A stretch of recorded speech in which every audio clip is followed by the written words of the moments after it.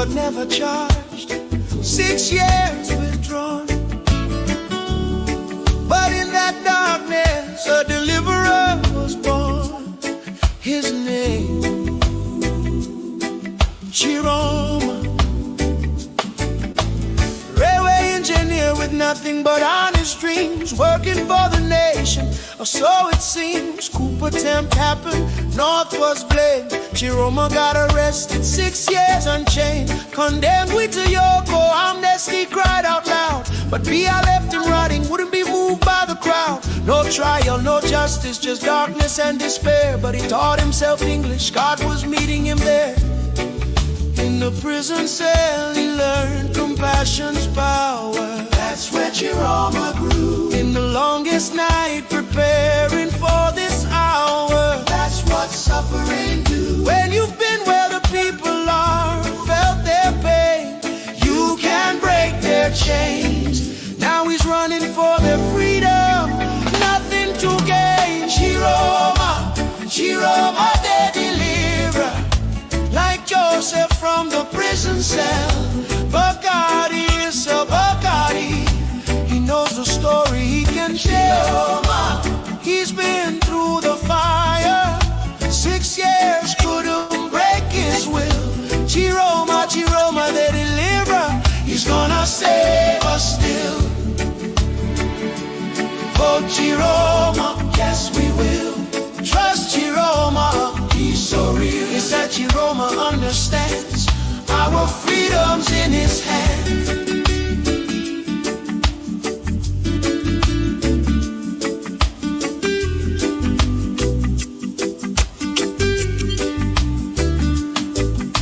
They try to break his spirit, thought 6 years was enough. But trials only make you stronger when you're made of tougher stuff. From prisoner to minister, then back to opposition. Because he saw the suffering, needed a new vision. June 24, 2025, he walked away from power. Said, I can't defend this system for 1 more hour. Left the government to fight for you and me. That's the kind of leader who will set our nation free. Joseph was forgotten in Pharaoh's darkest cell, but God was preparing him a story he would tell. From prison to prime minister, God's timing is divine. And Chiroma's story echoes through the sands of time. 6 years in darkness prepared him for this day, to lead Cameroon forward in a brand new way. Not with bitterness or hatred, but with vision clear. Chiroma's time is now, the moment's here. Chiroma, Chiroma the deliverer, he's been tested, he's been tried. Bacardi is a Bacardi, nothing left to hide. Chiroma, from Kondengui to the palace, watch what God will do. Chiroma, Chiroma the deliverer, he's delivering you. If you've ever felt imprisoned by the system, if you've ever felt forgotten in your struggle, if you've ever wondered if change could come, remember Chiroma's name. 6 years in chains, now he's breaking yours. But October 12th,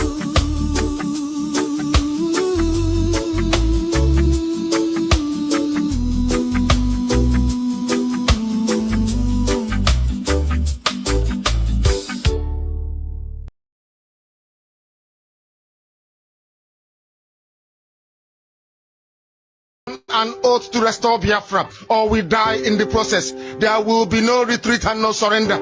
If the option they give to us is to seek our restoration by violence, every living thing living in the zoo will be destroyed. All the animals will be destroyed. It's a promise and a pledge we're making to them. They must understand that we just don't love our country. We are fanatical about Biafra. We will do everything humanly possible to ensure that Biafra comes. It is either the flag of Biafra is raised up or I am lowered into the grave. One of the two must happen. It is better for this heaven and this earth not to exist than for Biafra not to come to pass. We dedicate it into the hands of Chukwu Abiyama, the creator of the heavens and the earth, because only him decreed that we should exist as a race, and only him has the say to decide and to determine if we are to survive or not. We don't rest our hopes in any man. We don't believe that any country can do anything for us. We are going to reaffirm our faith in the supremacy of the creator of the heavens and the earth, Chukwu Abiyama, upon to whom and in whom every glory and honor belongs to. That's why we worship him and nothing else and no other. We worship the one true living God. That is who we worship. That is why we were created. We are not like any other people. We have been chosen by Chukwu Abiyama to serve him. We have been chosen by the creator of the heavens and the earth that we may serve him. That is why in our names it contains every praise imaginable. Every praise imaginable to the Most High is contained within our names, because we are very special people. We are here to reaffirm and reiterate that. We are here to ensure that this very march towards our freedom cannot be hindered. Any obstacle on our way, real or imagined, man or woman, adult or child, anything it is, once you are an impediment to the restoration of the sovereignty of Biafra, you will be destroyed completely and totally, in every way imaginable.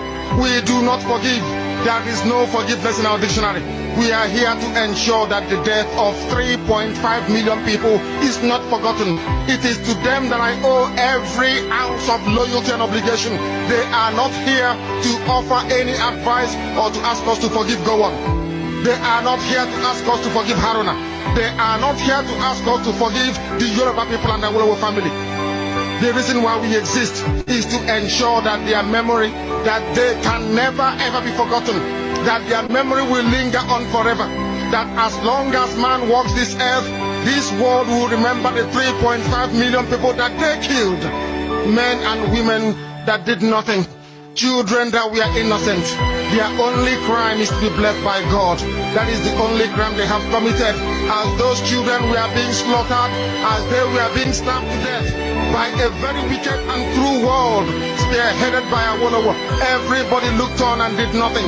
Instead of them to help us, they ensured that our absolute blockade from land, air, and sea was absolute, that we may die, that the children of God may die.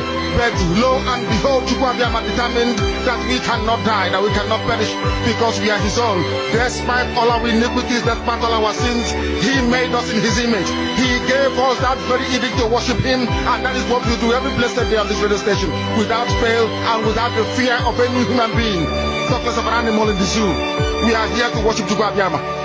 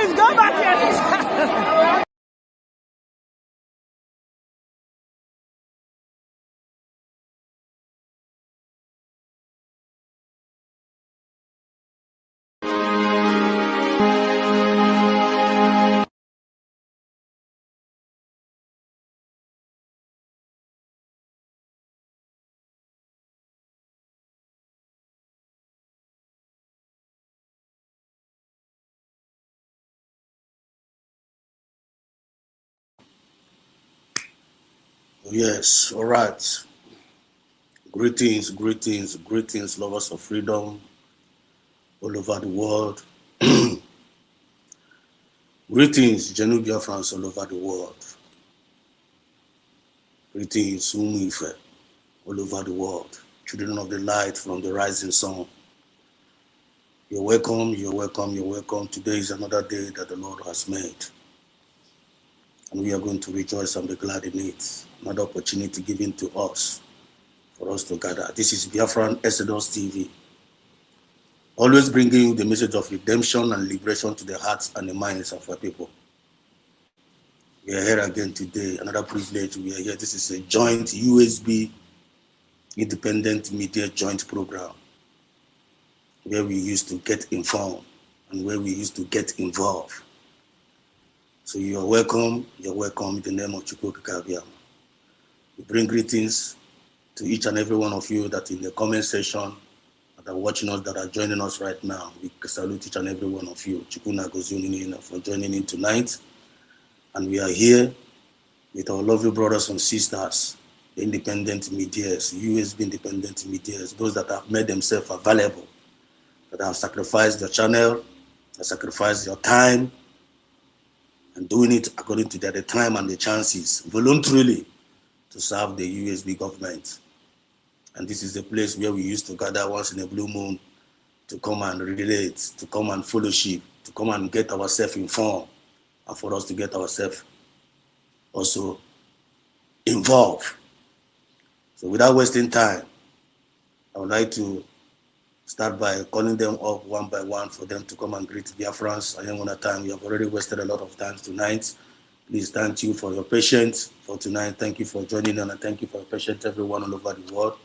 So without wasting time, I would like to first of all call on Mazi Kai report for him to on the mic and to greet Biafrans. Mazi Kai, please can you on your mic and greet Biafrans?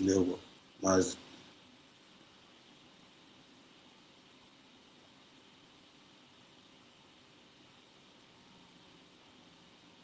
Mazi Kai, are you there?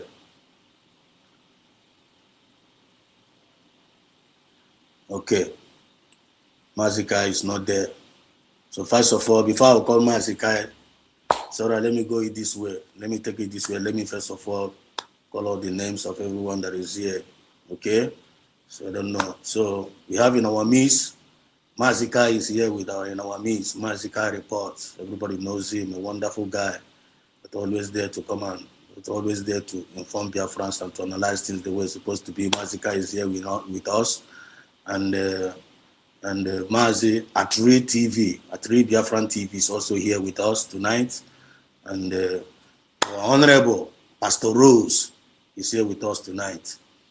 And Mother Simon Ekpa is also here with us tonight. And Ezekono TV, Ezekono Song is also here with us tonight. So please, when I call your Mother Simon Ekpa is also here with us. So please, when I call your name, just on your mic and greet Biafrans. Also. So Mazi Kai, I have called you. You're not picking up the mic. So please let me call on Ezekono TV. Mazi Ezekono TV, are you there? Please can you on the mic and greet Biafrans? No time.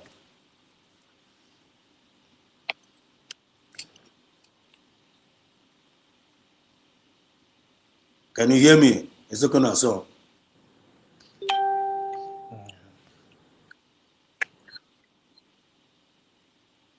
I'm not hearing Ezekono Song. One other Simon Eba, please, are you there? Please, can you on your mic and greet Biafrans?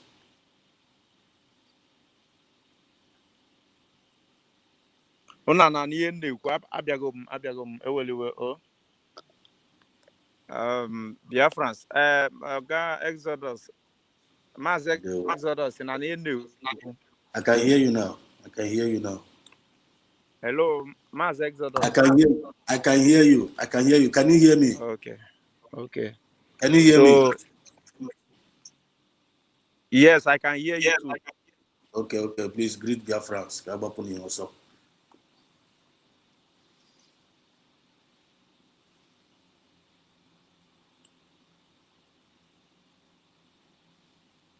We are not hearing you.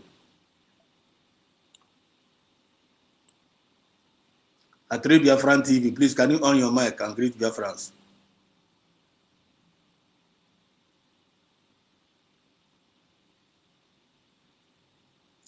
Good evening from here, Mazi Ezedos. They were Mazi. Good evening, Mommy Rose. Honorable Rose, good evening. Good evening to Ada Simon. Good evening to Ezekuna Son. Good evening to Mazakai.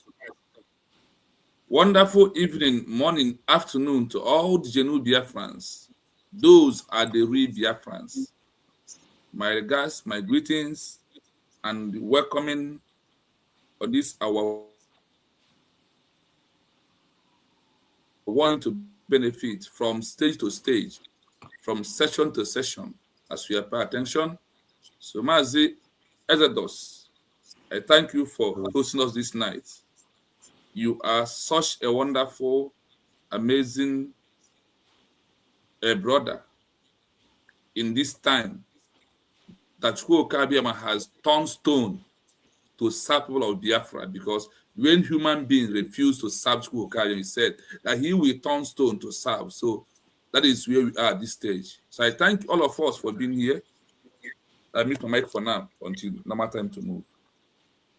It's all right. Thank you so much, Mazi at Biafran TV. God bless you for joining in tonight. You're highly welcome. Thank you so much for all you do. Let's make welcome Honorable Pastor Rose. Honorable Pastor Rose. My comrade. Thank you.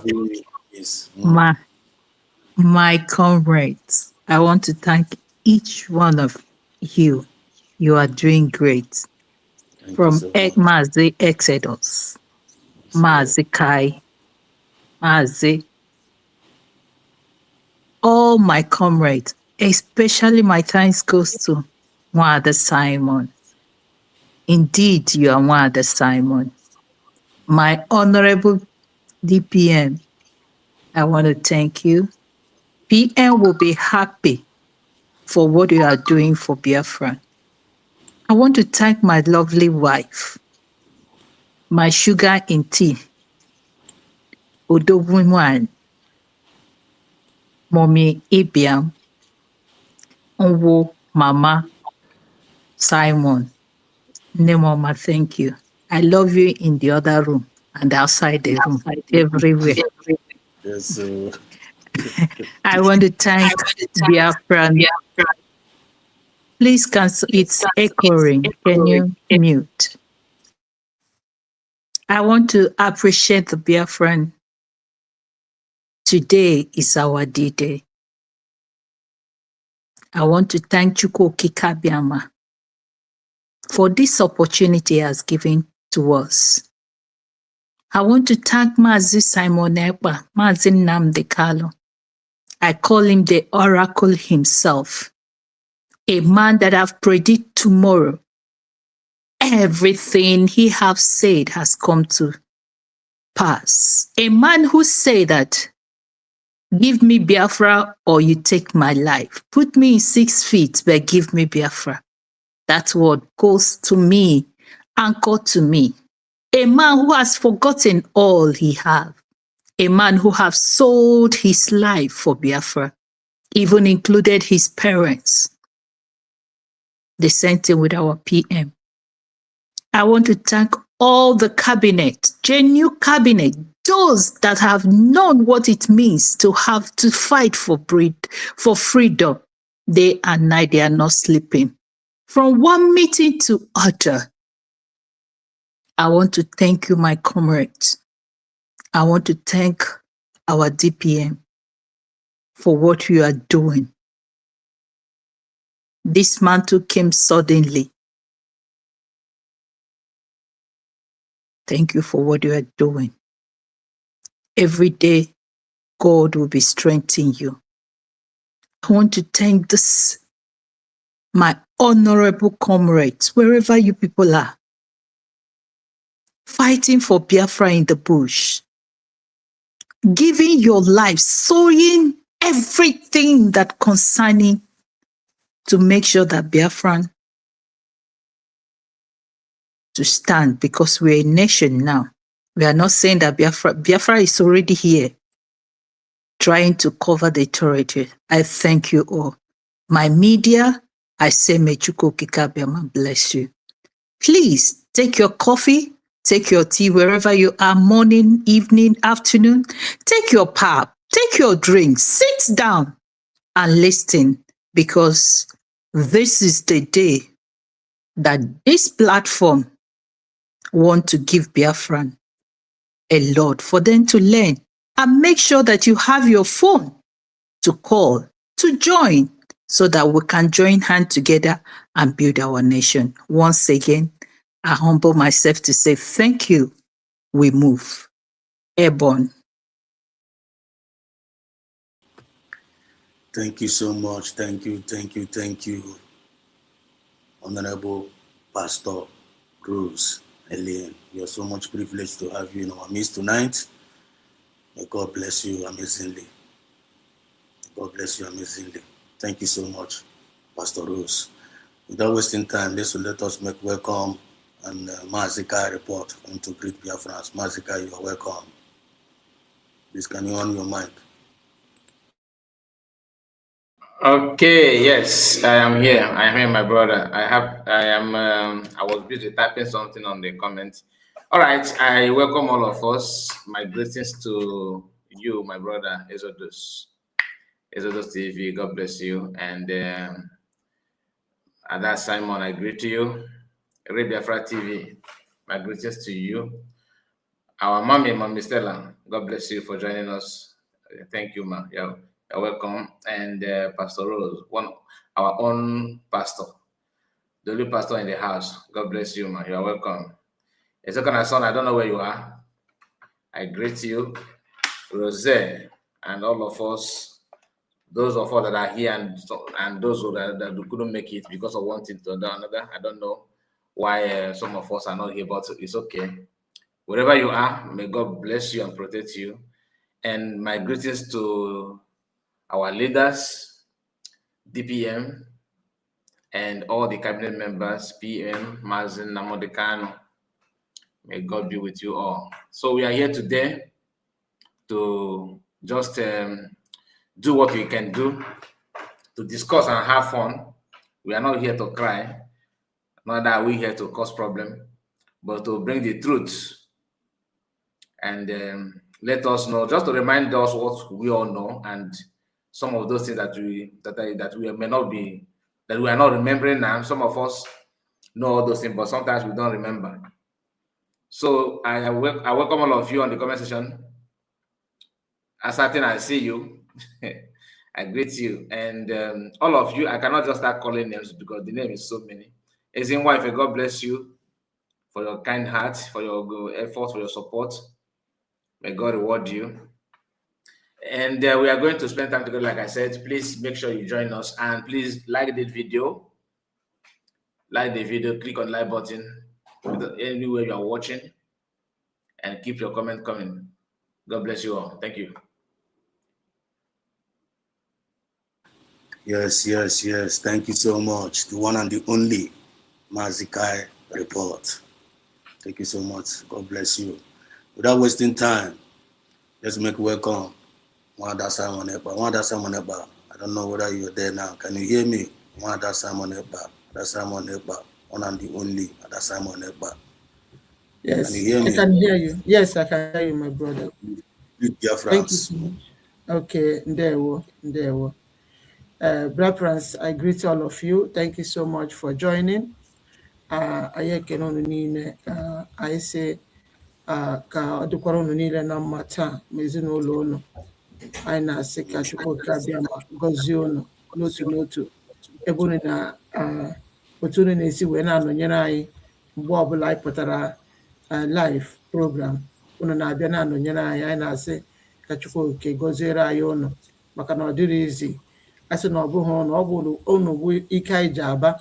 Asị na ọ bụghị unu, in fact, aka ya apịachigo ọnọdụ anyị today, mana because of na anyị na-afụ unu dị a, obi na-esi anyị ike ị na-apụtakwa everyday, ike na-agwụgodo anyị ga-ejisikwa ike wee pụtakwa iwe na-agwa ndị be anyị okwu, maka na ọ bara uru na anyị ga na-agwa ụmụnne anyị okwu, because many of them amadị ihe a na-akọ. So anyị na-ekene ụnụ nke ọ pụrụ iche, na-ekenekwa ụmụnne anyị niile ndị na-asọpọtụ anyị one way or the other, ma ndị na-eji dia super chat wee na-ekele anyị mgbe niile. Anyị na-asịkwa ka Chukwuka Abiama gọzie ha, ma ndị na-ede ede na comment section, ma ndị na-ada ede ihe na-ada nọ na comment section, mana ha na-awọchị anyị. Anyị na-asịkwa ka Chukwuka Abiama gọzie ha niile n'otu n'otu. Na-asịkwa na ụlọ niile ga-adị ka echi, maka na echi adịghị agwụ agwụ. Ndewo na ụmụnne m, thank you so much for joining in this program. So anyị na-arịọ ụnụ onye ọbụla join ụnụ, onye bata ya kpọta nwanne ya, onye agha na nwanne ya, ihe anyị nọ na nke ikpeazụ a. So ebe ọbụla onye si wee na-awọchị, make sure that na ị na-hit like button there, hit that like button, share the program, and continue to subscribe. Subscribe cha, make sure echefukwana ịta ọnụ mgbịrịgba ahụ nọ dị a, maka na ọ bụrụ na ịta ọnụ ya mgbe ọbụla onye ọbụla n'ime anyị bịara live, onye ahụ agaghị ama. Ịghọtago? So ya ka o ji wee dị important. Ọ bụ na subscribe cha, then ịta ọnụ mgbịrịgba ahụ nọ that place. Ọ ya ka from there ka ị ga na-eji na-enweta information na anyị nọ live. So ekenere m unu niile, Chukwuka Abiama. Thank you so much for joining. Ndewonu my comrades, ekenekwa m unu niile nọ na house, ma ndị na-anọbeghị na house na ekenekwere m unu niile. Bro Kai, ezigbo nwoke, ekenekwa m unu. Pastor Rose, ezigbo nwanne m, ndewo. Honorable aka ochie, ha ga na-akpọ gị aka ochie maka na itego otego ịnọwara n'ije a. Ọ dịghị easy. Many people agharịchapụgo ha niile, most of them agharịpụgo, mana ekwugidere wee kwuchi ike. O gosi that na ịma ihe ị chọrọ. Ịghọtago? So anyị na-ekele gị n'ụzọ pụrụ iche maka na ọ dịrị easy. So our brother Chinonso, ekenekwa m gị, our researcher, thank you so much. Asị na ekere ọrụ eke, ekere ọrụ eke, ị na-research, ị na-ewepụta, na-agwa ụmụ Biafra. Anyị na-asị ka Chukwuka Abiama gbaa gị ume, nye gị ọgụgụ isi, n'elu ọgụgụ isi ị ga na-eji wee na-emere anyị more research wee na-ewepụta. Okay, ndewo, thank you so much. Chukwu gọzie gị.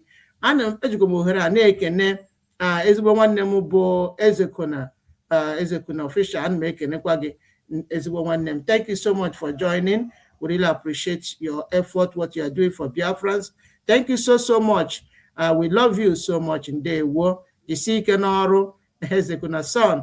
So ekene m na-agakwara our one and only brother bụ Biafra Exodus TV. Anyị na-ekene gị ezi nwanne m. Thank you so much for what you are doing. Anyị na-arịọ ka Chukwuka Abiama continue na-enye gị this wisdom na iji wee na-agwa ụmụ Biafra okwu. Ihe ga-ekwu agaghị akọ gị n'ọnụ. Thank you so much for all your effort and everything you are doing out there. We really appreciate you. Thank you so much. Ndewo. So our brother Rose, I think he's not here yet, and other ones. So my other comrades in the Gabatani are making a in advance. Nasika Chukwuka Abiama gọziere m unu niile n'otu. Mama Stella, afụbe m ebe a. Mama Stella, ndewo. Okay, Mama Stella, I greet you. Ọ bụ na n'olu m, Chukwuka. Ndewo, ana m anụ olu gị, ada m jene. Nnukwu nwaanyị na-emesi ihe ike. Jisi ike nne m. Anyị na-ahụ aka ọrụ gị, jisi ike. Ọ dịrị easy. Thank you so much. We really appreciate you and we love you so much. Ndewo. So ụmụnne m ndị nke ọzọkwa ndị na-anọghị here now, ana m ekelekwa unu in advance. Sikwa ka Chukwuka gọzie unu. Ndewo nu Biafrans. Thank you so much, bro Exodus. I greet you from here. Ndewo. I dropped my mic. Yes, so the one and the only one that's Chukwuka. That was a nice one indeed. Chukwuka. Without wasting time, let's make welcome one and the only Mommy Stella. The mic is yours. Hello, Mommy Biafra. Mommy Stella. Respect. Mama Stella Ejam. Elias Mama Simon. Na mbụ ana m ekele ka ekere ụwa n'igwe, onye kpọkọtara unu ofu ịhụnanya na ịdị n'otu na nnagide, si ka anyị nwee ike zọta obodo nke o nyere nna ya. Ana m ekelekwe Chineke n'isi Nnamdi Kalụ, onye shiwere ya na-agbụ ọhamadike, onye hụrụ ụmụnne ya n'anya karịa otu o chere hụ onwe ya. onye mere ihe Jizọs mere, ọsọsọ Jizọs tọgbọrọ ndụ ya n'obe n'ihi ndị na-amaghị ya, ndị na-ekwenyeghị maka ya, ndị iro ya. Ofu ndụ ahụ ka Nnamdi Kanu werele ndụ ya, were akụ na ụba ya, were ihe onwunwe ya, were oche eze ya tọgbọ ka o wee dịrị anyị niile na mma, karịchaa ndị iro ya, ndị na-achọghị ka ọ dị ndụ. Na-ekelekwa Simon Ekpa, otu aka ahụ ka Simon Ekpa werele oche eze ya tọgbọkwa n'ihi ndị iro ya na ndị na-ahụghị ya n'anya, ndị na-achọghị ka ọ dị ndụ. Na-ekelekwa agụ nwaanyị dị finisha, nwaanyị mere ihe mụ na ụnụ jiri nwee ike na-ekwu okwu banyere United States of Biafra, maka ewezụga Dr. Rabueze n'ụbọchị ahụ ọ gbajiri odoro, ewezụga ya, nga niile ụnụ na-ha ewepụta ihe ụ na-ekwu okwu Biafra, onye ọbụla ga na-achọ ma ọ wụzie Max ka ọ ga na-ekpu agagharị. N'ụzọ pụrụ iche ka m na-asị ka ekere ụwa n'igwe, ya butere ha ụzọ, kpetere ha azụ, gbuole ha agha niile, agha nke izuru ezu, ka ọ ga-awụ mgbe a ga-agbacha ọsọ a, ha nwee okpu mmiri ahụ, ka ewu ijiri abụ otuto bata na United States of Biafra. Ekelekwala m na mbụ, ana m ekele Maazị Nonso onye na-aga n'ugwu gaa na ndịda, wepụta ihe nzuzo niile, na-eme ka anyị nwee ike na-ama ihe iwu na otu esi ahazi, na otu obodo si aga, ihe niile si aga.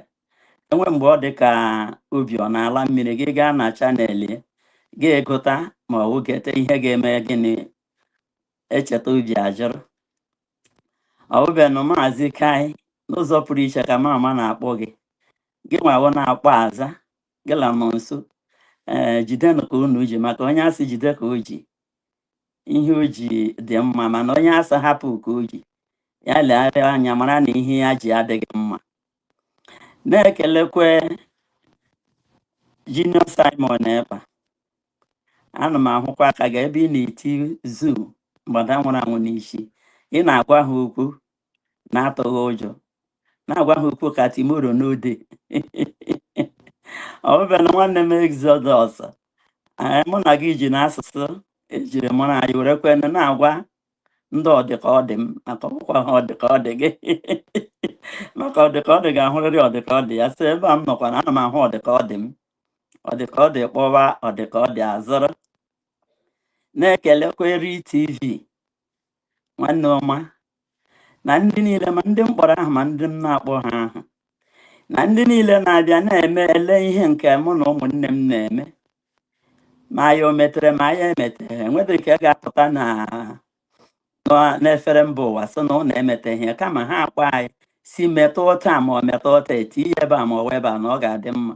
Ụmụnne ndị anyị, oke di m ji eme pọmpọs echefukweghị ngo Pastor Rose, ọ gị nwa onye mere m mmụda, wute asụ ya aga m awụ nne.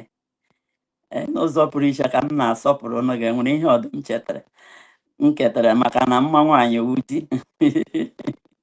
So onye niile nọ ebe, ana m ekele ụnụ, na-ekele ụmụnne anyị ndị na-ekesa ihe anyị na-ekwu na ihe a na-egosi, na-ekele ndị nke na-abata na mgbe ọbụla akpụrụ ha aza. Enwere ụmụnne anyị ndị na-aga echefu ịkpọ ha, mgbe ọbụla akpọghala ha agaghị aza. Mana ọ dịka ofu brọda anyị onye ekwere, Emmanuel,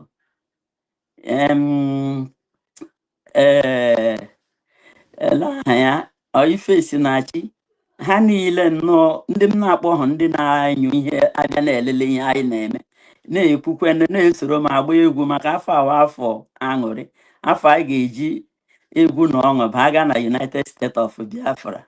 Ndị mụ na ha sorole na-agba egwu a, ana m ekele ụnụ niile n'ụzọ pụrụ iche, maka asịrị na ahụ m ama bụrụ sọsọ ọnụ ozughị iji kelee ụnụ. Ekelekwara m ndị ga-abịa ajụ ajụjụ, ndị ga-abịa egere egere, ndị ihe nnwere onwe na-amasị. Ana m asị na ụnụ niile ga-adị ka echi ruo orie, ma ndị na-eweta ego, ndị na-eme ihe niile dị iche iche iji hụ na nnwere onwe a nwere isi. ana m asị na ụnụ niile ga-adị ka echi maka na echi adịghị agwụ agwụ. Udo dịrị ụnụ ndị anyị ji aba. So ndị m na-akpọ ha aha ma ọ bụrụgodo na ị nọ ebe a mama akpọọ gị, biko mama Simon amakwa mma akpọkwara gị. Ọ gị nwachi were sị ya gbọba maka ọ gị ka Chineke werele echiche tige n'ime sị ka ịkpọkọta independent media ọnụ ka anyị nwee ike na-atụrịta uche. Atụmatụ ahụ ị tụrụ ọ magburu onwe ya. Ana m asị Chineke ya nye gị amamihe n'elu amamihe, nye gị ndụ n'elu ndụ, na ụmụnne anyị niile ndị nke nwoke kwadoro gịnị na ndị dịka Humble Lion, ndị niile nna ga-echetacha aha ha. Sị m Chineke ya gozie mmadụ niile n'aha Chukwu Okike abịa ma nke pụrụ ime ihe niile. Thank you so much. Thank you, Mommy Stella Ibiam. Thank you so much. That was a wonderful one indeed.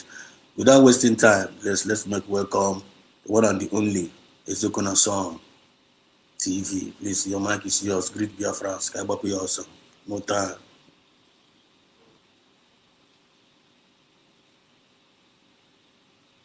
Mommy, I'm gonna network on that today. Ezekona, can you hear me? I'm not hearing you. Ezekona, Mommy, your network on Megan. Network up. I couldn't know when you go. Network up. I don't know when you go. Ezekona, your mic is on, but we are not hearing you. I don't know. It's all right. Before network, our brother will have a problem of network. I don't know. So we are going to manage him the way we see it. Mic on and your mic. Ezekona Song, please. We are still waiting to hear from you. While we are still waiting to hear from you, let me call upon Pastor Rose, Honorable Pastor Rose. Please, Pastor Rose, can you just lead us just a little short prayer? Just we're this meeting at Fenaka Chipuna. You have learned get back. And I hope that's our topic. Pastor Rose, please, can you hear me? Of Just course I prayer. can. One name, okay. Okay. I can. Okay. Ka anyị just ebe ọbụla ị na-ewu nwoke ewu nwaanyị, biko ka anyị mechie anya ka anyị kelee Chineke na tinye ọgbakọ a. Onye nwe m na Chineke, ana m ekele gị, ana m atụrụ gị mama. Father, you are worthy to be praised. Only you can do what no man can do. We decree, you increase. We commit this journey into your hands that you have bring us, O Lord. It is not us that choose ourselves, but you choose us to do the needful for our nation, Biafra. Wherever your sons are, Father, let your hands, let your strength protect your son, Mazi Nnamdi Kanu and Mazi Simon Ekpa. Wherever they are, O Lord, nobody, no weapon formed against them will prosper. Every tongue that will rise against them in judgment, we gather and condemn them in the name of Jesus. Father, we commit your daughter, in whom you have given this mountain, as COS and DPM, your daughter, Dr. Ngozo Rabeze, into your hands. With all the cabinet members that have been working day and night, wherever they are, with your sons and daughters of Biafra. Father, we pray that you continue to give us the strength, the wisdom, the knowledge to carry this task. We cannot do it alone without you. Every Red Sea before us, O Lord, as you divided it during the time of Israel, the Red Sea of Zul, Father, divide it so that your children, Biafrans, will pass and go to our promised land. And when the Pharaoh and the Philippians will come, O Lord, the Egyptian, they will enter into that Red Sea.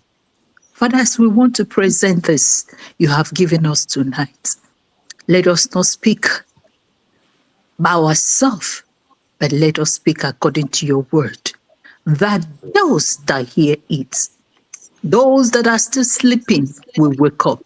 Those that have, we hear today, God, they will rise and we will walk together and will bring Biafran that our generation will never suffer. Unborn generation will not be slave to Nigeria, will not be slave to Fulani. And we that have started it, we will end well.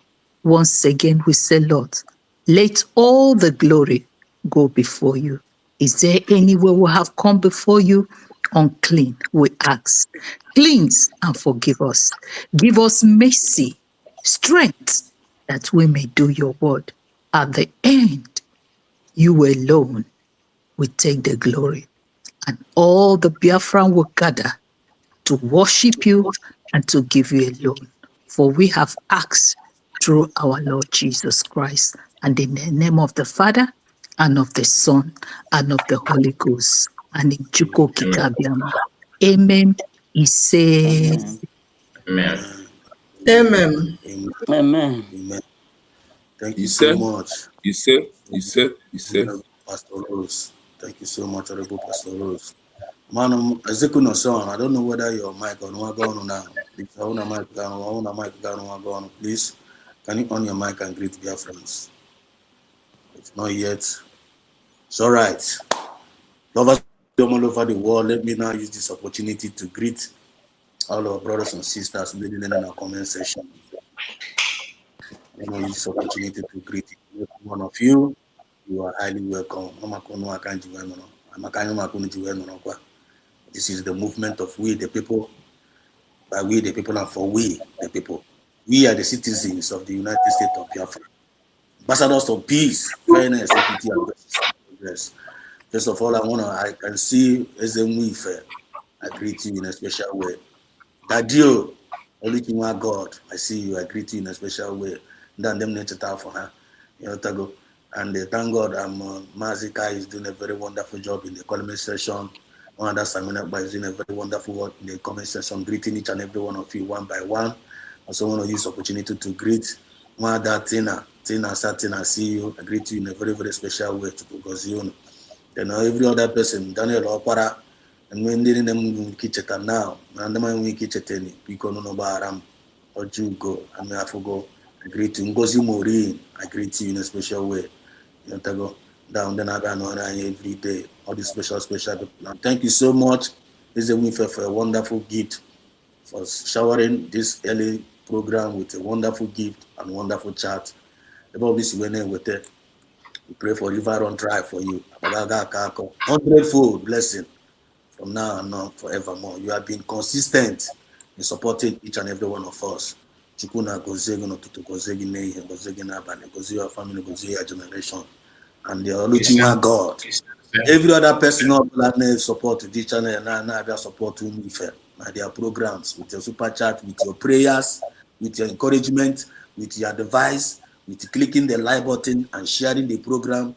One God will reward each and every one of you amazingly. Not even expect, more than expect. Yes, sir. Yes, sir. He said, He and he said, said, he said. no time. Azukuno song. I don't know what I'm gonna do. I want that seller. Or network in new news. I don't know. Oh, network and damage. Emekwane ya agbachapụ. Distract. So because I want to know one of the package. Speak to that network. Network can know further. Speak to it.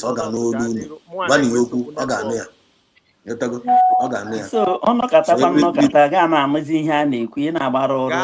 gaa n'iru Ezekuna son asị gị kelee Biafrans, ị na-asị gaa n'iru. Ezekuna son. Ọ na-anụbaghị ihe na-ekwu kịta. Anyị na ihe na-ekwu so kelee Biafrans, yes. Okay. Biko na-ewelarụ m iwe biko na ọ ka nshi wee nweta onwe m kịta because this time around ama m ihe mere netwọk. Ịghọtago unu ga-afụ ya n'iru screen na na-apụta n'abata ka ọga Exodus wee kwuo. So ekelekwe m onye ọbụla ha ma nọ ebe a na-akpọba afa. Ịghọtago. So I greet each every one of us, including those in the comment section. Ma ndị ga-abịakwute this program later, ndị nke na-anọrị akịta. so anyị abịaghịkwa taa ka anyị gwa unu okwu ka eziokwu anyị ji na-eso dis gọọmenti ka onye ọbụla buru ya n'uche. So ofu ihe unu ga-emewu ikulu down, tọọ ntị unu n'ala, maka na eziokwu ahụ anyị kwesịrị ịgwa unu ka anyị jikọtara ọnụ ka anyị nwee ike gwu ya unu, ka ọ ghara ịdị unu ka o nwere mebi na ihe anyị na-ekwu na anyị adịcha nwụrụ sure ma ọ bụ something of that nature. So anyị abịago na ka anyị gwa unu na USB bụ sọsọ ebe anyị niile, and in fact o nwere obere short video mere na this evening m na-ekwu sị ọ kịta ka anyị niile kwesịrị ijikọta aka ọnụ, because kịta Trump nọ n'oche and ọ kịta ọ na-enye ha tough time, ka anyị nwa kwesịkwara ime something, because o nwere okwu sịrị na ọ bụ na agwọ emere ihe o ji wee bụrụ agwọ, ụmụ nwaanyị jiri ya wee kee nkụ. So as far as I need our freedom, and truly we need our freedom, because ndị a efere ihe a ndị a ji eme na ha na-eme ihe a na-etake time, a kind of they are buying time. Egogide time a na mekatife atọ Trump si n'oche wee pụọ nwanne ha. Anyị ga-anụkwa ụdị ahụ. So ọ kakwa mma na anyị niile kịta jikọtara aka ọnụ, rapụ distraction, that side distraction of 2027 election. O nwere onye ibe anyị na-azọ ihe, enwere ike nọkọta nọ somewhere na-eche maybe na unu kwubara Obi, nwanne Obi ada azọ ihe. So it's better all of us bring hand together to support our government. Ihe ọbụla what government need bụ 1, finance, 2, finance, 3, finance. Ịchọgodu nọ n'ịchọrọ ka ebulu egbe, ego ka ọ ga-egbu, ịghọtago. And ọ bụgodu nọ ihe a ga-egbu egbe nọ anyị nwetazie country support anyị fully recognize that the government of USB. Ịchọzi ibu egbe ndị amara, ndị the enemies amara yes na ndị a enwegokwa ebe ha si abịa, but na anyị na-atụ ụtụ anyị na-atụ na-abụ ka anyị nwere ike lọbịa na-emekwa ụmụ ihe ọzọ gọọmenti na-eme. Some of them adịghị eme ka unu marụ. So ego a na-enye kịta bụ ka e nwere ike lọbịa ka ama ma anyị ga-enweta ihe dịka recognition. Anyị nwetakwa na recognition na country, na some countries na nwanne, although anyị alago already, you and I know, but as we proceed on, Chukwu ga-eme ihe o ji wee bụrụ Chukwu. So ana m ekele onye ọbụla, ekele duru unu niile. Thank you so much.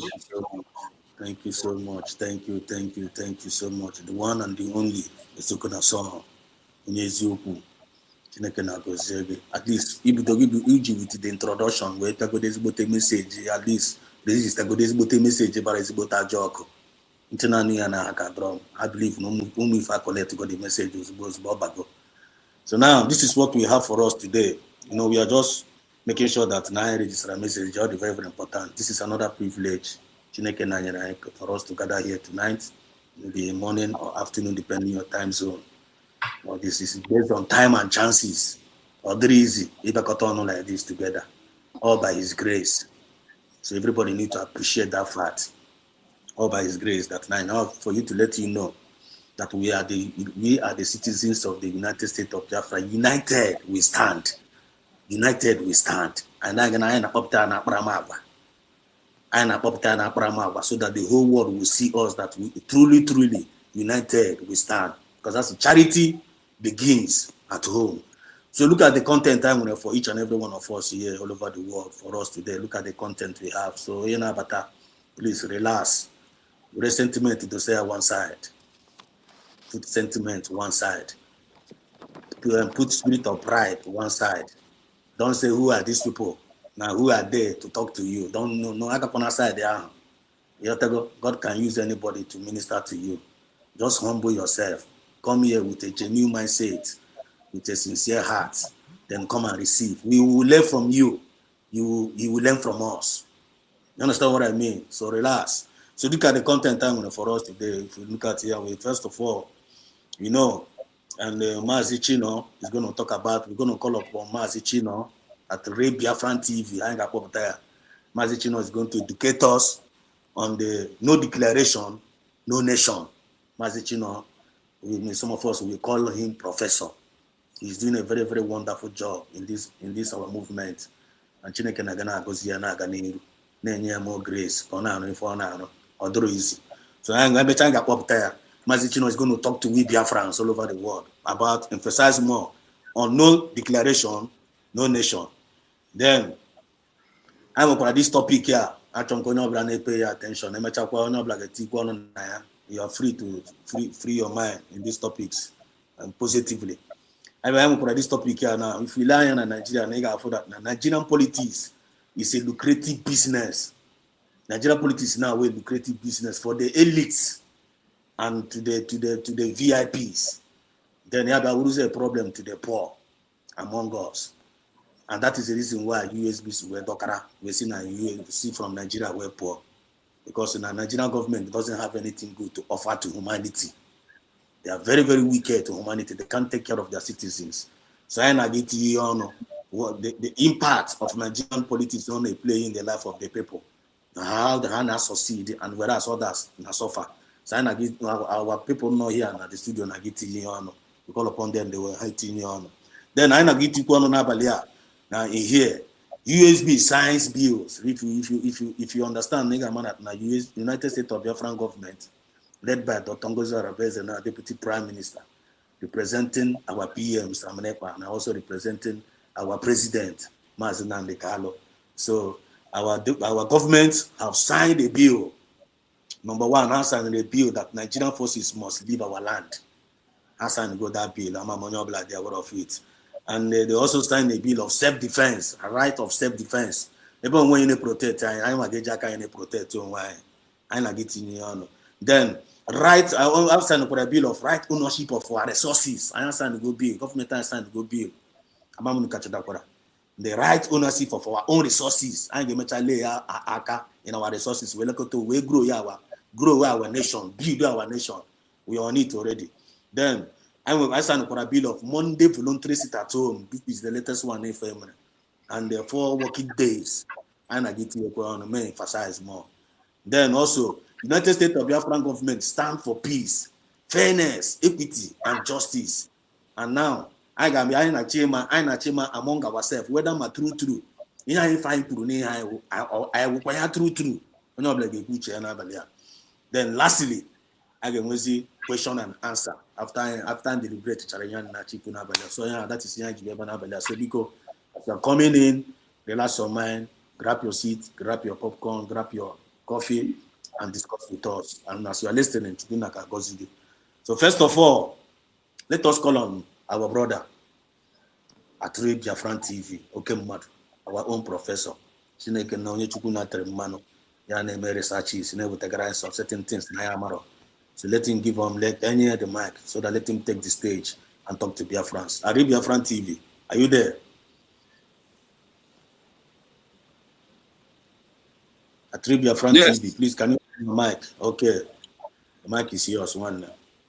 Yeah, Master Dos, thank you so much. Because why do I say thank you so much is when someone do more, when it pass from thank you and enter thank you, so that means you are doing more better than the way it is before. So that is why. Sorry to interject before I forget. One more thing, man, can't read it. Regarding our ID card. ID card is very important. So our honorable Pastor Rose is going to educate us on that. So Brupani Yanobi, one important message, honorable Pastor Rose. So Mazi at Biafran TV, because your mic is yours now, no more interruption. Thank you so much. We have like 8 minutes or 10 minutes to educate us on that. You're welcome. Okay. Biafrans, I greet you and welcome everybody once again. Ada Simon, I can see you always shining. And all the women, when it comes to this movement of social media, their shine is so separate from those that are talking against the movement. That simply means when I look at 3 of you on this platform, I always see brightness and the good mothers that are leading Biafran people on advice. Thank you so much for 3 of you for being here this wonderful night or morning or afternoon to this wonderful program. Yes, the people of Biafra, when you hear this issue of no declaration, no nation, no recognition, leader in prison remains in prison as a common criminal. Declaration of a nation leads to recognition. A leader becomes free. Either he's a prime minister or he's a president because there is a declaration. We are going to emphasize on two categories. One is that no declaration. In country like Turkey, there is a man who is fighting to exit from Turkey. And when he was fighting, the Turkey government arrested him in Kenya, renditioned him back to Turkey, and they sentenced him to death imprisonment. Later turn it into life sentence imprisonment. Why do I rush to this particular issue of Turkey?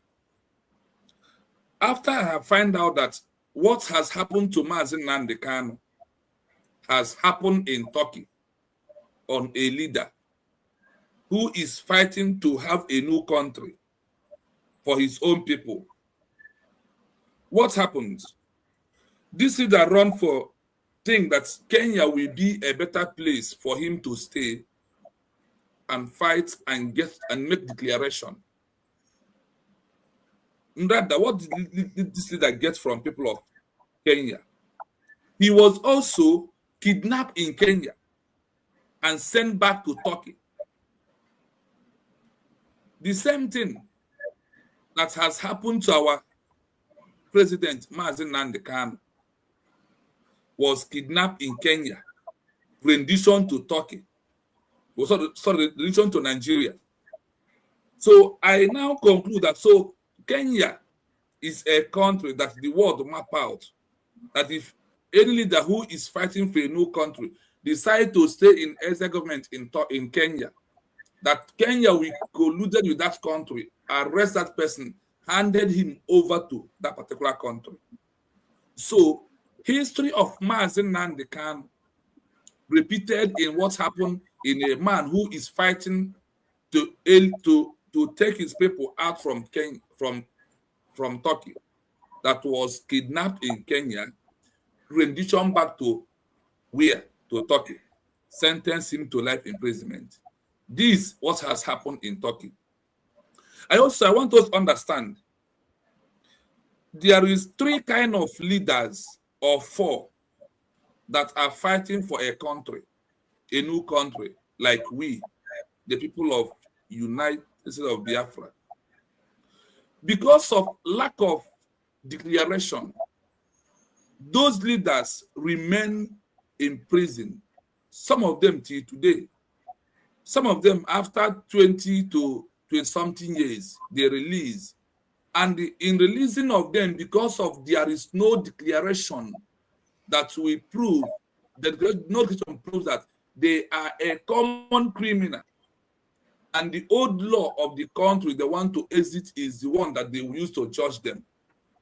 So when these such leaders finally grant amnesty or being released, the country that released them, they are fighting to leave, we give them a rules that guides the release. Like the one in Indonesia, they told him, as we are releasing you here, you become a private citizen. You are no longer a citizen like all of us. You are private. What do the private citizens mean? The private citizen, it simply means he should not stay in the gathering of 5 people. The only 5 people he can stay with is member of his family. He should not join the Omunna meeting. He should not come out to watch football openly with people.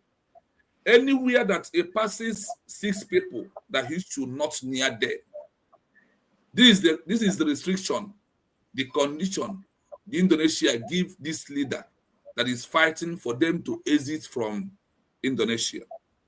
Now, the one on the Turkey, they keep him, frustrated him, finally, because of the people of Turkey wasted time, because of there is no declaration. The man released on condition that he could not be able to take. He went back home. He committed suicide because of the level of restriction that Turkey government implemented on him. Now, because of this, there is no declaration. There is no nation. There is no way for the international world to intervene into the matter, because without declaration, a leader who is in prison like Mazen Nnamdi Kanu remains a common criminal. They will charge him treason. They will call him terrorist. They will charge him committing insurgency or all kind of this, what you see today, that Nigeria government label on Simon Eba and also Simon Eba in Finland. They are not the first people. The leaders who have done this in the past, they all pass through these means. That is why we, as well of Biafra, must appreciate Dr. Ngozi Arabeze for that act of the declaration. Now, I want to just play a little thing for 2 minutes or 1 minute about a leader, 3 leaders that are fighting for a new country because of there is no single act of declaration. They have not country to come out to stay as a president or a prime minister. Rather, they come out as a what? As a common criminal. Please, and endeavor me to play this to our people's hearing. When a leader is fighting for freedom but their people or the international community refuses to issue or recognize a Declaration of Independence, that leader often becomes what historians call a forgotten prisoner or a permanent dissident. Without a declaration, there is no legal bridge to move that person from the status of a criminal to a head of state. Here are the primary examples of leaders whose freedom and status were stalled because a declaration was absent, refused, or unrecognized. 1. Philip Karma, West Papua. Philip Karma is a modern example of a leader who remained in prison specifically because the ruling power refused to recognize his people's right to a declaration, the Act. In 2004, he raised the Morning Star flag, a symbol of West Papuan independence, and participated in a ceremony to commemorate a 1961 Declaration of Independence that was never internationally recognized. The sentence: he was arrested for treason and sentenced to 15 years. The refusal: the Indonesian government refused to acknowledge the independence movement as a legal entity. Because the international community did not recognize West Papua as a new country, Karma remained a prisoner of conscience for over a decade rather than a president. The result: he was released in 2015 only after massive international pressure, but because there was no recognized declaration, he returned to being a private citizen, not a leader of a new state. 2. Nnamdi Kanu, Biafra/Nigeria. Kanu represents a leader whose movement wants a new country, Biafra, but the government and the international community refuse to grant or recognize a declaration. The struggle: he leads the indigenous people of Biafra, IPOB. He was arrested on charges of treason and terrorism. The standoff: because the Nigerian government refuses to allow a referendum or a declaration of independence, Kanu has remained in a legal limbo. The result: in 2025-2026, he remains in a cycle of detention and trials. Without a formal declaration that creates a new Biafra, the Nigerian court system treats him as a citizen breaking domestic law rather than a foreign leader in conflict. 3. The Gday Music Group, Western Sahara. The Sahrawi people have declared a republic, the SADR. But because many countries in the occupying power, Morocco, refuse to recognize that declaration, the situation: many Sahrawi leaders remain in Moroccan prisons, serving life sentences. The legal trap: since the declaration of their country is not universally recognized, they are treated as internal rebels. Their life sentence remains in effect because the new country they fight for, does not yet have the legal power to issue an amnesty that the rest of the world will follow. When a leader is arrested for an independence struggle, but the people, or the international community, fail to successfully issue or recognize a declaration of independence, that leader often becomes a permanent martyr or a forgotten prisoner. Without a declaration, the leader has no sovereign shield. The old government continues to treat them as a common criminal under domestic law, rather than a political leader of a new nation.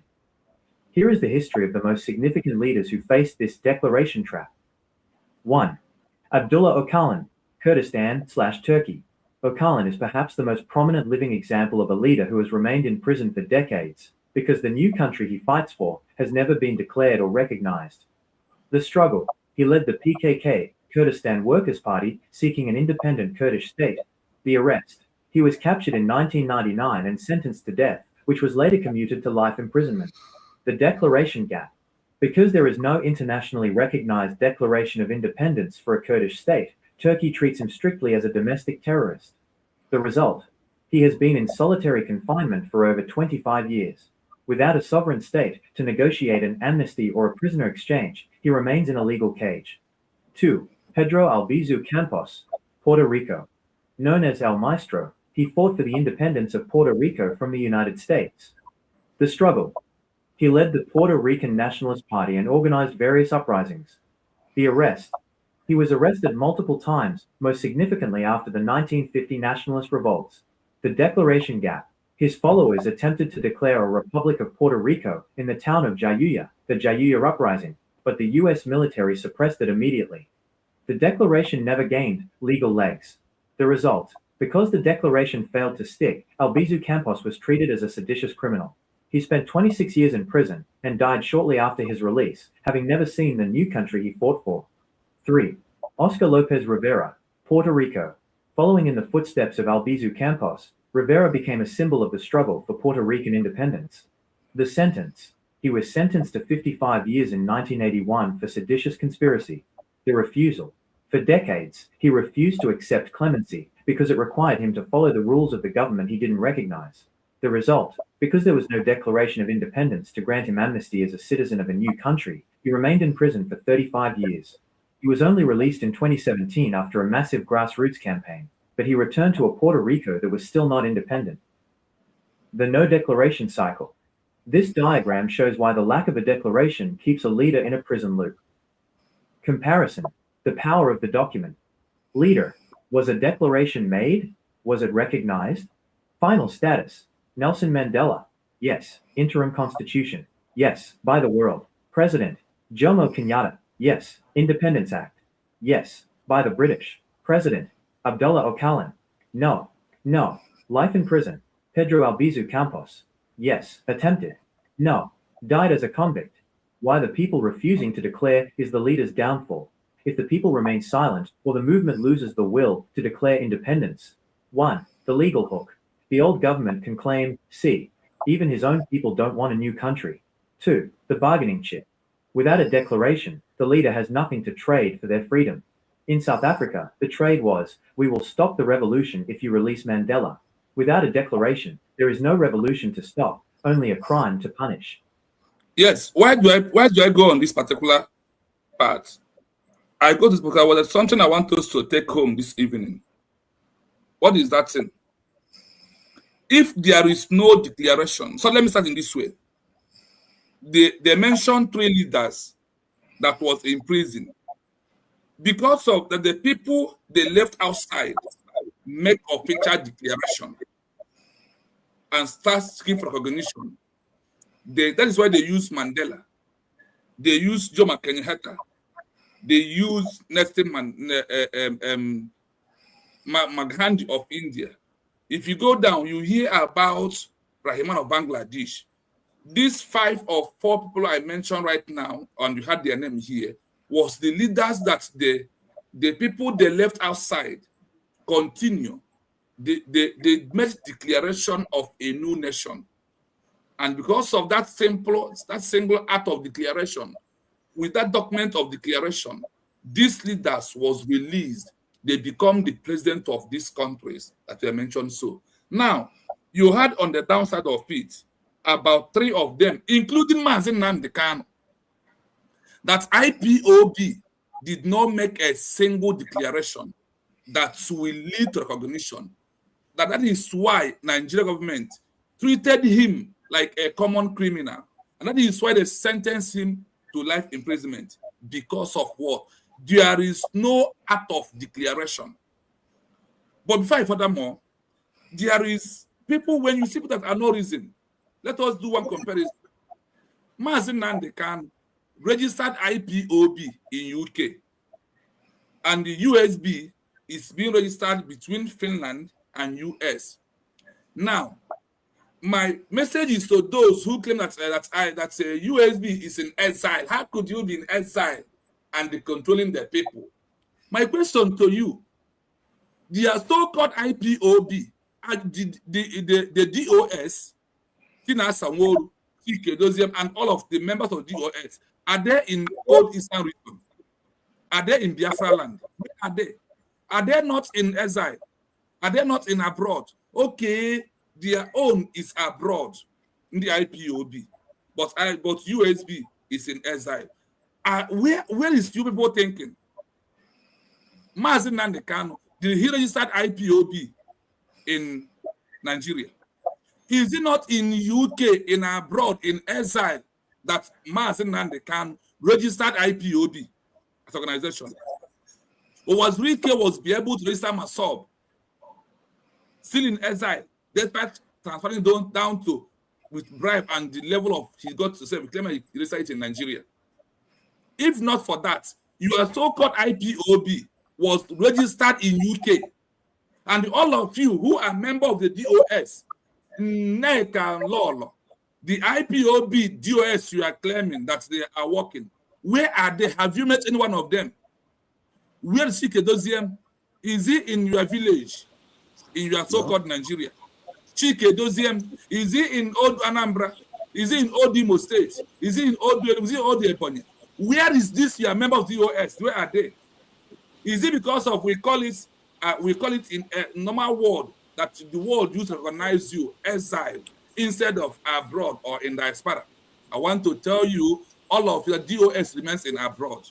The DOS remains in exile because none of their executive of so-called DOS is in the homeland. This is my message to all of you. Now, coming back on this junction, I want us to know if there is a declaration, Nigeria could have not sentenced Mazi Nnamdi Kanu to life imprisonment. Finland is very smart. Despite their corruption, they understand the meaning of declaration. That is why they give Simon about 6 years, which means 3 years is what they give Mazi Simon. Now, let us do the comparison again between someone who was being given 6 years and someone who was being given 6 years. Which of them has a better option? Someone who was sentenced to 6 years and someone who was sentenced to life imprisonment.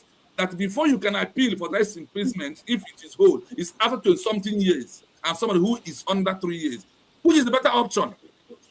For all of you that are making social media today, I want you to understand that you are ignorant, you are hatred, you are envy, you are jealous, cannot change anything. Because when all of you, a member of the US, went to Finland to bear witness against Simon and Joko, and nobody from a member of the Biafra, USB, went to Nigeria to bear witness against Martin Nandekan, but it was being sentenced to life imprisonment. I am not making mockery, and I am not bringing another difference, but I want them to understand the importance of declaration. Today, the world has seen Martin Nandekan as the leader of the people of IPOB. Now, I'm telling the world that Martin Nandekan, I myself talking right here, I am indigenous person. The IPOB simply means indigenous people of Biafra, not IPOB organization. Now, the indigenous people of Biafra was the one that made declaration of Biafra in Finland, 29th November 2024. Declaration, a nation, recognition. No declaration, no nation, no recognition. Thank you so much, Master Zedos. Confirm. This is wow. This is awesome. This is brilliant. No declaration, no nation. No declaration, no nation. We are a nation today. USB is a nation today because we are being declared. And nobody's No going to take it away declaration, from us. no nation, no recognition. No Lead that remains in recognition. prison. Because the Child. declaration, nation, lead that set free as a president. Man, no kuna nugoya, no lubanye. All I am declaration. And I get one nation. And I get one recognition. Jideni anaka jideshie ike. One way also in English in also eba now. One way also get jinaka, ife, lovers of freedom all over the world. If not these three things here, jideshie ike, nka naga.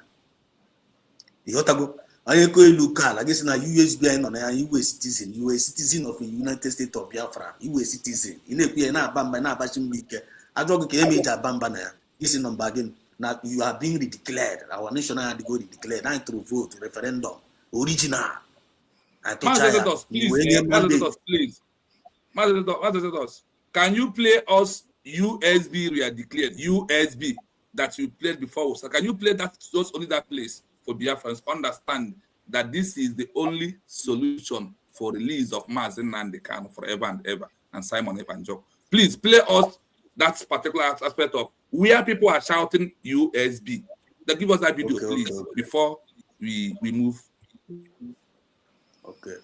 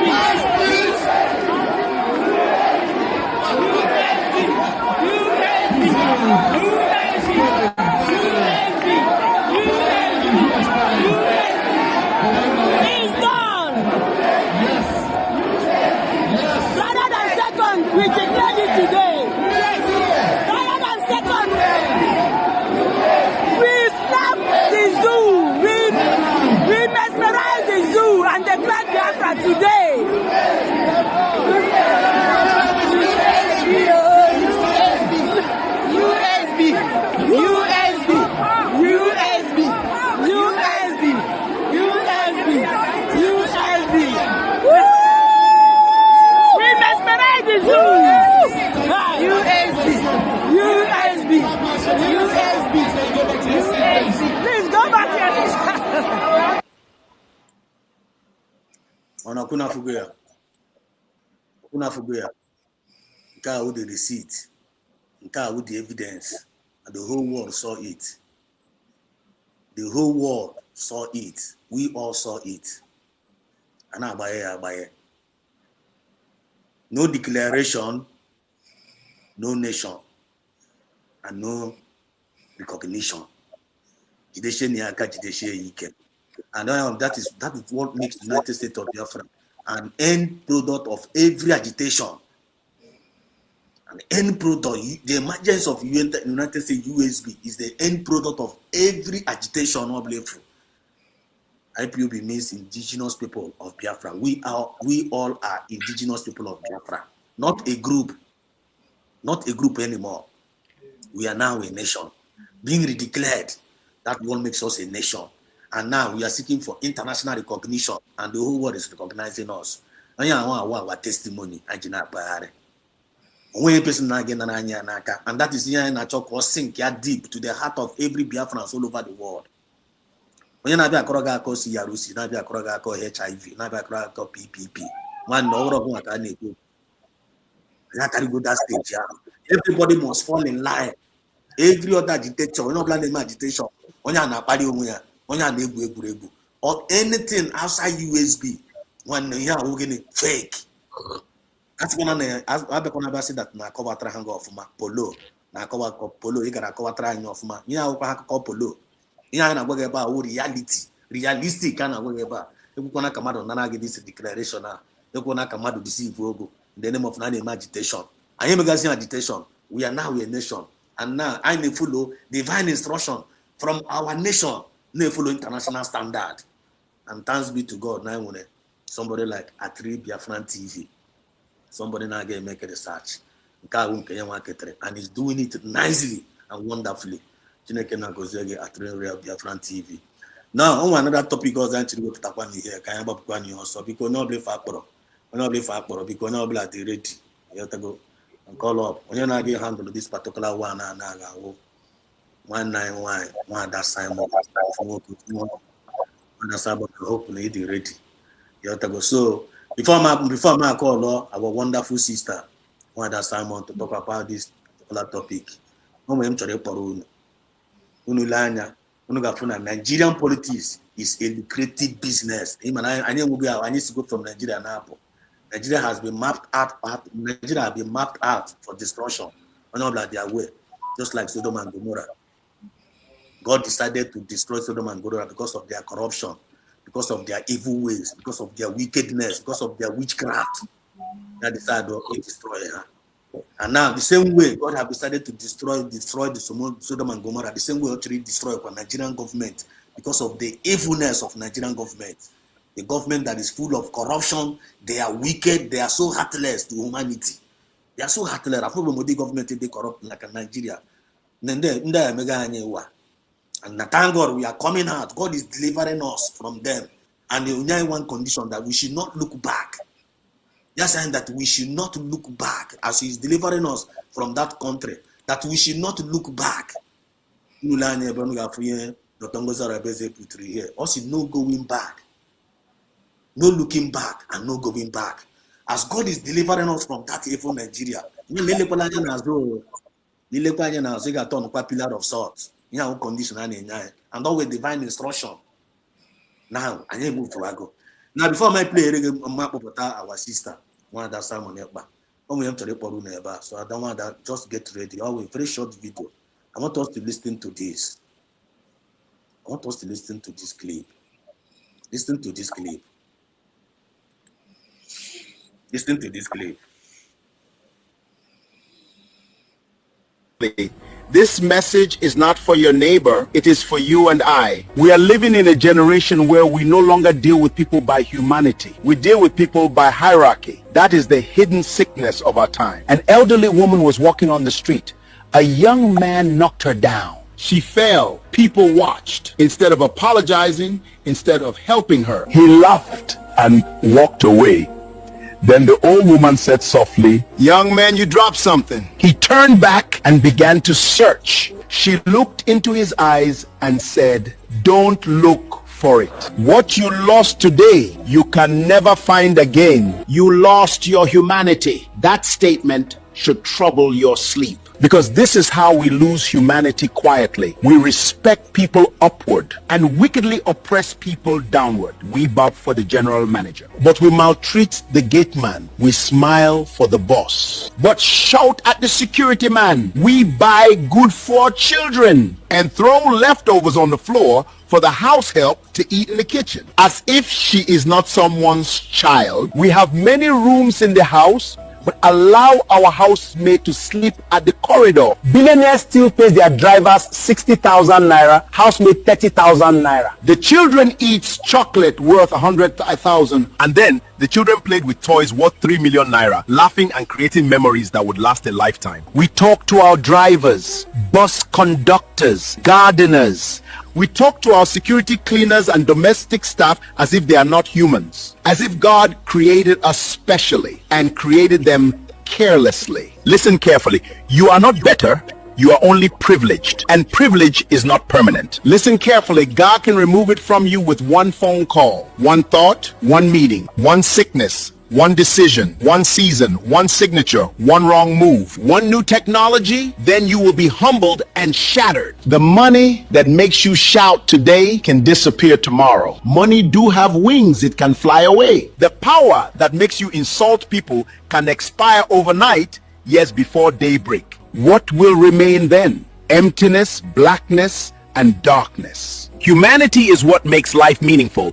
When humanity is lost, everything is lost. Homes become prisons. Offices become battlefields. Society becomes cruel. Leadership becomes wicked. The poor lose hope. And worst of all, God is grieved. Let me ask you a question that demands repentance. How do you talk to people who cannot fight back? How do you treat people who depend on you? How do you speak to those beneath you? That is the true test of your character, the true test of your personality. If you can only be polite to people above you, but wicked to people below you, you are not a good person. You have not succeeded. You have failed. Repent today, say sorry to the driver, change the way you speak to the house help. Respect the gateman. Shake the hands of that security as you would the managing director. Talk to people like human beings, because the day you lose your humanity, you may still be alive, but you are already dead inside. Please share this message, not to trend, but to heal hearts. This is Wise Papa.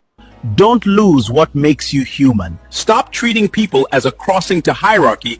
Treat people according to humanity. Let me share with you one hidden... Thank you. Wanda Simon Ekpa. I welcome Wanda Simon Ekpa on the stage. He's one of our sisters, and he's doing a very, very wonderful job and educating Biafrans passionately. Now about more Biafra Olu, now Basi Olu, now Moanya, a great mom, a lioness, one of our lioness. So I name I welcome. So Wanda Simon Ekpa. Based on this, go in this clip, and at the same time, Nigerian politics is a lucrative business for the elites alone and the VIPs, the poor people. So now, do you see United States of Biafran government? They find it USB. After they declare USB, I believe on USB. How do you see the role of USB government in regards to this particular thing and then Nigeria? I mean, after USB working in the future, what do you want to teach them? From your own perspective. The mic is yours.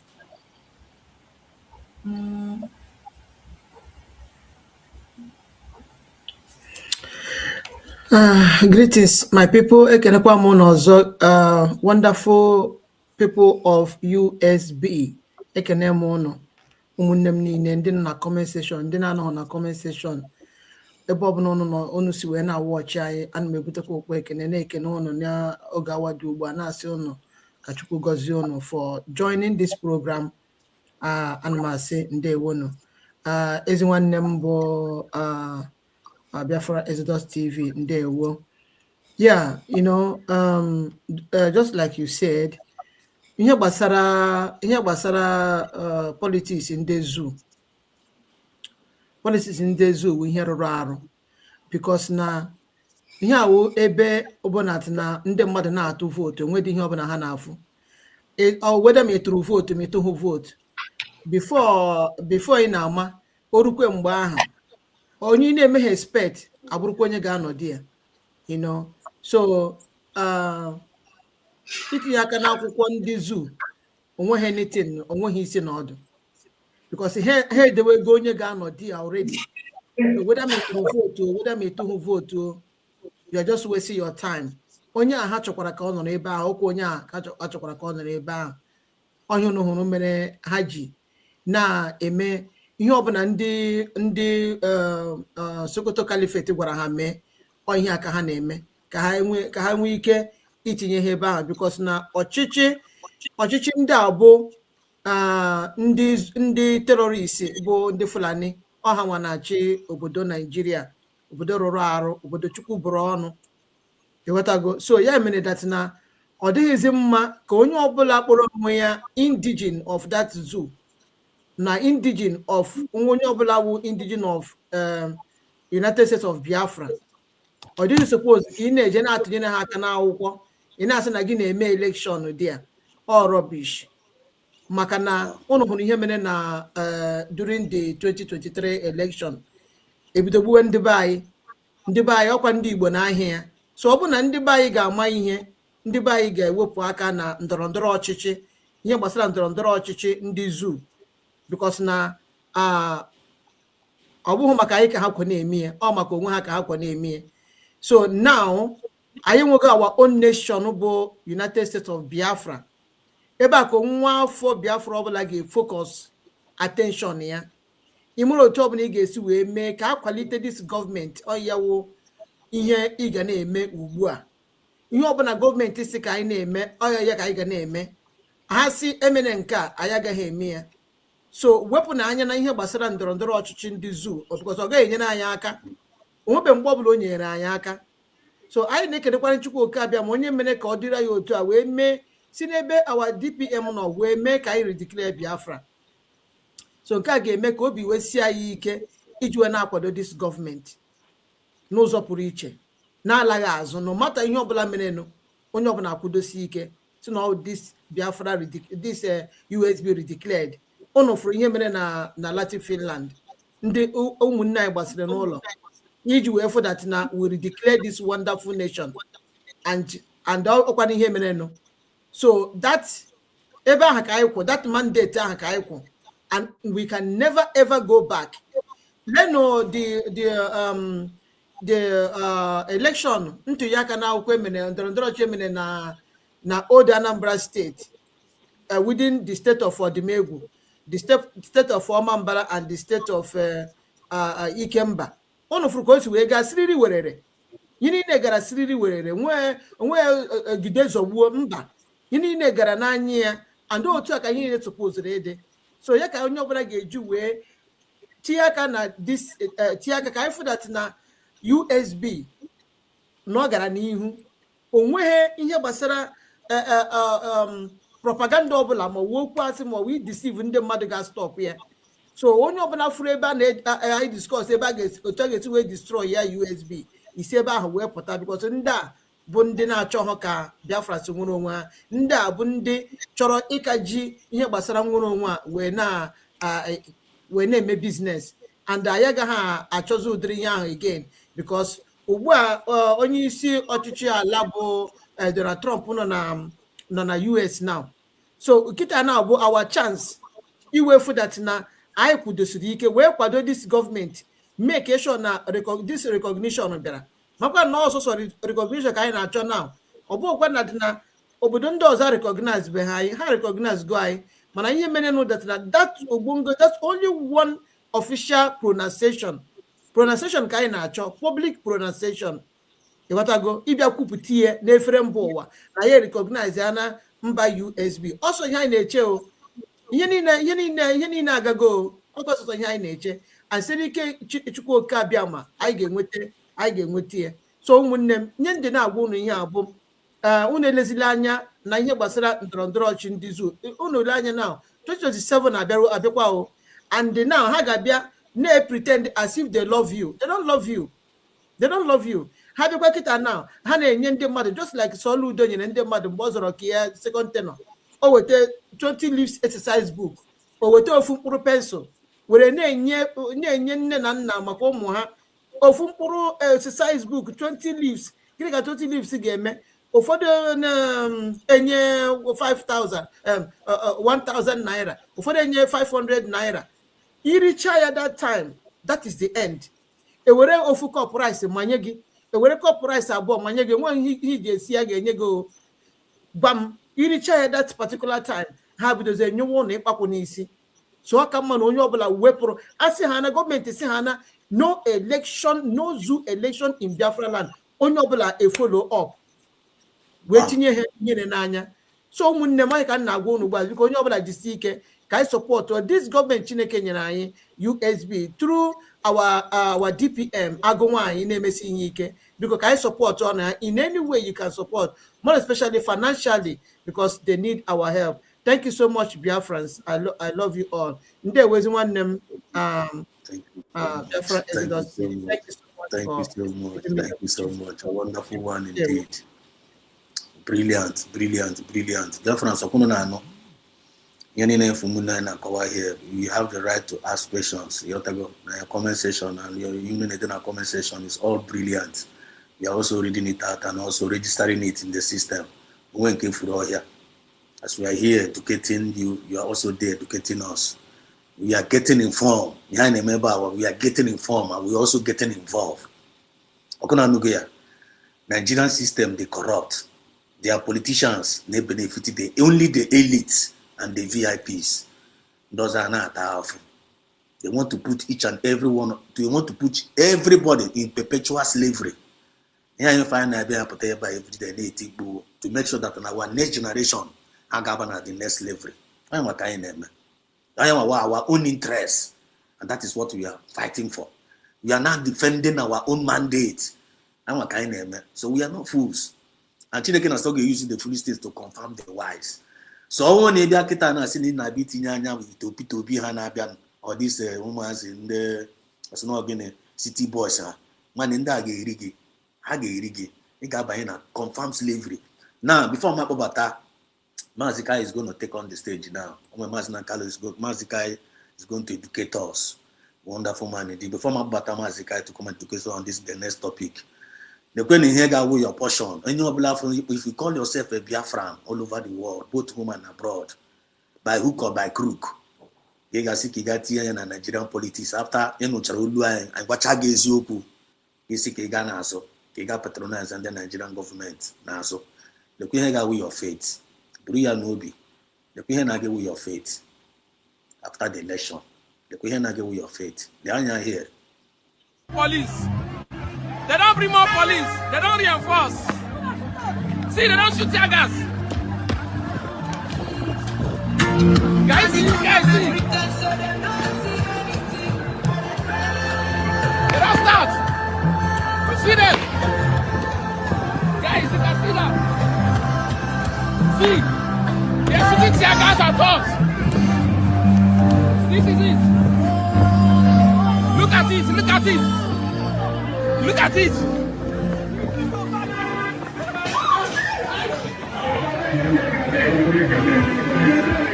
Guys!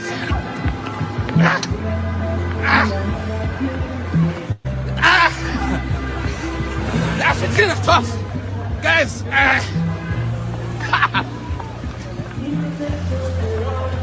So, you know the story. And yeah, I find out by room or I just now by just refresh your memory. You were with the faith. When you make it a mistake. After listening to this truth, you want to go and patronize one Nigeria. This thing was going to be your portion. And even no more. You got Indomie. You put us in and give me city boy. Because I go. You trying to buy join no USB your own country. Again. You see, you got patronize here. Man, tear gas got your portion. Every day, I was suffering. 8 years of suffering. I get cooking. Please, may you never be your portion. After you go, Kabiama.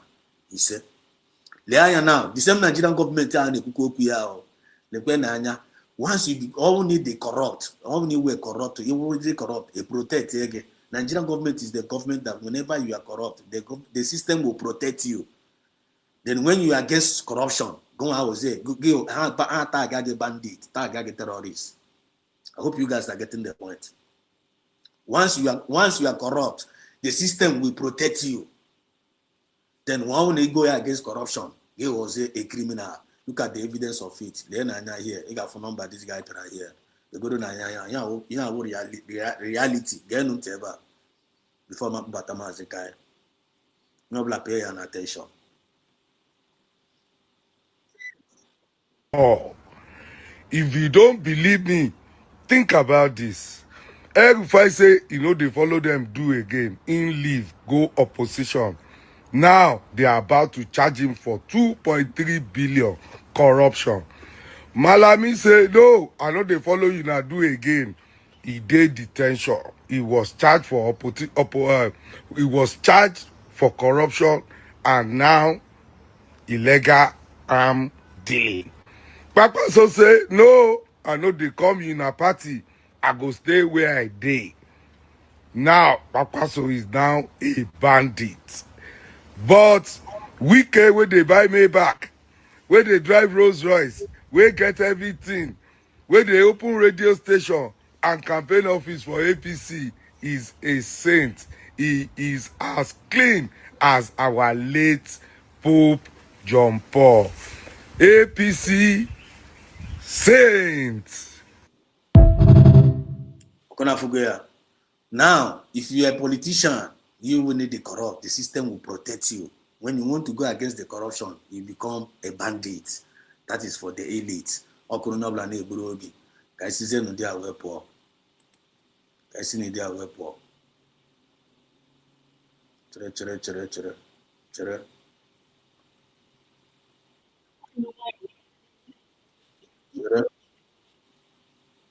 Chere. It's all right. Thank you so much, man. Wanda Simon Epa. Now, Kabobatano, the one and the only Mazikai. I want us to teach Biafrans. I want us to educate Biafrans on this. Biafran USB government have passed this bill. USB have signed the bill of number 1, Nigerian forces must leave our land. Nigerian forces must leave our land. The bill has been passed. Then number 2, then there is a self-defense. Our government has passed the bill, the right of self-defense. Since nobody is protecting us, we have the right to self-defense ourselves. Because the Fulani, they are coming. They are coming to Islamize everybody. They are migrating. Konka Fulani, Konka Hausa, Konka Kwara. Even I heard the other time around, no Maya.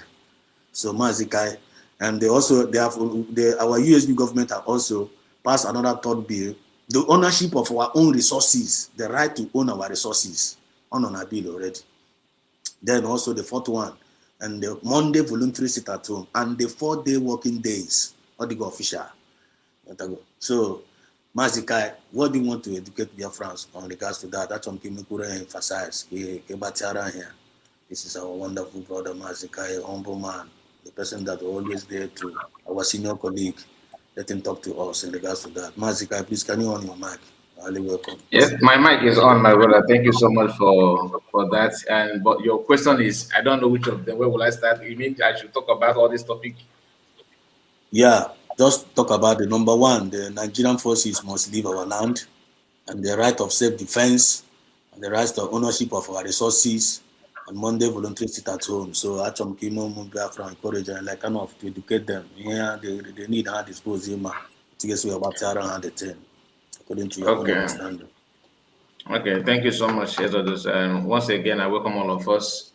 And I am not going to spend much time. I can only just, because to me, I prefer to say my mind. You understand? So without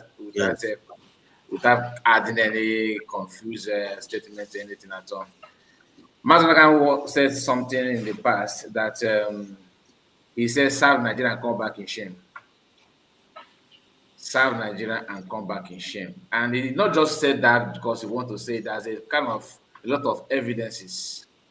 You understand? A lot of events that you can, when you look at it, when you go back and begin to calculate what happened, you can see that truly our brothers and sisters that refuse to hearken to this advice, they're actually in shame. In fact, if there's any other thing, that is more higher than shame, that's where they are. It doesn't matter how old or how rich, how informed that they appear to be. Once they decided to step out to do that, they always come back in shame. In fact, some of them that are already in shame, their job now is to drag other people to become like what they are. That's why I heard you talking about city boys. I honestly, I have never talked about these boys much on my channel because to me, I see them as a comedians. Like this is just these jokers, and I don't blame them. You understand? I don't blame them because sometimes our people fail to understand what the problem. We don't. Sometimes we act as if you don't know our problem, and we already know that if you don't know your problem, there's no way you can solve that problem because a confused man can do anything, thinking that he's doing the right thing. But the moment you can you can identify your problem, then the solution will, of course, will come quicker. Now, the system, the Nigerian political system and everything is the way they structured it is against us. And we need to, that's why sometimes I think it's better for us to accept that we are not like they structured it, just against us because we we fought war, civil war, and we couldn't we all know how the whole thing ended, and they see us as a product of war. Like what, if you go to work, whatever you do to belong to you, they still see us and they turn around and lie to us that we are born, we are part and parcel of the system. But the AKWSO getting at the system, they always, bypass us. It is now our responsibility to accept, our level. And you accepting it will not help you to know what you're expected to do. Because when you pretend to belong, when on something that is nobody count you, nobody even know your presence. You are just imagining that you are part of it.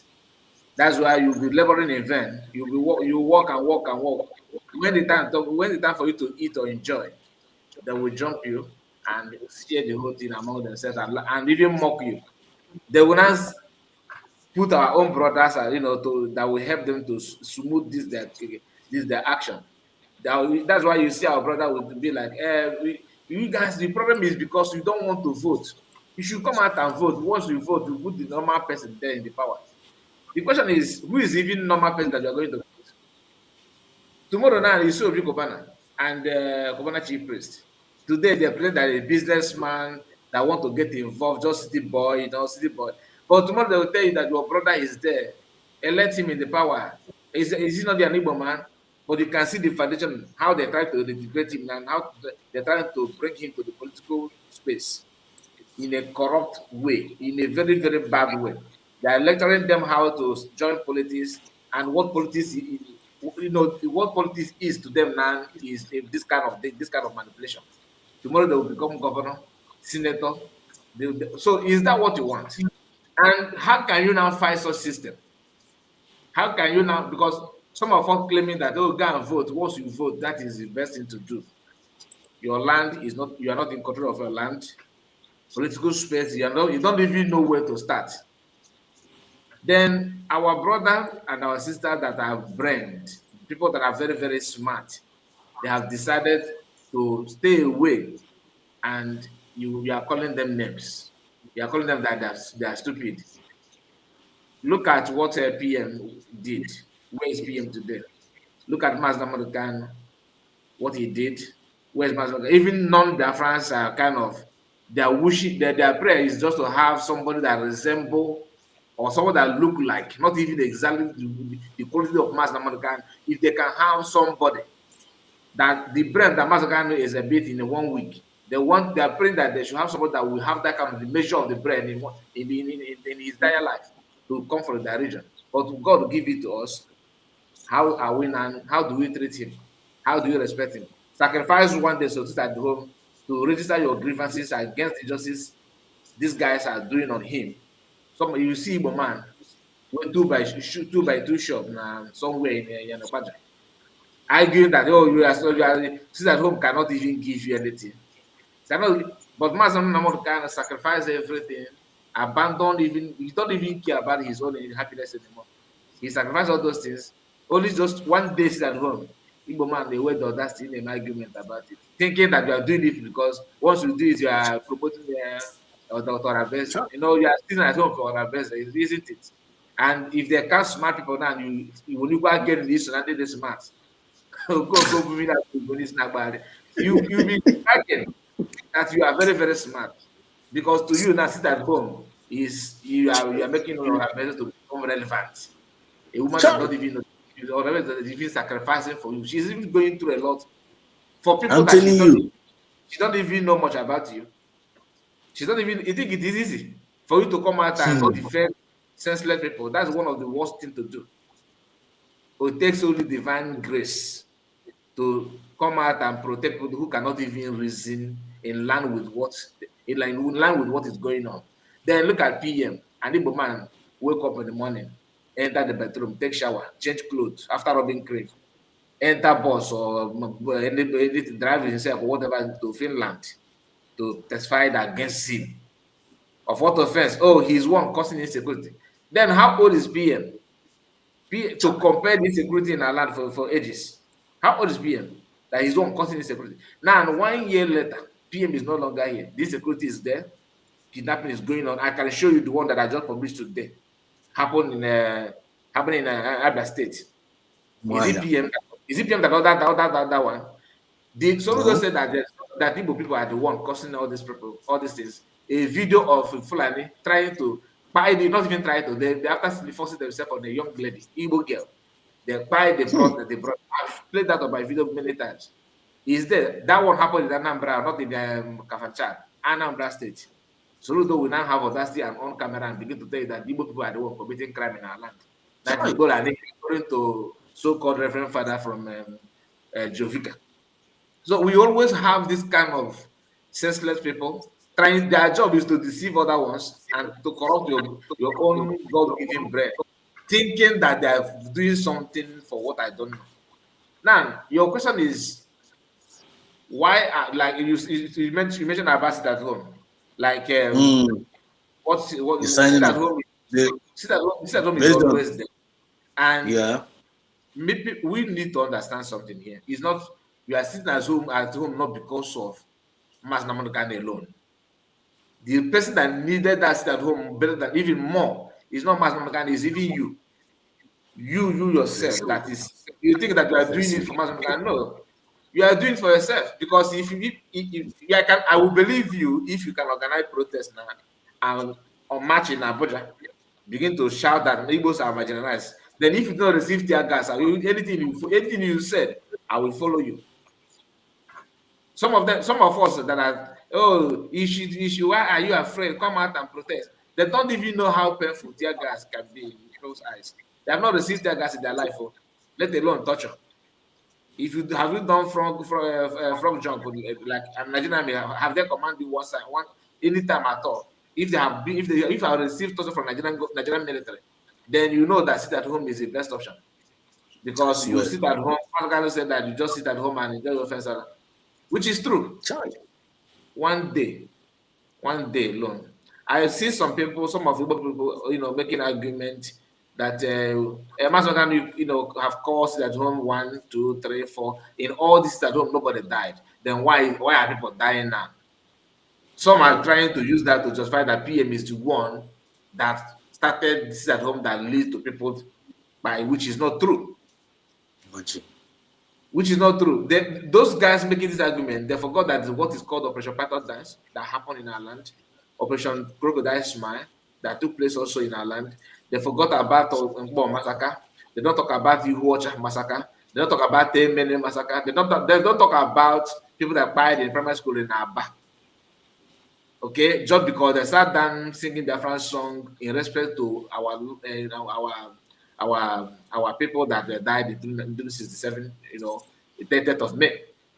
What is the problem? No, they don't talk about those ones. And you tell me that all of us, that our brain is intact. No, anybody that's why if I see, the era we are now, people that don't, if you are not well gifted, if God is not with you, like some of them are forced themselves to become a leader. The one who said that he's APM or emergency APM. You see all those ones, they are doing what they are claiming what they are this, they are that, because they don't understand the consequences. Because you cannot just claim that you are what you are not, thinking that it's just the bread and butter. You on your camera, oh I am APM, I am APM. Stand still, that APM is here talking. APM to and all those things you don't understand. By the time you could get there, so you put it on him. I'm just telling you, out of love, because you can open your mouth and yap nonsense, claim title that you don't even know the backup. Genuine people they wish that you should come and continue, come and take it from them. Some people resist you from coming and claiming the position and all that, because they know if giving it to you is just like a waste of all their efforts so far. If there's any genuine person now, like people that actually, like for example, PM come out now and Omas Nagan come out now, which these are tested and trusted guys that can do something, kind of fire. You think that DPM will be, so this is my lovely position, will not disappear from me? No, she will be happy. You know why? Because she will rest. Exactly. She will be happy. That is people that are doing something very, very genuine. People always feel happy that another person is coming just to give you relief. Guys think then she's not going to drag anything because she's genuine and she knew what she's Yes. doing. But Confirm. don't expect her to hand over to Fike. Gabi, maybe all these her years of work labor, she just abandoned it because she want to relax. No, who does that? You know why na amụ nwa manji because of ofu so na ịmụ nwa ekpekpere ka nwa na-amụpụta ka nwa wụzie ka we can relax, ike ga-edwe. No, because all the months o put that film make supposed to waste. You know, but a real mother will not pray that na nwa bụ n'afọ ka ọ wụọ nnọọ because na after taking care of the child will disappear. No, ọma responsibility dị ikwu nwa, but ekpere ya bụ ka nwa adịkwa ndụ. Exactly what I'm trying to say. So anybody that if you see city boys and all that, because some of us will be like, oh, if they give money, I will take it, but I will vote my conscience. No, don't take the money. I would advise you, don't even take the money at all. These guys are. How many of us can remember how he started as a politician in Nigeria? Can we go back and check his profile, his antecedent, how he become this very gigantic politician in Igbo land? Do you know what he did when he was at the age of Bonachi priest? If you check all of them, this guy did not start well. From some of them started from thuggery, from snatching ballot box to become a local government chairman, House of Reps, and all that. Some of them, started going afternoon school just to have certificate to be elected, to maneuver themselves to one political position to another. And that is what the people are telling you. After your years in school, you are somebody that don't even know his left or right is one leading you, commanding you, telling you what to do. Anybody kicking against it at home is your enemy. Anybody, because sit at home, and let's stop this idea that I'm still at home because of mass. You are sitting at home for you not to be, for your home, for your village not to be like Kwara State, for your home not to be like Meduguri. Meduguri is not in Mozambique. It's still in the same country. You see that country that you are waving green, white, green. It's part of it, and Tinubu is in charge. So if you don't want your village experience to be like Kwara State, you don't want to wake up and you hear that your neighbors have been buried, they have massacred them. Your own is to go better and come back. Who knows, tomorrow may be your turn. You can't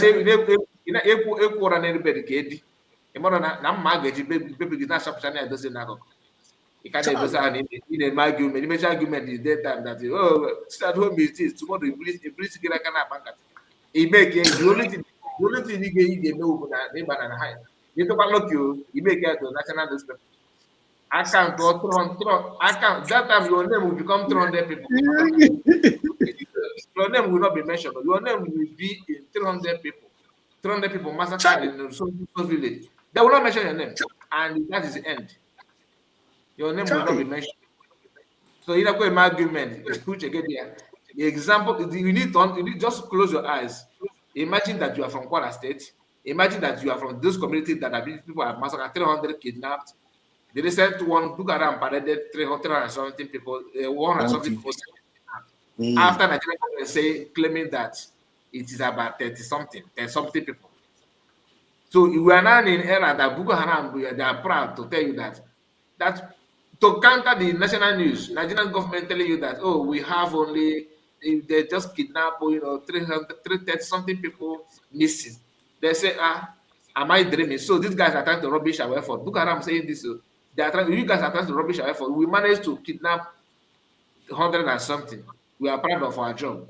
If you're in doubt, if you don't record any video, they have kidnapped.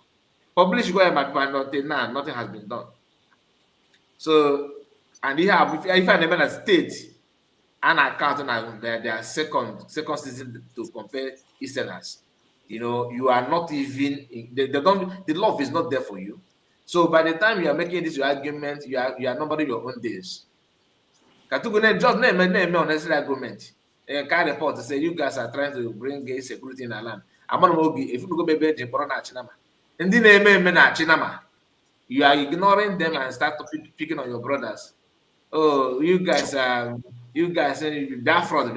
But the real fraud is taking place in Kwara State. Didn't believe. I swear. Anyway, brother, thank you so much. I don't have much to say. I just want to chip in this one because the question is very important. Thank you, and God bless you. Thank you so much. Thank you so much. Thank you so much, Musica. God bless you. That was a wonderful one indeed. Biafrans, I hope you guys are listening. Everybody's listening. Mazi Kai, Mazi Dodos. Please, Yeah. can I chip something in on this issue of passing bill and the relating? Just maybe 2 minutes.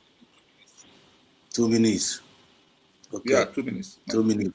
Because others have never spoken. Yes. Because I might forget it. The thing I want to chip in is that everything that this government is doing, whatever bill they pass or whatever they bring out, when I sit down to think or look at it, I find out that many countries have done that in the past. Ireland, between 1919 to 1921, in their time, called for pass a bill of peaceful disobedient must continue for them to exit. They passed a bill in 1920, a bill of self-determination. They passed a bill from the Parliament of London that power of self-determination belongs to people on their own. What of South Africa? What of India? What of Netherlands and the United States of America? These are those that passed such bill that USB has passed this time around, and it is their right of a new declared country to pass a bill to prove that we have rejected an old country. Thank you so much. Thank you so much. Thank you so much, Mazi. Thank you so much. God bless you. Okay. We are moving. We are proceeding. Please, before you go on, I forgot to mention something about that bill, passing of that bill. So, for those of you thinking that USB government are forcing bill on you, or maybe they are because they don't know other thing to do, they're just creating bill here and there. Listen, what you don't know is bigger than you. You need to allow government to solidify the right you have. And that is exactly what that bill is. Not as if they cannot just ignore it and move forward. They know the research, they know the importance of passing the bill, so that it will be on notice that what Biafrans are doing, okay, they are doing it based on what the government of the day said. And when you bring it to anywhere, the question will be, you declare your nation, yes, what the government said about this. So they are solidifying this your right to make it become a law, so that you are not going to panic, or nobody's going to use it against you. Okay, and it is a very welcome development. So all you need to do is to back it up and support it, because it is the right thing to do. Thank you, my brother. Thank you so much. Thank you so much, Mazi Kai. Thank you so much, Mazi Chino at Biafran TV. God bless you for a wonderful rendition on that particular issue. So before I call on Mommy Stella and our Honorable Pastor Rose and Ezekiel TV. In conclusion, regarding to this, dear friends, Mazi Kai have said a lot with a practical example regarding to this. And at Biafran TV also make one emphasize. But Bikono, Bruni Anubi, these bills has been passed. Some of our people are just like Mazi Kai says, what you don't know is bigger than you. The time and the season on email. And these bills are very, very important. Don't joke with it. Don't joke with these bills. Make sure you get involved. Make sure you get informed and get yourself involved in these bills. Be yourself outside that our force, the Nigerian forces must leave our land. They probably from the Nigerian soldier, Nigerian police, when they are not there for you. buru ya n'obi ọkwa ndị enemy gị nọ ọkwa enemy gị dị ya anything ọbụla bụ Nigerian forces nọ n'ogbe anyị after this our declaration they are there illegally and the reason ha ji wee nọ there maka ogbugbu anyị ha ji wee nọ there they are your enemy buru ya n'obi. The only elite squad I want USB force I for Yemen, they are there for us, our USB elite force. They are the ones that are only permitted to be in our land officially, original. Buruya Nobi. Don't forget this. Then number 2, okay, here basara self-defense. Okay, from the self-defense. Everybody from the Fulani, our DPM Kugaya, this Fulani has man now. Everybody from her, all this in the has man now.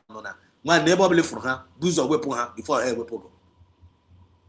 Weapon her before her weapon go. The bill has been passed because they are not there representing us. So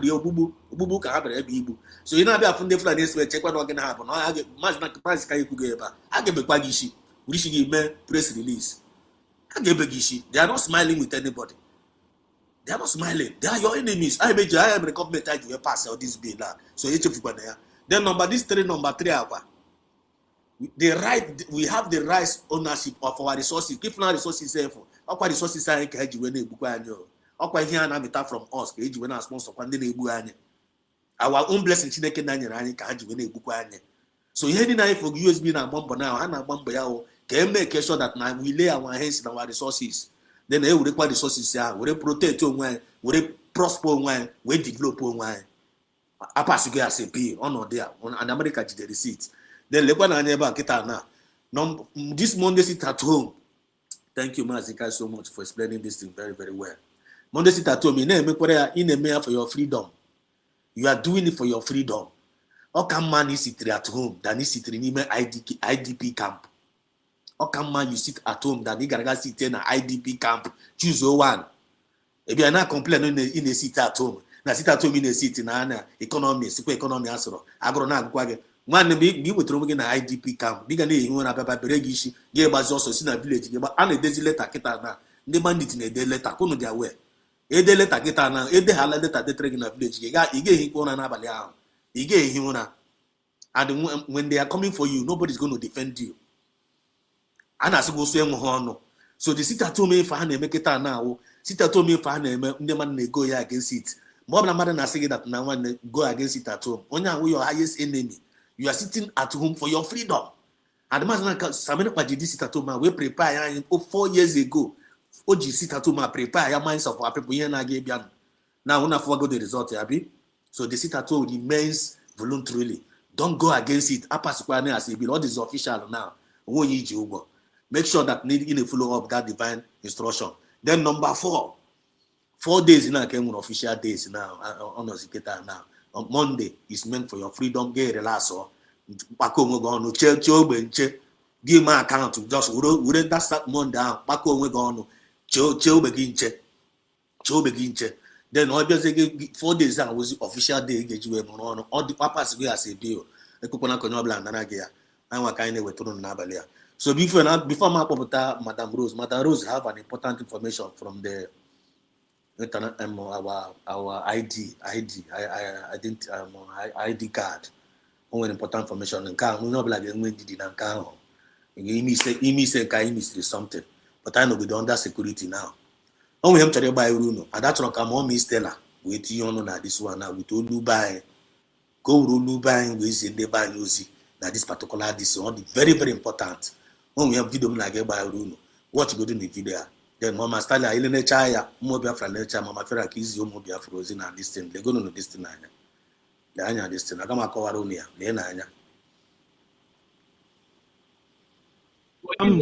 Ya bụ mkpụrụ okwu anyị ga na-ekwu n'ọnụ anyị ị na-ekwu nwayọọ n'ime mkpụrụ obu gị ị na-ekwufute n'ihe alhamdulillah na heri Chineke anabata ya afụ ụgwọ ọma jifuru mmadụ ya bụ Allahu Akbar na Chineke kachacha Chukwu bụ ya bụ chi nke ukwu Igbo jiri ya afụ anụ ya na-eme n'Enugu steeti ọkwa n'Enugu ka na-agba ya ọkwa ụmụnne gị dị ya just uche unu dere ya emechaa anya lenecha the video Mama Stella is were ebe 6 minutes zi anyị ozi 8 minutes zi anyị ozi na this all the very ya bụ Allahu Akbar la ilaha illallah onweghị chi kwesịrị ka efe n'elu ụwa ga-abụghị Chukwu eze kere igwe n'ala ya bụ chukwu nke kere mụ na gị, ya bụ chukwu nke kere ihe niile, chukwu okike, ya bụ ekwesịrị ka anyị fee.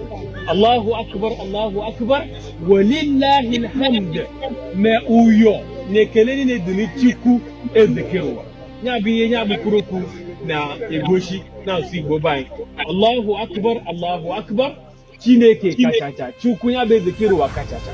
Allahu akbar, la ilaha illallah, o nweghị chi anyị kwesịrị ife n'elu ụwa n'ụwa berụsọ Chukwu ya bụ eze kere ụwa, kere elu na ala, kere mụ na gị. You see, it can happen in Igbo land, it can happen in Igbo land.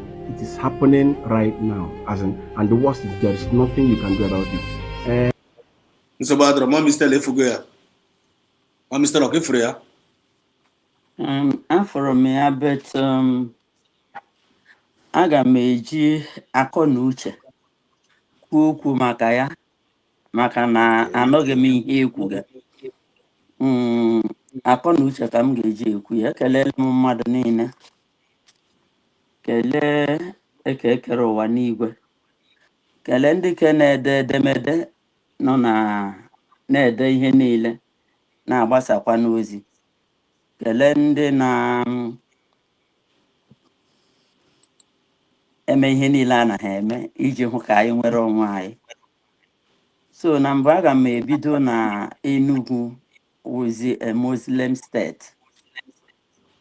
Ọwụdụ sọsọ Enugu, Ebonyi steeti, Afikpo wụzi a Muslim state. Ele aha ya, Imo steeti wee Muslim state. Am I coming out?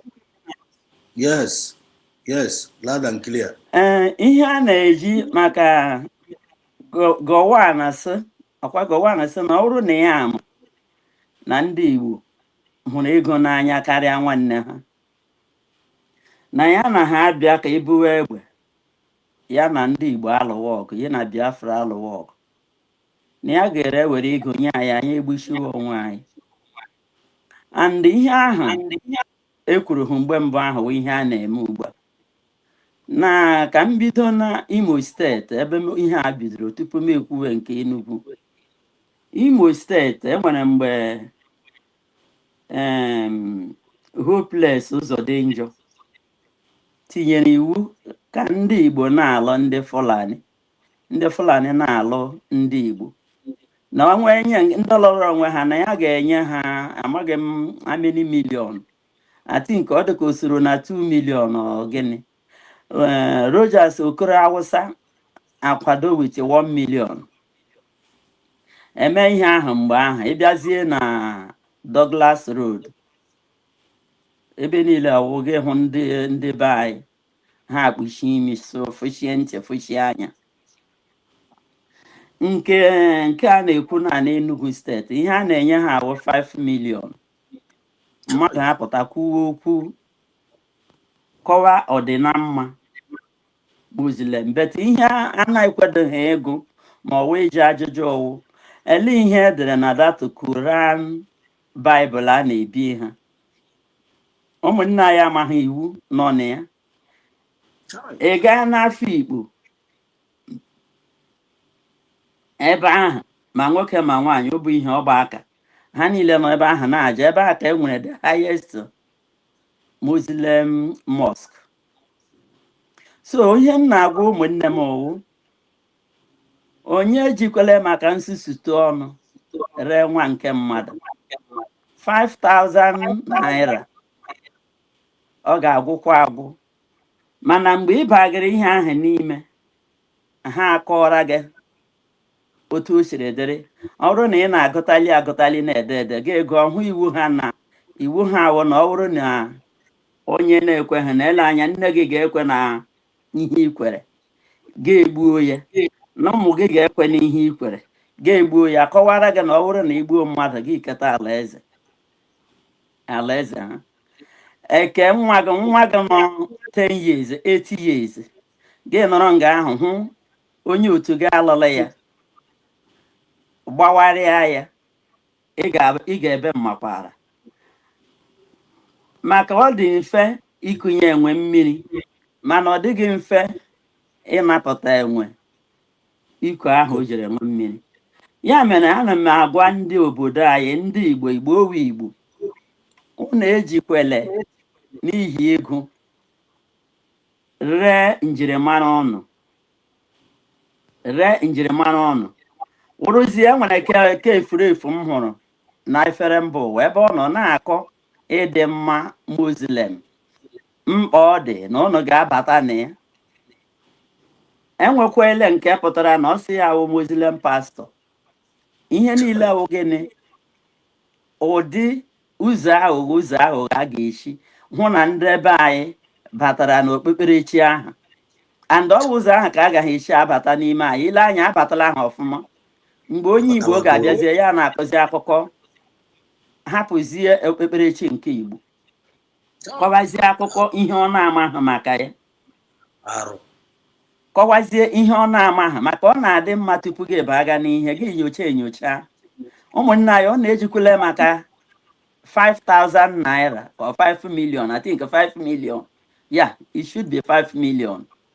Ọ bụ eziokwu na ọtụtụ n'ime ụlọ ahụ bedo 1 million. Ọtụtụ n'ime ụlọ ahụ bedo 5,000 naira. N'ihi ego aha gị ire njirimara gị. Mara na ọgụ Nnamdi Kanu na-alụ. O jiri hapụ oche eze ya, hapụ ihe enwenwe na ihe akụ na-achọ ka e nwetara United States of Biafra, ka anyị nwere onwe anyị. Ofu ọgụ ahụ ka Simon Ekpa na-alụ. O jiri nọrọ ọnọdụ taa. Ofu ihe aha ka Dr. Abueze, the water supplier. Ọnụ mada to water is life. Ị gaa n'obodo ha, ọ gbapụrụ mmiri firi, onye ọbụla na-aṅụrụ, ma ọ bụ ihe ma ọ gba aka, enwere onye na-eji ego azụ ya. Ihe o jiri hapụ ihe onwenwe ihe akụ ya na-arụ ọrụ ụtụtụ ehihie, aga ebe a na-aga ma ebe a na-ede ma ebe a na-ekwu uwe ike ọbụla ga-ehụ ya apụta na-ekwu, etiwashi olu. Ịhụ ndị niile kpọrọ independent media, ha na-ekwu ihe niile like nwanne anyị nwoke gụpụtarala anyị otu ihe si aga na otu o siri dịrị na mba ndị dị iche iche, na otu esiri nweta ndị disiri declaration a na-ekwu okwu ya. Ka na ọ bụrụ na Dr. Abueze emeghị ya, ọnọdụ mụ na ụnụ taa wụ ihe efu n'ihe efu. Enweghị onye nwere ike ịdị na-ekwukwu Biafra. Ihe ndị a niile ndị ahụ na-achọ ka ọ dịrị mụ na ụnụ na mma, ka ụnụ hapụga itinye isi n'ebe ahụ ụzọ na-adịghị. Ya mere ana m agwa ụmụnne m, hapụnụ 5 million naira a chọrọ iji nwere ọnụ mee gịnị, tigo ụnụ n'ime olulu nke ọnwụ. Die na ya, maka na agụrụ nwere nchekwube anaghị egbu. Ndị ka bara abaga, dịka m siri kwu, na ọ dị mfe ikunye enwe mmiri kama na ọ dịghị mfe ịnapụta ya kọpụ o jiri ṅụọ ya. Ụnụ nwa bagara abaga gbadara lekọsị ha na ị chọrọ ịpụ, ka ị mara ma a ga-ekwe gị pụ. Ya mere ekwekwela ka nwanne gị, nwanna gị, di gị, nwunye gị, ụmụ gị tiga isi ebe ahụ, maka ọ bụrụ na ụnụ tiga isi, ụnụ ga-ebe mmakwara. So ọ ka mma na ụnụ nwere ndidi ka azọta ihe a na-azọ United States of Biafra, ebe ụnụ ga-enwe freedom, nwee nkwuwa okwu. Ọ bụrụ na ị na-eso na-abata ihe dịka fundraising, na-abata dịka independent media, gị hụ where orderliness is working. Enweghị ihe a ga na-eme na Nigeria ụnụ na-ekwu okwu ya, ma ọ mitin ndị ọchịchị, even the Senate House, gị hụ otu ihe niile si adị. Mana gị hụ ebe a, gị hụ ịhụnanya, hụ ịdị n'otu, hụ ugwu, hụ nsọpụrụ, otu ihe niile si na-aga n'anya ya n'anya. And ọ bụrụ na ịbụ onye na-ege ihe ndị a, na-abata na fundraising, na-abata n'ime ihe ndị a ga-egosi gị otu United States of Biafra, ụdị nkwado na nhazi ahaziri ya, ọchịchị onye kwuru uche ya. Enweghị onye ga-ekwuwe na asị ya takpuchi ọnụ na ikwesịdị ikwu. Ya mere ụmụnne m, ka anyị were na ehihie chọọ ewu ojii mgbe itiri na-agbabeghị, maka ọ bụrụ na chi jie, ọ ga-ara ahụ nweta. So ana m ayọ unu, biko unu nwee ndidi, hapụnụ ekpukpere Islam ọ Muslim, ọ ga-enyere ụnụ aka ma wụ otu. Nwee ndidi na ihe fọrọ otu agwụla agwụ. Udo dịrị ụnụ ụmụnne m. Excellent. Mommy, Chukwu gozie gị. You are well delivered. Well delivered. Chukwu gozie gị. Ụmụ Biafra, kwụna anụgo ya. ntị na-anụ ihe onye asị na onye atụrụ ilulu kọwara ya ego eji olu ọmụma ya na mama ya fụkwara ahịa ahụ ntị na-anụ ihe na a na-agba ochi ntị a na-agba ochi ntị n'ahịa a na-egbu ochi ntị a na-agba ochi ntị n'ahịa ahịa ebidogo and ijiji na-anụ ndụmọdụ na-eso ozu wee baa n'ili ọ bụghị na ị na-anara ego si na ịbago ịma some of them sizi n'ọnwụ ihe ha na-arụ arụ na nwanne ga anara dị ego na ha nara dị ego na ha alarie nwanne ọ bụghị nara dị ị ga-alakwa ahụ ama ha ga-anaracha gị a ga-anara gị data gị niile ga-aga onye na-eme kwara ịwọcha elu na comment section na Ngozi Mori ọ sị like ndị kwara ogefe ya na-eme ndị kwara na a na-asụ ha akwụ ajegaga naracha ego na-akpụ isi n'ala kịta azị na agba ngwa lawazie asịla na-achọ ibuteziri ha sharia asị mba na achọghị ya onye nwa ụnụ a na-egbuzi ha egbu a na-egbu ha egbu na adịghị akacha igbu batara n'alba anyị anya ga-ekwe ihe ahụ eme God forbid onye ọbụla efe ọnwụ na ị na-anụ olu anyị n'abalị anyị na-anụ olu anyị ịmara na ị ga-aga nara ego gị na-aga eme ya ọ kakwa mma na iso ha gaba ugwu Awụsa United States of Biafra gọọmenti atụgokwa down anyị aga eme ala ụdị ihe anyị na-eme na be anyị ọ ka iwe na-egbugharụ n'ọrụ anyị aga anabata ihe anyị awụ arụ ọ ga-eme n'ala anyị anyị aga ekwe na ọ ga-anụ na akwara aga mewe ya Chineke na-akpọ ọgụ ọkụ because na anyị abịazi ebe ebe echi USB will change all those nonsense ahụ abịago anyị nwa ka anyị ji na-asị ka anyị sanitize ya brain onye ọbụla because anyị na-eweturu n'ebe a message of redemption and liberation to the heart and the minds of our people without wasting time. Thank you so much our mommy farmer boy Ezekone agi handle the last topic then emecha na agi bata na comment section go some of the comment section may una acknowledge then unu ga-ajụkwa ajụjụ ihe niile ife anyị na-akọwa here onye ọbụla nwere right anyị ga-etinye link gị bata na studio ga-ebi ajụ ajụjụ ịchọkwa ka ị nọ na comment section jụọ anyị ga-emekwa gị allow gị jụọ. This is we the people by we the people and for we the people. United States of Biafra we stand and divided all the enemies will fall. So because when our mommy honorable this is your time now, honorable Pastor Rose, a good night. We love you so much. We appreciate you so much for being part of this program. You have been a great woman. Odro easy, mommy. Of the many people that started with you, they are no more. You are one of those Deborahs. You are one of those Esthers. You go down minute, go minute. Odro easy. No, nobody is perfect, but you still in the building. You are not outside the building. So, and then even one of the cabinet members. She's one of the cabinet members. I'm not here in our midst. And I want to be in charge of the ID. I'm not part of the ID card department. So I'm going to use you in times of that ID card. When line ID card na sell go no bla ba go kiti kata. When I'm not choosing the ID card because the testimony na go viral. Testimony na go viral. When I'm not na the ID card. If na USB is na on emishi ike. If e puru ka na eme. So mommy, the stage is yours. Zomo Biafra introduce Zomo Biafra in times of the ID card department. Mike is yours, mommy. Wow, my honorable, because all of Ununile never know were honorable. You merit it from one to my daughter, to my brother's son, to my sisters, to Biafrans, Odogo, Asim, Kachuku, Nyuno, Akanchawa, Kachuku Goziono, na Sinde Biafra, more wunwa, Biafra Gabia. Na-ekele ọgbaka ihe m wetere nkejigodi ka m jiri okwu Igbo sụọ ya before m aga na broken before m abịa na nke ndị oyibo ji na-akọnvinsi anyị na-edisive anyị. Ewetere m unu good news. Ị hụrụ topic anyị from the beginning. Eso ya n'usoro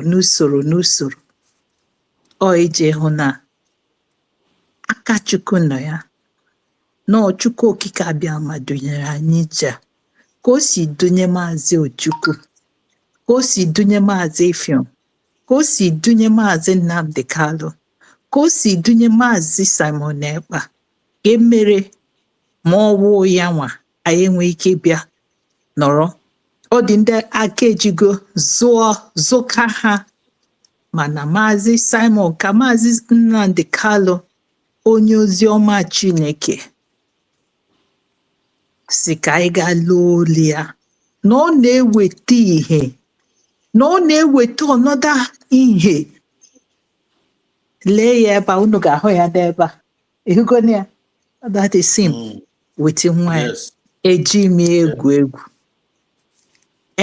Ọ ihe na-enye m ike.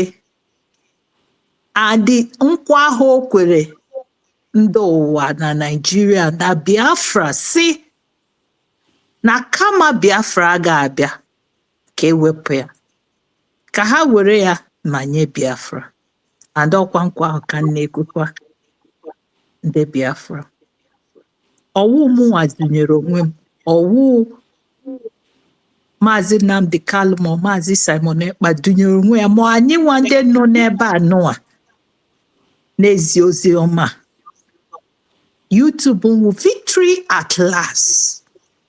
Liberation victory at last. That is what Biafra is now.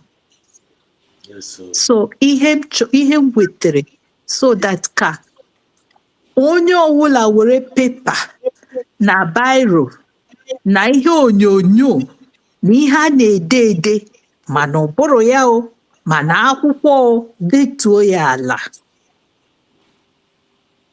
Gị gaa na embassy ndị Naịjirịa, gị garuo ebe a ihere a ga-ekwe gị ka esi ka identify onwe gị as a Nigeria. From the gate to the up to the office. Ị ga-ajụ onwe gị ihe awụ na Nigeria, because na Nigeria ga-asị na some of them na ebe a ga-apụtabe apụta. Mba niile. Ma n'ịbịa anyị nwa pụtagoro njem obodo oyibo, anyị gaa na mbasị ndị ọzọ, ihe niile na-eme n'usoro n'usoro. Ọkwa ịhụrụ akwụkwọ a na-akpọ ID card. Ifugo sọsọ akwụkwọ a ka m ga-eji gacha ụwa niile. Akwụkwọ a olikoka enidi paspọtụ gị maka gịnị? Na ha akwụkwọ a adịgo na onyinyo ha. Enidi ka iburu nke a ka iburu n'ọjọọ so eweta ya immediately a na-eweta ya edosa ya pịam ọ pụtago ọgbago everywhere. Ota nọ now ka m were na ka anyị hafụ Amerịka ka anyị oke na m enwe ka m hịa America ihe anọ ijide just ịgaru ewere ya sị gị ka ebe na-aga ịtọnye ya ha etinyere gị ya sọsọ ihe anọ elecha ya. Ịchọ ịga ọwa obodo oyibo a na-akpọ Europe, any European country, you need passport, you need ID card gị. Yes, so Sọsọ ID card gị. Now, ndị mmadụ ga-asị na ọwayo, ndị mmadụ ga-asị na ọwụ na ihe a na-eme awụ ya. Ọ dị ihe anyị si na anyị nọzi na USB. And that USB wụ na Biafra, na anyị wụzi United States of Biafra. And that's why ị ga-enweta nke gị. Then nchọ ịkọwara unu, ọ dị ihe unu mere yesterday mgbe a na-eme ID card na Zoom. Ihe ọwụ nga ekwu, but ihe m chọrọ ịkọwara unu biko ụwa niile na-ele anyị achọghị dị ka Zoom. Gị nwa gaa na embassy gị, gị nwa nwere appointment, enyegodi gị appointment 5 o'clock, gị bịa 5 o'clock ahụ ma ọ gị bịa 4:45 ahụ, a ga-eme sure na enye gị na a ga-eleta gị mere gị that appointment. even ị nwere ike ịbata ndị ọzọ batara before you, ndị ọzọ nọ enyere appointment ebe 3, maybe na ha ga-anọ nwayọọ deredu na-eche oge ha. Biko yesterday ihe some of anyị mere na capturing time ọ dị mma. Ụwa niile na-ele anyị, ụwa niile na-ese anyị. Ihe onyonyo a na-aga ebe niile. Ịma na ibi obodo oyibo, na ị nọ n'obodo oyibo, na ị na-aga embassy ha, na ị na-aga their appointment, na ị na-aga foreign office, ịbata ịnọrọ a na-akpọ gị.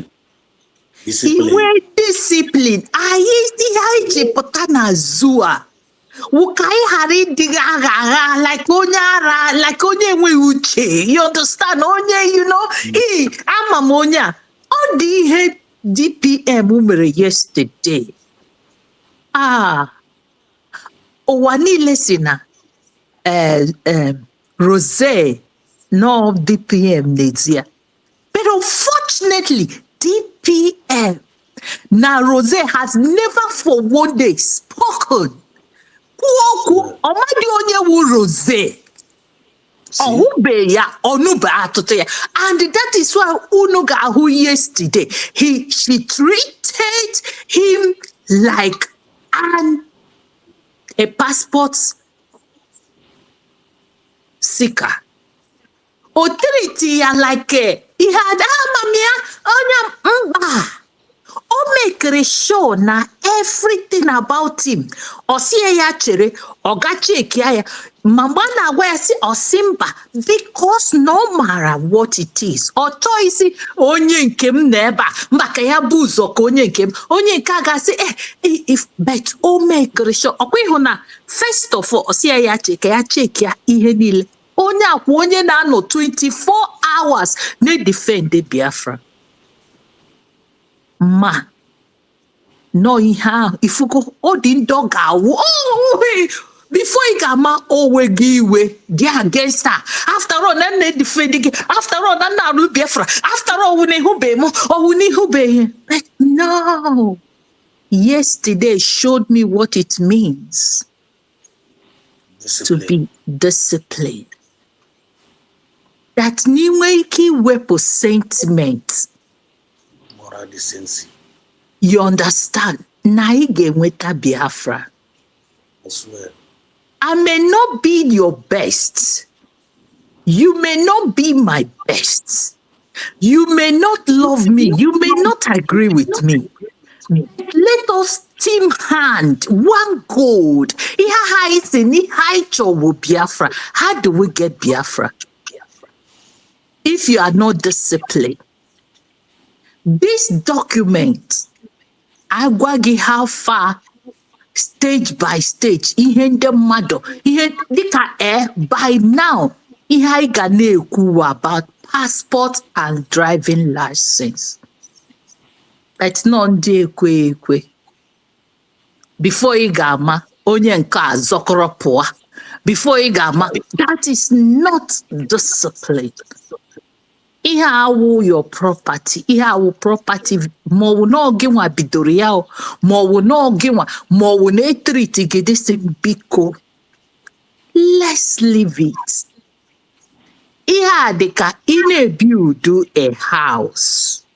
Ị na-ebido from foundation. Gịnị ka ị ga-ebugodo ụzọ mee? Ị ga-egote aja, ị ga-egote concrete, ị ga-egote cement, ị ga-abịa mee ya deni bịagodi bịa gbaa ya foundation. Ị na-arise ya before itinye ya pillar.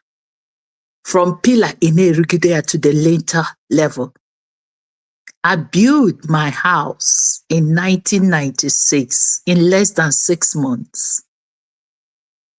So I know what it means to be a builder. And when I started this building, you will construct it very well. And ihe a ka ị na-eme. na Biafra land.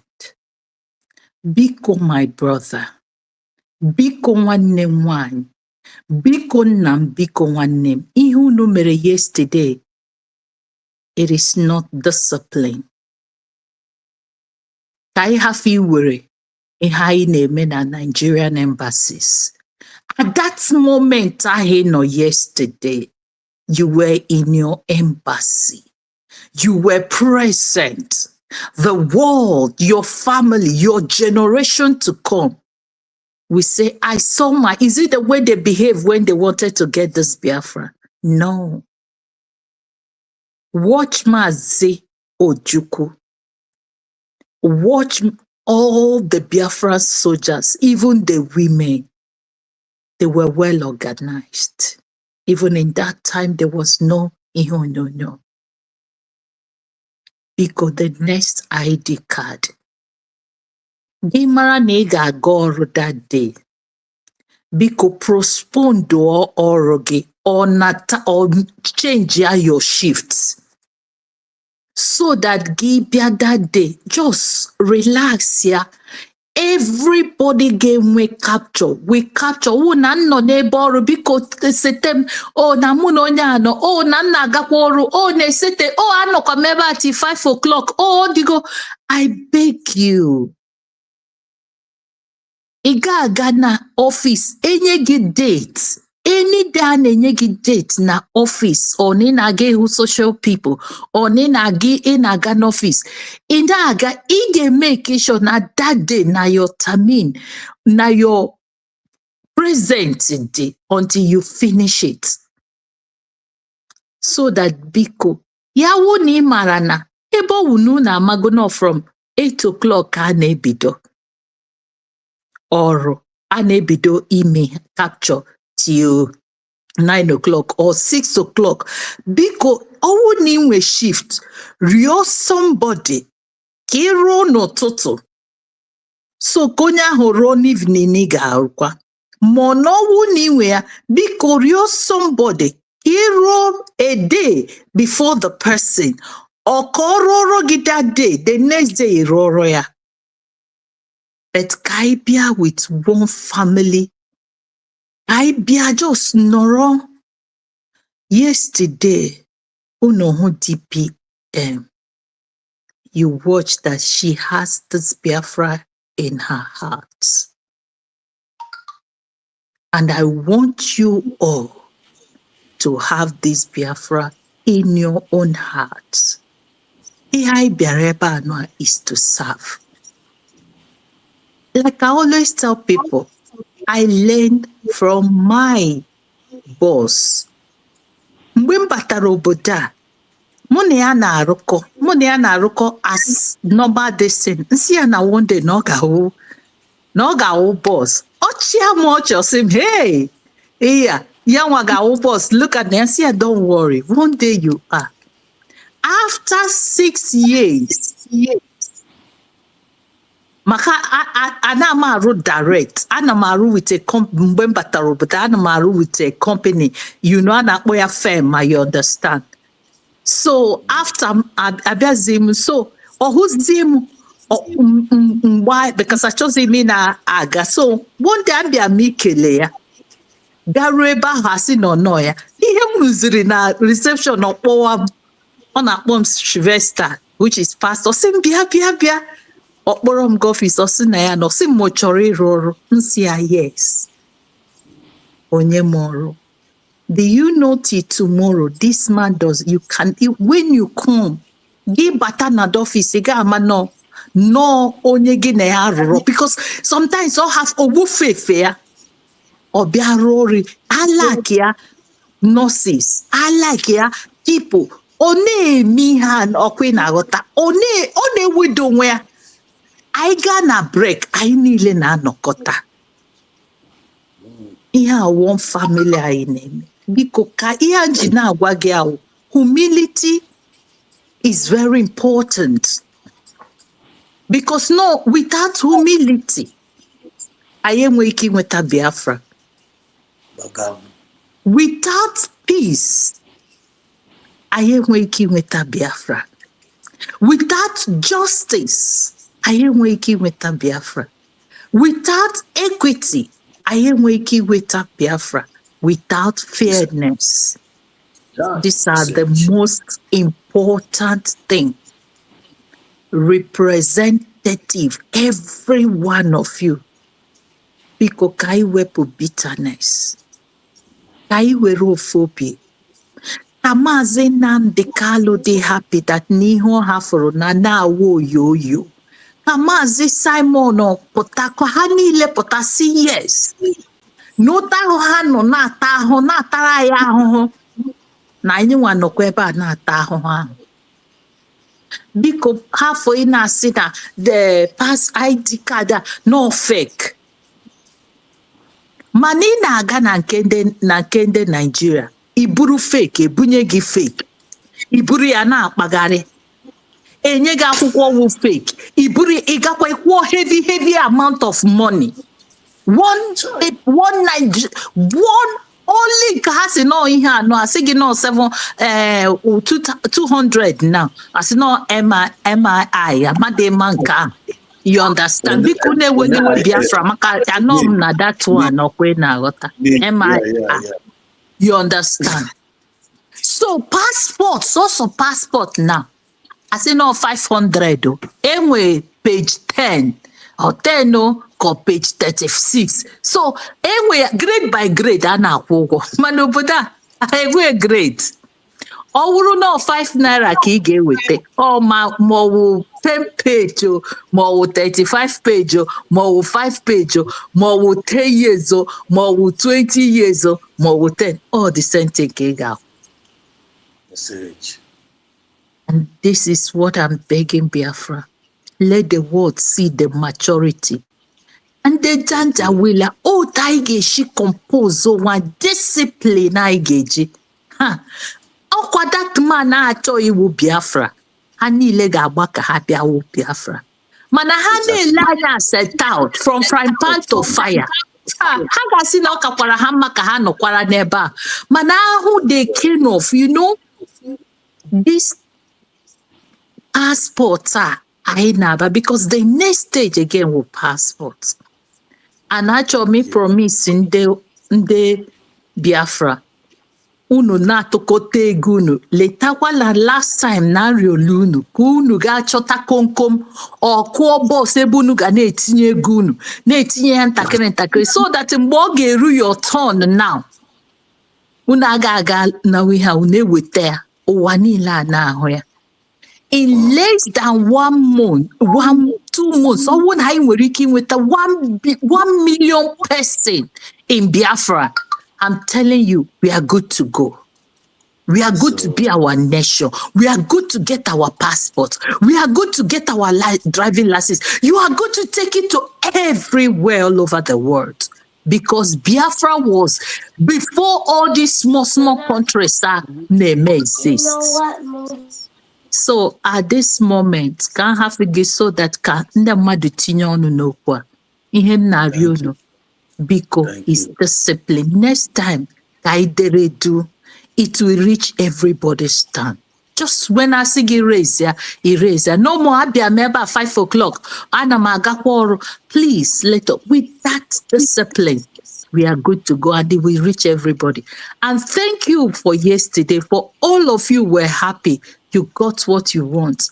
And I promise you in less than 3 weeks, your document in your house. Once again, I love you, Biafra. Continue doing the best. We are already there. Thank you once again. Thank you. Wow. Thank you, ma. Thank you so much. Wow. Thank you so much. Thank you so much. Brother, just okay, 1 minute. Just 1 minute cheaper. Yeah, okay, 1 minute, brave. Ihe m chọrọ itinye awụ mgbe o mekere ihe a banyere ID card na ndị na-abịa ha sị na ha na-aga ọrụ.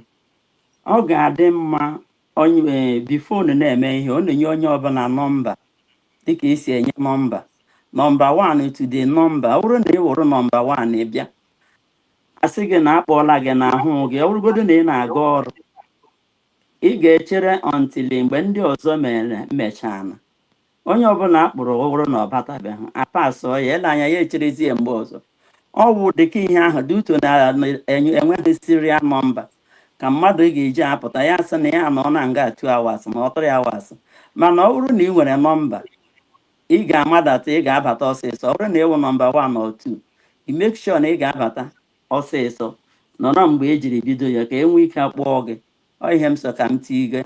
Thank you. Thank you. That's one. That one super. That one to go okay. You have to go. But you man know from all na na-eme Mama, eme ihe mere ya like I said, ihe anyị na-emewu online. Ịma na ọ dịcha ndị enyegoro their time to come. But mgbe ndị mmadụ esendere ya, ndị mmadụ batara.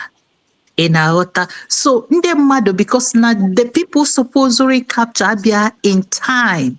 So a lot of people bia say, I have to for everybody to be happy. It makes ye mask everybody with there. In what oh no eba na no na-enye number. Imakwa ihe ụwa niile ka ebe niile ka ga no na-enye number. He just gave bia just cool down oge root to turn okay. Just cool down. Ota ha na-raise aka anesi ya n'usoro. That is the best. Ọwụ nọ n'ịnọ a na-enye gị abete nwee ike inye ya one nota but just that hand raising now ị nwere ike ịghọta a na-akpọ gị one by one ọ ga-erucha everybody ị nwekwana ike iraise aka ọ dị onye ama erase ya o ruo na turn ya I saw how he struggled she struggled just say okay yeah, was there. So that is the only thing. And as time goes on, now this our destiny. I got go sing them mother how to raise hand. In our one of the thing our brothers and sisters are never know got go sing them mother how to raise hand. With that your hand is okay.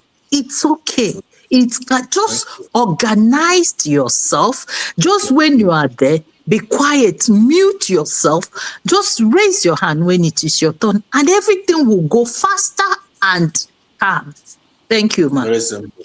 Very simple. Thank you. Well explained. Well explained. All we need is self-discipline. In conclusion, we need self-discipline among ourselves. As a citizen of United States of Biafra, we are special people. We are not like Nigeria. We are special. Yana kawata ya onye jikwena karata ndị Nigeria bụ bata na this our movement. Anyị maka na akawata. Agakwana ga buru karata ndị agboro. Ya bịa buru bata na United States of Biafra. Iburu karata ndị agboro. Bubata na United States of Biafra government. Biafran spirit ga-apịa gị ụtalị ndị mmụọ. Ọ ga-apịapụ gị n'iro. Anyị maka na akawata here. Onye wo maazi. Onye wo maazi. Ịpụta n'ogbe gị kwanyere onwe gị ugwu. Respect is a reciprocal. Ọ wepụta onye ọbụla na-egosi onwe gị asị na makwa ndị anyị wụ anyị gee ntị onwe m chere gba iru n'ebe a na lee n'anya ihe kunu na-aghọta ya ọfụma. Anyị ga-echeta ịma na ha mee ụdịka ihe a na this place a na-akpọ ndị uwe ojii chụpụ ha immediately and a ga-cancel this thing again enye gị. That's why ị na-abịa ịnọrọ ọdụ nwayọọ kwa ị na-aghọta. So mami ntị na ya na aka drum ya tago because emi ka ikwu too much self echefu nke ikwuru ekwu ana aka m ekwubiri so that the thing na-abanye ikwu okwu repeat mgbe ụfọdụ self echefu nke ikwuru geenụ ntị ebe a lee na anya geenụ ihe ma nọmba Samere kpakwuru ebe ahụ na Ozekome dị redio ọnwa gị na gị mechiri anya na onwe ya na gị bite anya bazie na general. This is a very wonderful program. Geenụ ntị. I am not fighting Biafra freedom with a clear eye. The thing I'm telling you people today, if you know you here, I'm leaders. Imam Otago, I'm a leader. I find a member. I'm a leader. We have a shepherd. I'm a leaders. Olende was our leader now. Mazna Kalu is our leader. We love Mazna Kalo. Holy, another savior. Mazna Kalo, most of us, voice of Mazna Kalo, join all this movement. Then all nine for Mazna Kalo, our leader. Then what PM Samnepa, one of our leader. Then what Dr. Ngozara Beze as one of our leader. One day our role model. We see our role model. You follow their footstep. You follow their footstep. Oh, then no one you disciple of Maz Nandekal. If they may behave okay.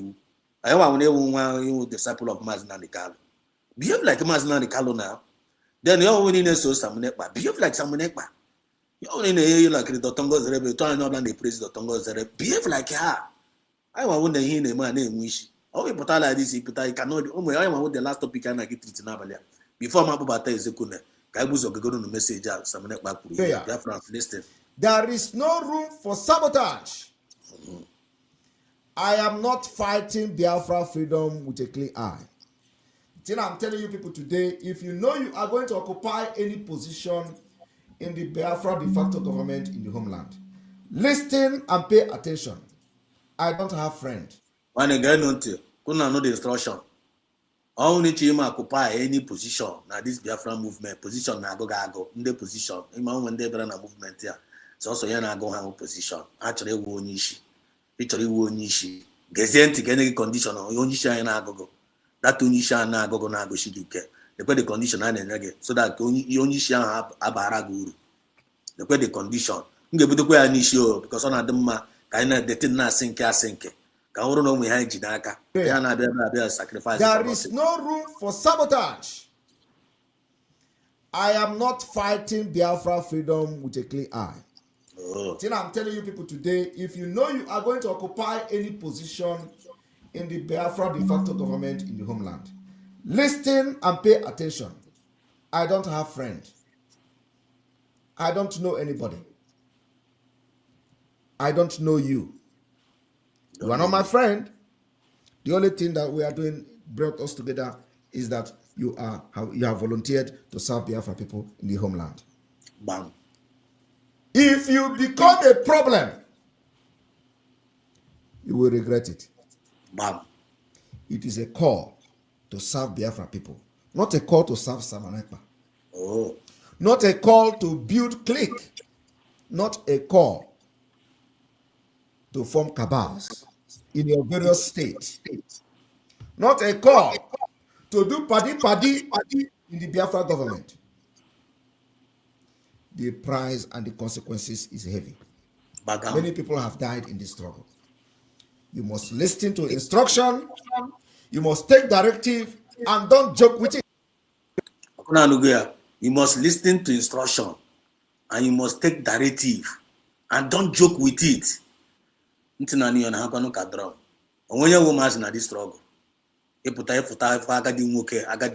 Somebody did respond. You're not talking, can be a negative advice, can be a control, can be a kuru akamu. Or I want that salmon. You're still talking a trega. I got a trega. It's wrong. I'm going to drag you. It's a trega akamu. One, I have a baby, Sava Kamu one day. I have a baby, Kumwa. We all are matured. Behave yourself, follow the instruction, just do it. Baby form kaba. You cry on with the Biafra. This generation, bacha. Na choka ibana ruaka dikenation ni. O kwanye na go. O kwanye na gichore ruaka na dikenation ni. You ga meet oge nkra. You ga meet adadora ma. You ga meet vampa. Babunu ga go onye ro ike ba aka dike. Iwepụta ga eshi ni. Ga ruba na nka adadora ma. Iwepụta ga eshi ni. O we anya na akodi aka here. You must behave. In game with self-discipline and moral decency. Inquiry ugu. Inquiry adadora someone ugu. Ada someone acquire mugu.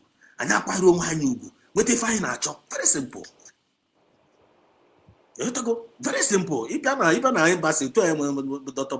Pastor Rose senior embassy, you don't get package you will offer.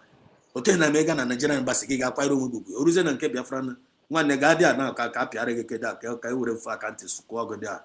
Biafra Smith akoga kanti kote na ona eme. Ana akwa Biafra Smith na kuzi kanti na kick bazo. Thank you, my brothers and sisters. So Ezokune, this is your turn now to speak. I want to bring in this last topic. Then I have a comment section. God bless each and every one of us. We are making progress here. Now, Ezokune, USB stands for peace. USB stands for fairness. USB stands for equity. And USB stands for justice. Do you believe that? Of course, yeah, I believe. Okay. Now, is our government and the people truly represent it? In regards to that, I find a clear money. I represent your government. This way for government, United States of Biafra government. In a photo house, in the represent your true. In a photo or Amami Otago, in a photo and how on them and who competent as. Then I know the citizens. I represent the Kuya Pune. Talk to Biafrans. Talk to we Biafrans. The mic is yours. Okay, my brother. Mazi Exodus ekelekwe ekelekwe m ụmụnne anyị ndị nke na-ege ntị aha ma na ebe akpọba afa ekelekwe m ndị nke nọ na comment section mụa bụ Ezekona son. So based on ajụjụ ị jụrụ m, my brother, ịgwa gị nke wụ eziokwu bụ na o nwere ihe ahụ nye n'ọkụ asụ ka ewepụ ji ịghọta. So ịpụta si na USB adị represent ọfụma nwanne represent enu ka efu na because e watch ya since all this while ndị career agitators na-asị na USB adị represent ọfụma kemgbe ahụ ruo kịta onwego efugo any of them kọfụrụ ndị anyị kpọgasịrị onwe ndị kpọgasịrị afafa na before na-ekwu okwu a na-ekwu kịta ndị anyị kpọga icheke efu na ndị anyị kpọgasịrị afafa na ha nọrọ na the same group akwa ndị na-achị represent ọfụma ihe aka ị ga-eji wee mara na ha niile bụ career agitators. Ihe a needri bụ if you want me to be with you, you pay me to my satisfaction, then I will come and be with you. But if you cannot pay me to my satisfaction, I will attack you. I will make sure that ihe ọbụla ị na-eme agaghị enwe isi. So onye si na USB adịghị represent ọfụma ya pụta bịa represent ya ka anyị fugodi anyị fụzie ka o si represent, then I consider bazie. But ọ bụrụ na ị nwere okwu uche marakwa na ihe nkịta ji eso onye afọ ukwu bụ na ọ nyere anyị na ọ ga-agbọ agbọ, because ị ga-eweta dọkụmentị Biafra nye Dr. Ngozi Orabueze, Her Excellency, our Deputy Prime Minister, gbapụ ọsọ jenọrọ somewhere na-akọ mgbu ogosiri nwere uche ịghọtago. Because ị na-anya ife gbasatara like the citizen, are we representing well? Of course, ndị nke kwere na ndị nke mara the real deal na-esonye ọfụma. Oge pụtara filie na nwere uche ije elibe ijebe back na-atụrụ gị asị. USB na-represent ọfụma because ha nwa akọfọ Nigeria government amara na somebody coughed somewhere. But ụmụ ihe a na-ebugharị akpa magic over, ụmụ ihe GGC ya, VVC ya, HIV ya gasị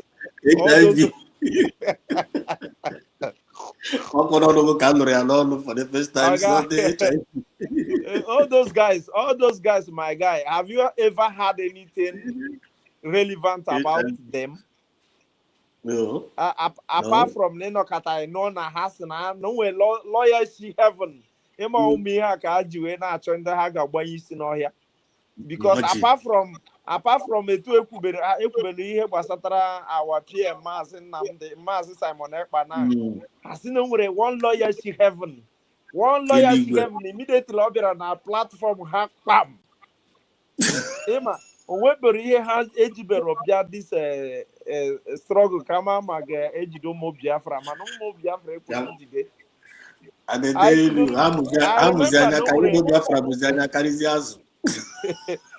remember no way one lady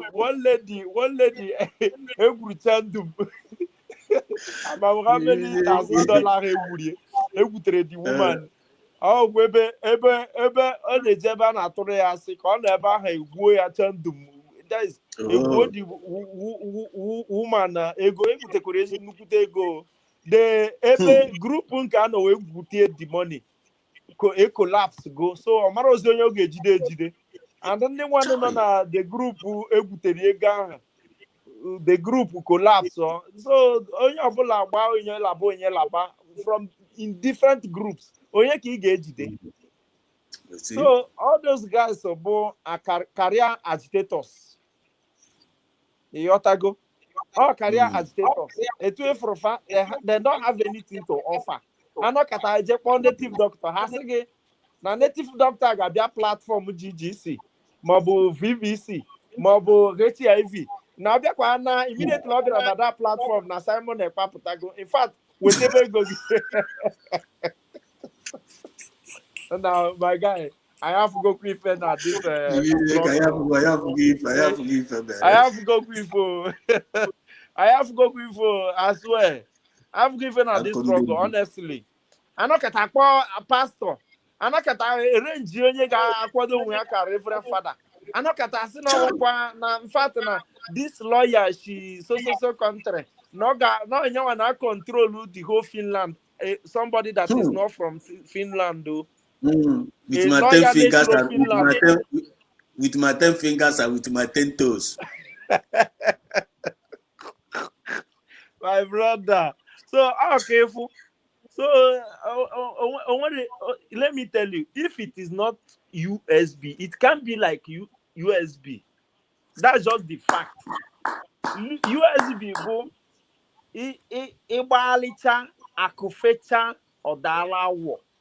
Whether we don't even want you to agree with us, but What's going on again? This phone, ọkwa ihe gbasatara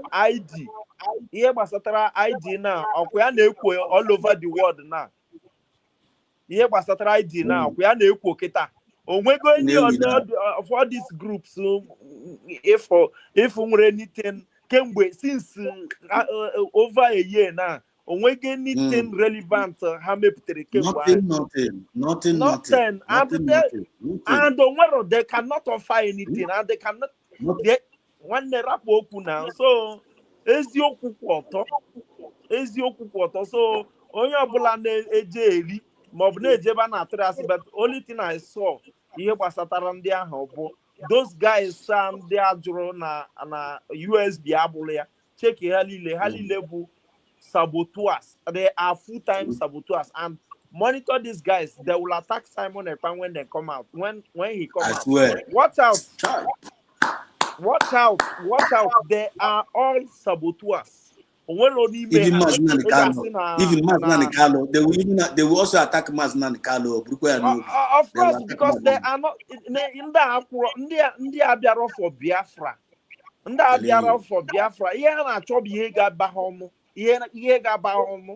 They are not for here because na chọrọ Biafra.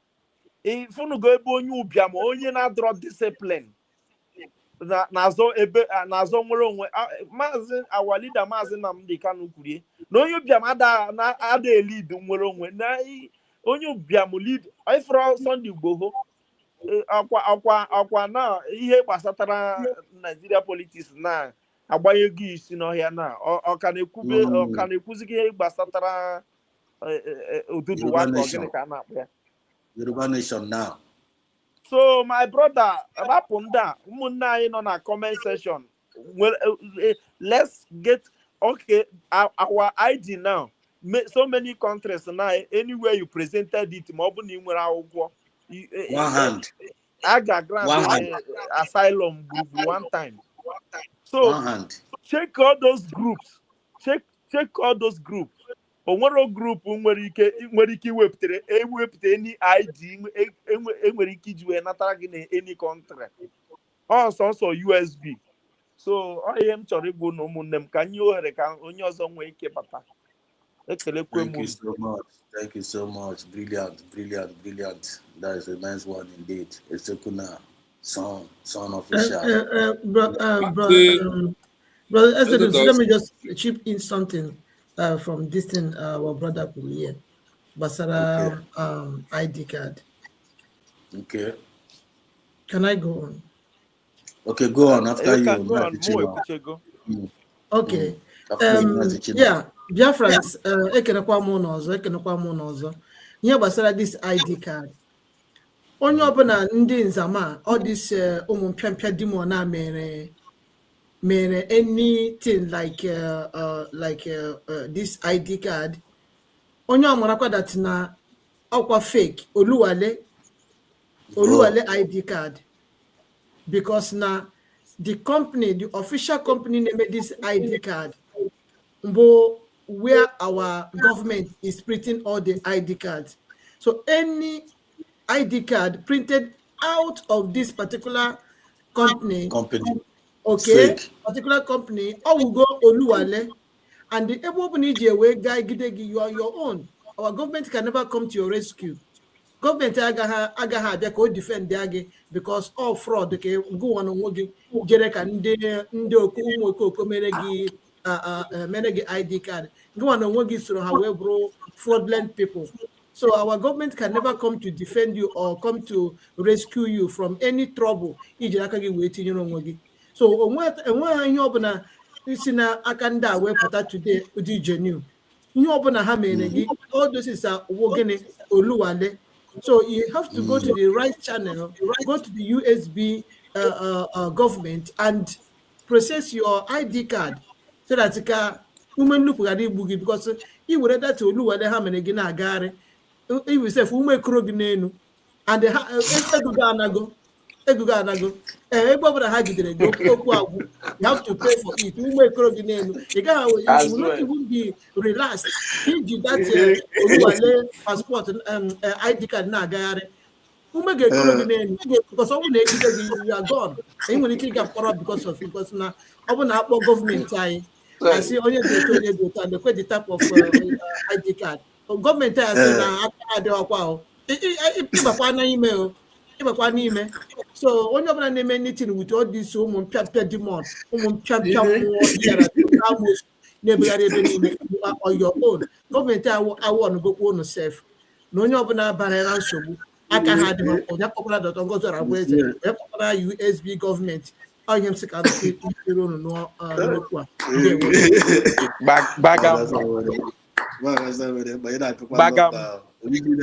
original eziokwu Chineke n'obi siri ewetụ ya ọ ga-akpọtara gị ewe ga-eji wee ghọta ọfụma ọ bụrụ ịghọtazi ya ka gbasasị gị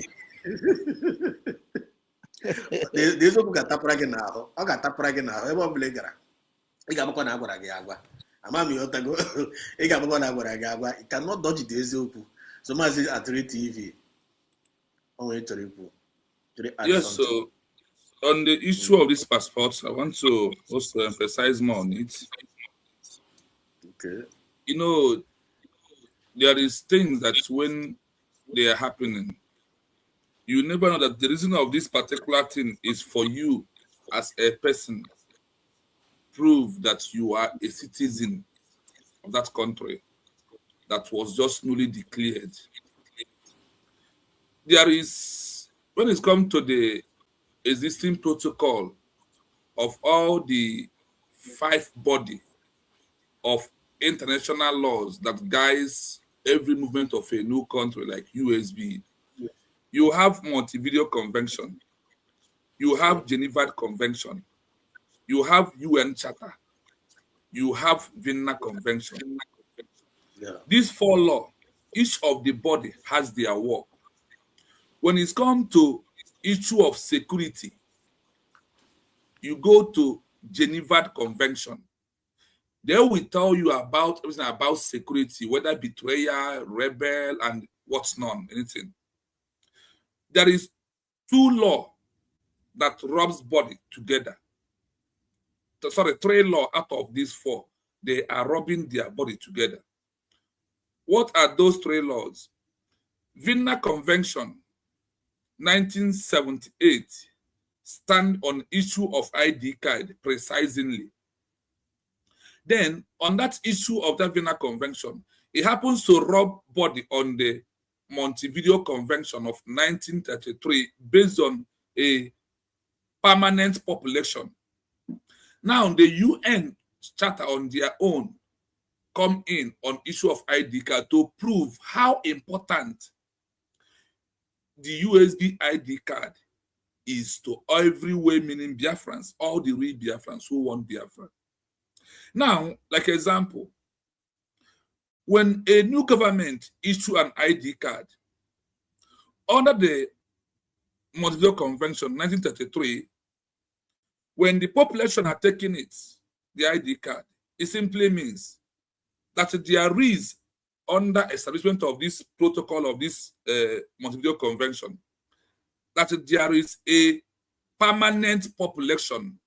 Through our ID card, we are proving to the world that there is a permanent population. There is a divine territory.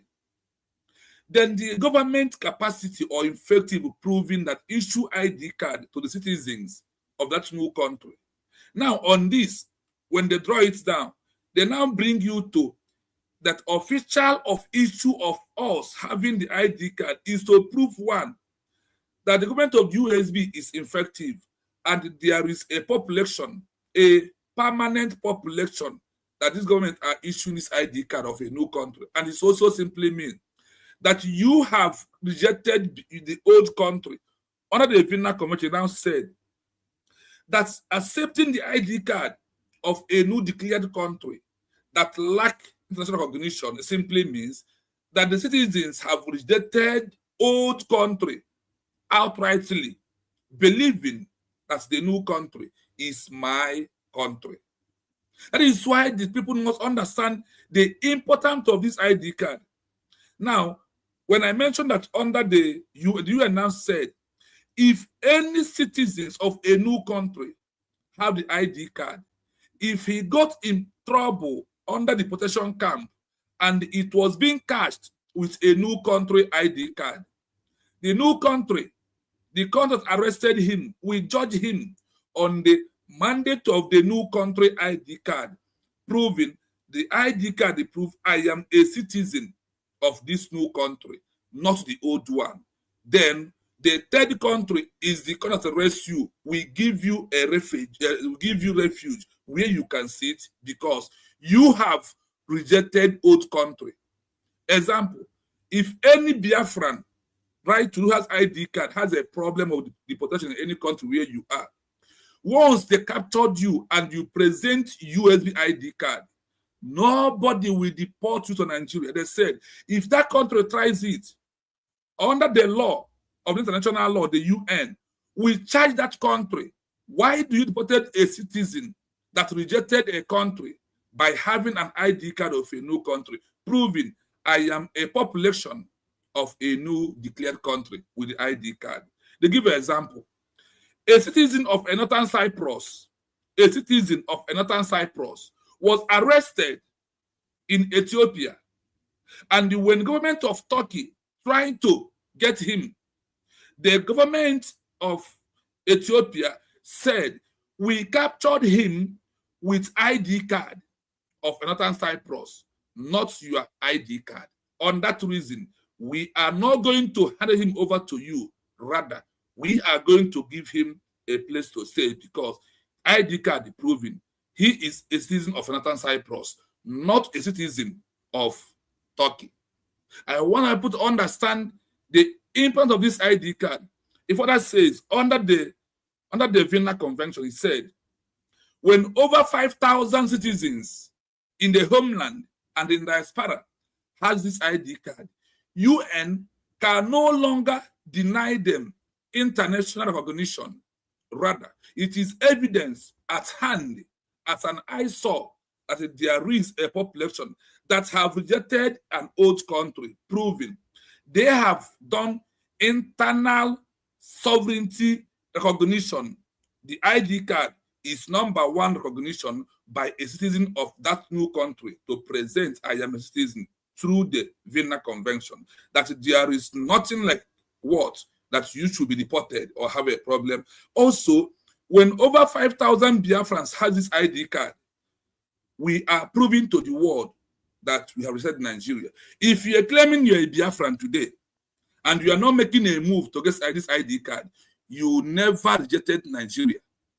You are a one Nigeria list. Until you rejected the ID card of Nigeria and present USB ID card as a new country, that's proving I am a citizen of United States of Biafra.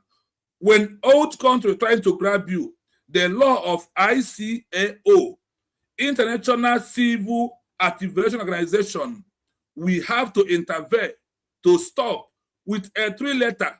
He is a citizen of a new country that has rejected the old one.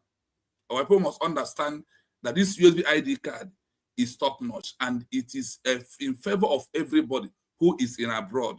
Whether you have paper or did not have paper, the ID card gives you automatic asylum paper without wasting time. Thank you so much. Thank you, my brother. Thank you for that. It's awesome. Let me just say you did it the best and the perfect. Thank you. Great job. Thank you so much, Mazi Chino. Thank you so much, Ada Simon Egba. And thank you so much. Somebody said, somebody Kuroku here. I say, Ada Simon, what Pastor Rose, it is not everybody that knows how to raise hand. Again, some people are not, some people are old school. Let them consider such people. Okay. Yeah. Let me explain today. You know, like I said yesterday, some people did not know, but I noticed they did not know because they were trying, you understand? That's why we said we will see them and what happened is that, you see, like this, you can raise like this. Have you seen it? You can just put your head up like this with your hand. The camera will see you that you raise your hand. That one is okay. You understand? Okay. With like this is okay because we have seen that you are raising hand because you can. But as time goes on, we will show you, we will give this thing here. We'll send it to people how to make sure you learn how to do it by yourself. Okay. But if you don't know how to raise hand, just raise your hand physical like this. Thank you. Thank you so much. Straight to the point. Thank you so much, ma.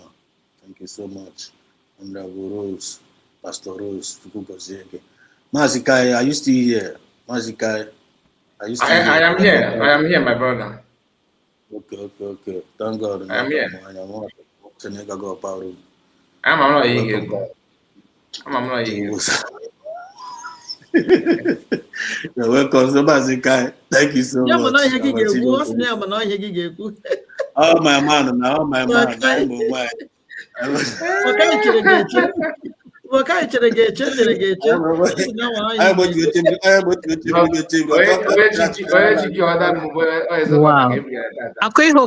This is family Okwegota. It's been a long while we see this. That's a family. You see? One love. That's what you are talking. That is true. That is true, Pastor Rose.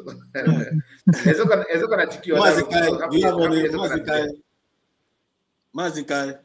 Yes, sir, sir, thank you so much. And when anything we add up to all this my hair was regarding to the ID card, when you chip in regarding to Nugua, the we see actually about that. When you chip in to more Biafra. Yes, ihe ndị Enugu ịma na ife kamera m ji adọ on mana my sojourn ya. So I just want to so ọbụna masịrị about camera, but in the isi ana na Enugu State, I just want us to understand something. Enugu State is not a Muslim country. A Muslim state. Imo State is not a Muslim state. Okay, Anambra is not a Muslim. Only because let us not push that narrative. I know that's what they want. They want to start. They want us to be saying that, and they're not gonna hear that because I know that it's just few individuals like that man from Nsukka. And Nsukka is very, very far from Enugu town. If you know Enugu very well, the same thing in Imo State. If not those that in what's the name? Hope of the Circle. His own group. They are the one pushing this narrative of Muslim people and all that. Then when you go to Ebonyi State, Omai have his own group, okay? Muslim, just people that want you to see it that the state is now because the agreement they have from those who made them governor is that they should convert the state. So the more you are helping them to say that, oh, this state is not a Muslim state and all that. I saw this video that you shared, but I jump past it because I already know what the message that they want to pass. I don't want to be the ones, spreading that thing for them. But that does not mean that we should go and sleep and realize that nothing is going on. We know that it will start little by little. Before you know it, it will spread like cancer. So it's USB government and Biafrans, everybody need to put hands together to see what they can do to, stop this kind of nonsense. If you want to practice Muslim in our land, there must be a measure to take. You must identify yourself with the government. Then government will know you. They will take. If you want to preach, you go to your mosque. Inside your mosque, you do that. But this public nuisance, because that's what they normally do. They want to start, preaching of their prayer. They will put mats on the road and begin to tell you that today is the Masalachi, and therefore you don't know. You must not do anything. The reason why they prefer to pray, block road and start, carrying their prayer, is just to conquer you, to put fear in you, show of dominance. That this, but so it is better we can start from there to tell them, okay, because I don't want to sound as if we are kind of they say that we are not religious tolerance or something like that. So let it just be that government give them that kind of, because you can see he's at the outside doing what they're doing. They should go to their mosque, inside the mosque, and do it, not in public place like that. If you ask me, we can start from that one. Then the issue of ID card. Oh, before then, sorry. Somebody called on my program. I don't know if you're aware. The day we had a barrister, I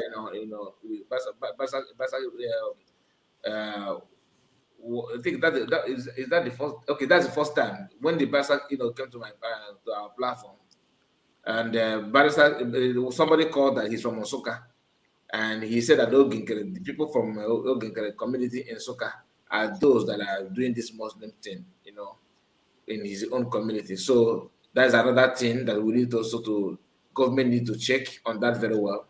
So the ID card, we already know what the ID card have. We have said this issue of ID card, time with that number. Everybody needs to go and get your ID card. It has a lot of things to do with what you are doing. You have a lot of things to prove, for the moment. And people, if you are one of those who want to, like if you are with Ogenkere and you don't believe in the ID card, and you can hear the testimony of those that have it, you can hear what that ID card has done.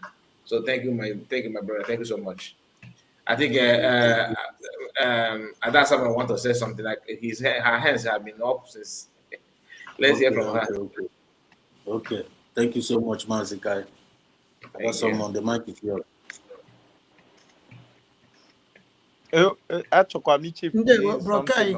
Thank you so much for that wonderful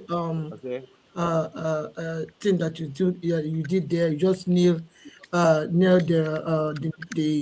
nail on the head, So there's one Okoko I want to answer here, and after that, please, I want you to block this Efulefu that is here.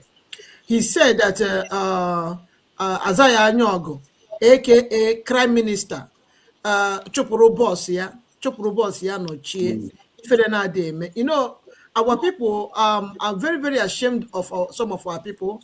Ifere ha na-eme Biafrans, they are ashamed. Sorry to come in. He did not pursue his boss. Okay, that's another thing I want us to also to note. Ogenkere cannot and will never remove PM. So he's just disgracing himself. I don't mind regard that I don't mind regard if a PM on a corner there is anything. Let's not say I don't want us to buy into that he pursued PM. He got sneak and I feel pursue nobody. I get up pursue a PM. He just show his skills, criminality. That is what I want to say on that. Right on. Sorry for interrupting you. Yeah, I'm just trying to mock him. I'm just trying to mock him. How can he remove our PM? Oh my God. I was just trying to mock him, because he always say, my boss, my boss, my boss. Just trying to mock him. If you have a mother, in short, all this if I they made this because I wouldn't even somebody every day, somebody now saying Washington DC. Yeah, no Washington DC. One other Jew say also na Washington DC I can actually this Biafra. Also na Washington DC can put oku Biafra. Why ojo that another place? Why ojo they why ojo Washington DC, Washington DC? Just look at the rubbish he was saying here. He said, okay, have you removed him? Okay. I have blocked your cocoa. Okay, good. I don't rest such a people, honestly. What I would have just let's go on my platform corner there because I have take your phone for my now their crime minister. Their crime minister and the ndok bogasira afọ ebe a na ha no na Washington DC na-eme the info na ha talk with the people na space. You know, you see, I don't know. How can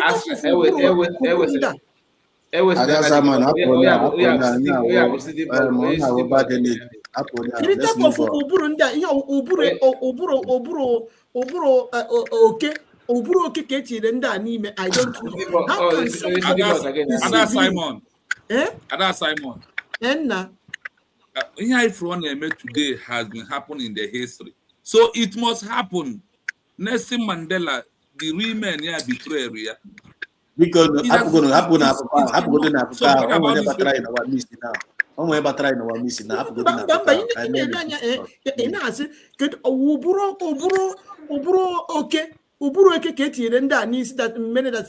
they can easily be deceived by okay every day somebody is singing on Washington DC or somebody singing on Washington DC but the mother singing on Washington DC and mother singing on Washington DC on a post photo crime minister photo aka prime minister of photo.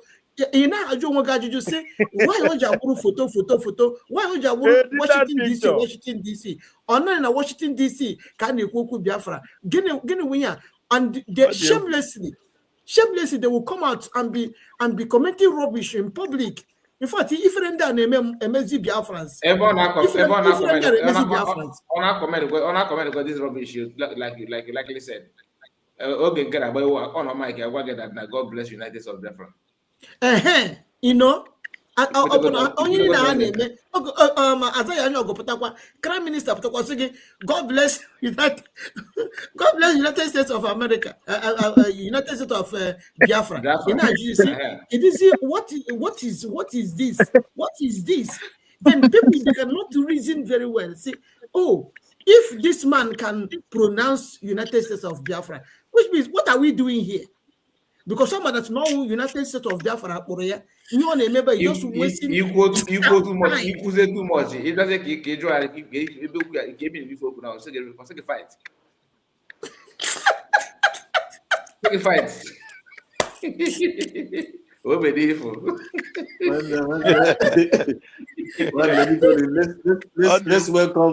Let's make welcome Mazio Dogo. No, before we welcome all the person. I always feel it's going to go. So can I have just 2 minutes to go feature you? On a dog, I don't know. Is it gonna go ahead? Okay. Ihe gbasatala ebe ahụ Maazị Kai gbatara ụkwụ ebe ahụ kwuru maka ndị na-akụ isi n'ala ya ọtago. So I just want to say it maka na ndị akwefu ndị ụka alakụba ndị dị very very tricky. Ha ga-abịa ka ndị na-anwụ anwụ. Ha ga-abịa ka ndị ayịyọ first. Akwa olu m na-apụta ọfụma. On a put it manipulated from other room. So look at the noise again. Ganil. Mba, Ogaka, allow me other room. We poaka. Let's talk about the good side. Na Ogaka, here, and Yemun Sobo, I'm at Rogasi. So, maybe a life self. Sometimes, some Bia, Emma Bolempugo, Batakwa. Oh, my network. Udo the Ghanaian. So okay, so maka ndị a na ndị ụka alakụba ọ na-abụ ha bịa ka ndị ayịyọ first, like obodo a nọ n'ime na ha jikwe nwayọọ na-aba ndị obodo a ime, ha jikwe nwayọọ na-aba ndị obodo a nọ n'ime kịta ime. Ha ga-abịa ka ndị ayịyọ, abịa ka ndị shoemakers, ha abịa ka ndị na-eche gate. Before ị mara ihe na-eme, ha bụkwa civil servant. Before ị mara ihe na-eme, ha join politicians. Ebe ha na-adị deadly bụ ha join your politics and ha win, especially ma ọ bụ na ha win ya sensitive political position. Ebe a ka ị ga-ama na ndị a dị deadly. Ndị nke ọzọ ifili na ha na-polish shoe, na ha na-agụ gate, na ha na-aya ayịyọ. Ifuzie before ị mara ihe na-eme sef, ha flood the whole city. Ụdị ya na-eme na Britain na UK. So that kind of thing, all ihe our government ga-eleba. It's true that na ọ bụkebere ihe kịta, mana anyị ga-ebido kịta the primary part of it dịka ọgaka isi ekwu na the government kwesịrị ilebi anya, so that na because o nwere ife anyị ga-eme kịta emecha ndị nke anyị ga-arapụ n'ụwa ebe face the same thing some other countries na-face kịta. Some other countries amakwa bụ Christian country for the first time, and all this target ya na-eme ka ejide Nigeria abụrụ maka ihe ọzọ. No, ejide Nigeria nwere ike because Nigeria nwere all it takes to face America and Israel and other. Immediately you conquered Israel and America, it is over. So that is why. And Biafrans agbakere ala make sure ọsọkwa gị bụrụ nwanne Maazị Nnamdi Kanu, ọ bụ na nwara anwa, because ọ bụrụ ma Biafra bịago, mụnwa na onwe m I believe so much that na Biafra bịago.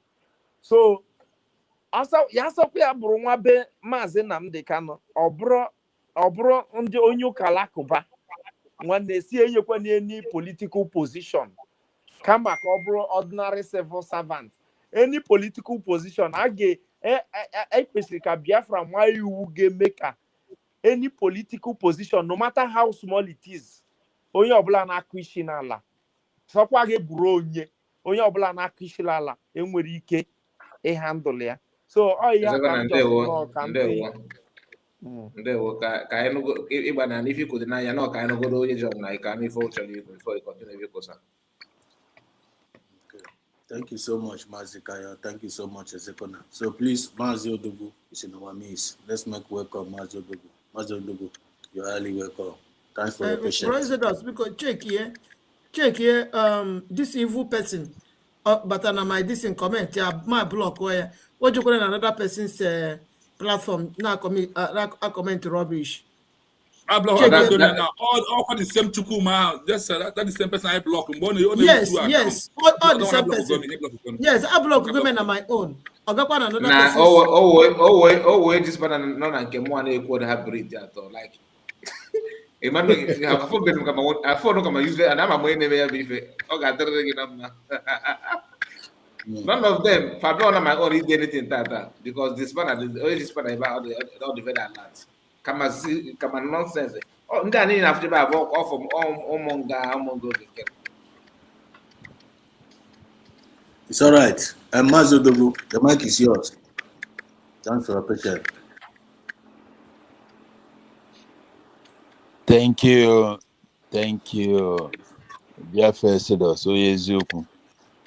Kama na ịkpọkwara m iru tata eweziga na ọhụụ na m kwuru ọfụma, ekwesịkwara m ịtụ ụjọ. Amaọdụ m na ndị independent media zuru ezu. Abịadị m ka m gere something na program wee fụzie ka the house jụrụ. Ọ dị ka abịara August visit today. Now I got August meeting. Never August meeting. That would have program to dance. Really? Oh, that's wonderful. Thank you for joining. We appreciate you. Ndewo. I Thank you hope for I joining. hope na ikparakwa nkụ ahụ. I hope na ikparakwa nkụ ahụ. O ya ka echi. O were ife ime. O mere ihe ọma. O Okay. mere ihe ọma. Anyway, Nwanne. agbachiri m mention batana because anụrụ m oge ise na kai na the other room. Nsi ahụ onye kwuru ihe a. Ya kaya abakwana na another room. Anọkwa m na another room biko. I can see again. At that Simon were you because Nana so were you anyway you have me anyway you were into any way we are jump water you again. Enjoy any way we jump water you again, kid. You okay. I was going the point now, Mama. At that Simon. So again carrying the way you were. Udodi.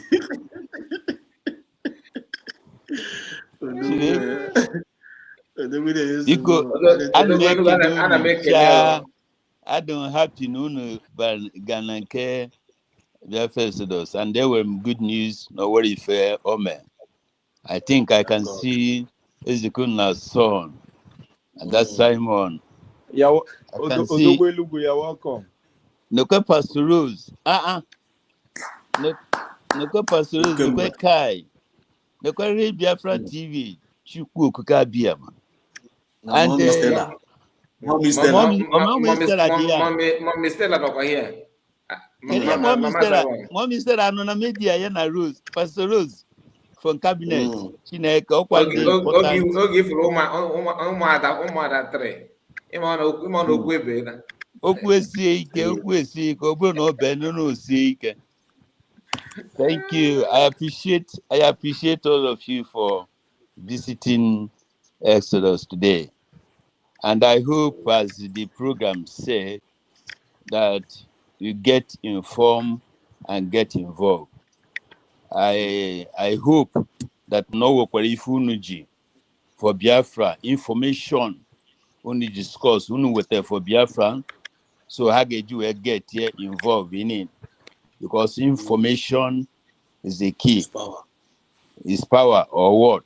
So it's either you are informed or you are misinformed. I believe, because I have not been listening, I believe the able men and children of USB here have a very good information. The right one, Gwezuku, Nobrokwa nke breaking news, and everything ife na draw na kuko. And I hope, as at that Simon no here, the last 2 messages up here the other day. Man by na see Muraya Kazu. Man we I got Muraya Karyazu safe. I'm Muzaya Karyaz. So I am confident enough, as I can see Pastor Rose again, her own message. If I name be more, everybody should be careful, because here I name with more. Obani nor no more. Your piaria, or then make a better, then the command. So the only thing I want to keep to you people today, boo, is can you forget all these individuals, and I didn't mention their names. They are individuals, but we are government. How can you, in a government, be mentioning an inconsequential individual without no certificate? As Mazi Kai said, and that we in this issue, what are we talking about? Why are we talking about issue? Somebody who have issue. When we have big elephants when we have the mighty hand of God on Biafra, that no na na-ekwete na Chineke bi Chukwu okike abịama Biafra, we now agree. What happened to Nigeria by the report and by what El Rufai did, revealing their evil thing? That one show us that Chineke na aza ekpere. But the problem is that the areas or the angle I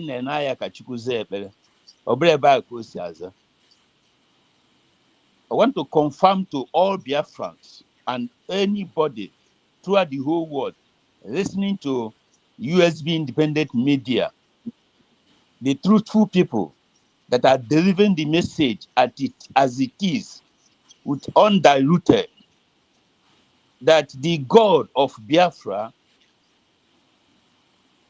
has landed. The country or the zoo we want to go out, they don't have any God. Because of that, God have mapped them out to be consumed, and there's nobody can bring it back. For El Rufai to open his mouth and say that even the president cannot arrest him. I'm going to arrest.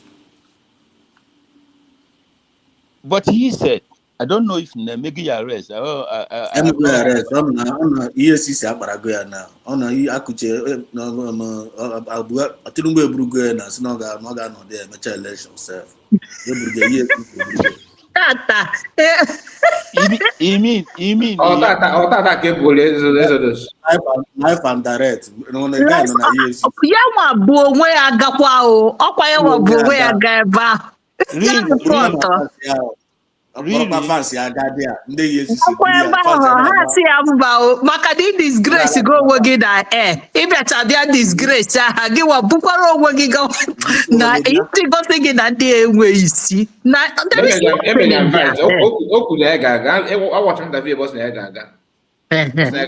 but after insulting them ọkwa ị na-aghọta after making them yeah. Okay, the point I want us to get here is this. When I was talking on Biafra Exodus TV, the reason why Nnamdi Kanu went to Sokoto is the same reason when God wanted to destroy Egypt, he sent Moses to Egypt. Who is a Christian here? Are you confirming what I'm saying? Yes. When Moses reached Egypt, what happened? Just let my people go. The same thing, Nnamdi Kanu went to Sokoto. Sokoto became first a pilgrimage. Even ants and bees started floating Sokoto. Who remembers Sokoto before? Because God have mapped out Sokoto to be destroyed. And the first action that Trump landed on 24th, is it 24th or 25th? December. 25th. That is the first. So Nnamdi Kanu, there are people who are crying that Nnamdi Kanu went to Sokoto this time. The one will happen, the other one will not happen. This is the big fish we're supposed to be talking and showing the world, revealing the atrocities that Nigeria is made of. The reason why Nigeria must be disintegrated. The reason why Nigeria must fall. The reason why Nnamdi Kanu called it zoo. This is what we're supposed to be talking. Not talking about some myophians or people in the Urawa Nagije. This is why people are confused. They don't even know themselves. I would rather choose a madman or somebody who is crazy. Talk about that person than talking about all these people you people are mentioning here. So I don't have much word to say. as I said, she's a surprise to meet a fanatic, people of intelligence and dignity in today's program. So I want to thank all of you so much. Every time I pray for Biafra Exodus, but I want to pray for all of you here that are in this independent media. Onye ọbụla unu na-achụ ga-ada. Onye na-achụkwa n'unu ga-ada. Ise. Eluigwe ga-emegide, ana ga-emegide, Ise. ọkụ mmụọ, aja ana, arụsị eziagụ, uto nsudi, uto amagụ, ụmụnne, ụmụnna, ụmụada, ụmụ ọkpụ, ha ncha niile ga-emegide onye ọbụla asị m onye ọbụla asị na ọ gaghị adịrị unu na mma. Ise. Thank you very much for this wonderful gathering. You're welcome. Thank you so much. We appreciate you for joining. Thank you so much. I hope you are still here. Opogo? No, I know I come near. KV you come Makanda na Kusa from Enugu State. Ndị na-akpụ isa nọ n'Enugu steeti. Ndị a na-akpụ isi na Awụchakwa ma Enugu steeti ma ị gaa n'Afikpo ebe a ka build the main school. They make Afikpo almost half of Afikpo short. Almost the Afikpo would they have short third quarter was it ebe na akpishi ige believe na ala Igbo ebe a. Enwe school, enwe university ndị Muslim, enwe primary school ndị Muslim, enwe jihad ndị Muslim, enwe ebeta na-akpụ isi enwe ya, everything ị nwere ike inweta ebe ahụ enwe ya, ha na-azazi aha ndị Muslim na Afikpo. Chere ka Maazị Odogwu zigara ha ozi, anyị zigoro ha ozi origo, ma Maazị Odogwu bịara late, so ka mara ma ka o nwee ma ozi Maazị Odogwu ga-ezigara ha from his own side. Maazị Odogwu, gịnị na ọ jụrụ? Ọ sị m ka ihe m ga-agwa ndị na-akpụ isi ala nọ n'Enugu steeti. Na-asa dị Enugu, ka ị ga-agwa ha. Ndebe anyị, akwa ndebe anyị o, ọrọkwa ndebe anyị. Okay, ife m chọrọ ịgwa ha wụ na onye na-amarọ ọkwa ha na ihe na-ekwu ka m sụọ ya n'obere oyibo. Sụọ ya n'Igbo. Ihe m chọrọ ịgwa ha wụ na onye na-amarọ ebe mmiri ji mabụ ya ama mme ebe ọ ga-ebi ya. And onye na-ome omume na ebe ọbụbe. Achọkọta ebe a ga-ebido aka, ọ bụ na afọ ya ebido n'ikpere. Ife m chọrọ ịkọwatara unu tata bụ ndị abụọ agụụ, ọ bụrụ na ha na-akpụ isi a na agụụ, hunger, poverty, they were subjugated by force to do that. And I want to tell anybody here, I hope, but I know that Biafra, Real Biafra TV is here.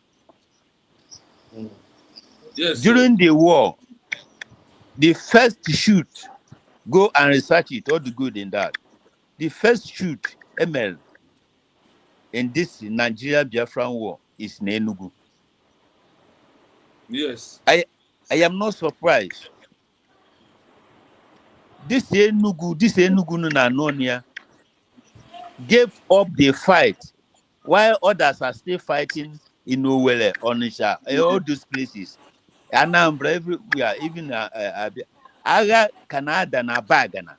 But Enugu Akusuga, Enugu Ejigoro because ndị Fulani and I na Bonda Hausa dominated Enugu then. Enugu Vuluzo, I Vuluzo capture Enugu before any other place. So I want to highlight the word or tell you people the main place here where this ndị na-akpụ isi ndị Fulani a bụ n'Enugu. And n'Enugu ahụ ka a ga-emechikwa ha. So unu enye nsogbu na anọ ọ ozi na-eziri ha. Enugu ka ha bidoro.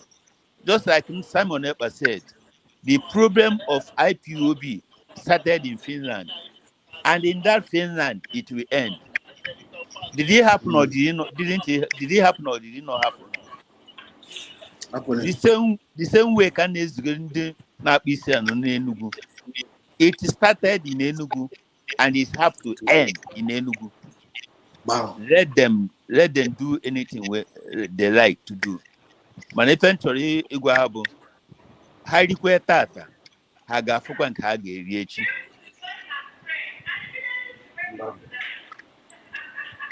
That's my message. Thank you so much. Thank you so much. Mazika, another job to Arabia.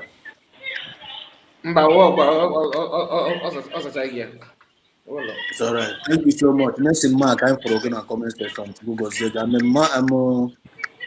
Madam Origin, my comment section only the link. I want to send the link from here, but now so one other But I'll send it now.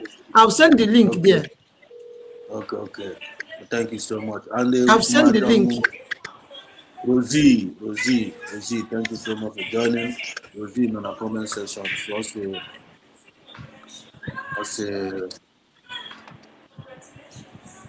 Pastor Rose, when doors settle, we will fully establish our growth. We put all those Fulani Islamic such a scholar in their place. Period. No two words about it. The same thing Majodo said. I never use it. Bob left a hand lady. Only half. So much work that is what we have. So this is I am going to general now. General. So the message has been delivered, and then I'm gonna straight to the point today.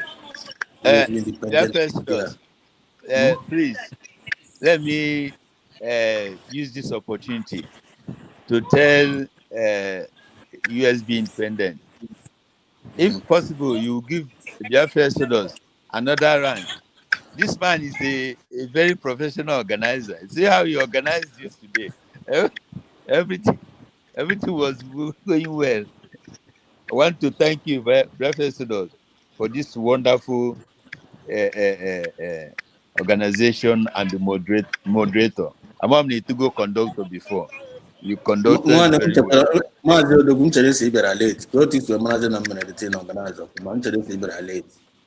I saw how it is working. Look at how it is working now. Look at how it's working. Thank you so much for the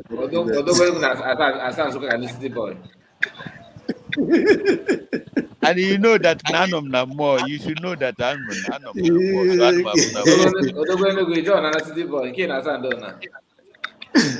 No, Anom na the other. It's in another room. The other room. Well, you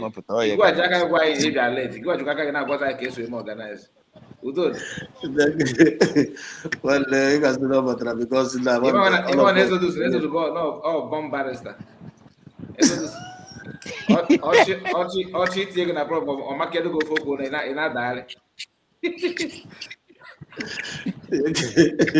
God over compliment one we all are here together. Those are the Thank you very much. The organizer well, all time and chances. So not that the unique is their own way.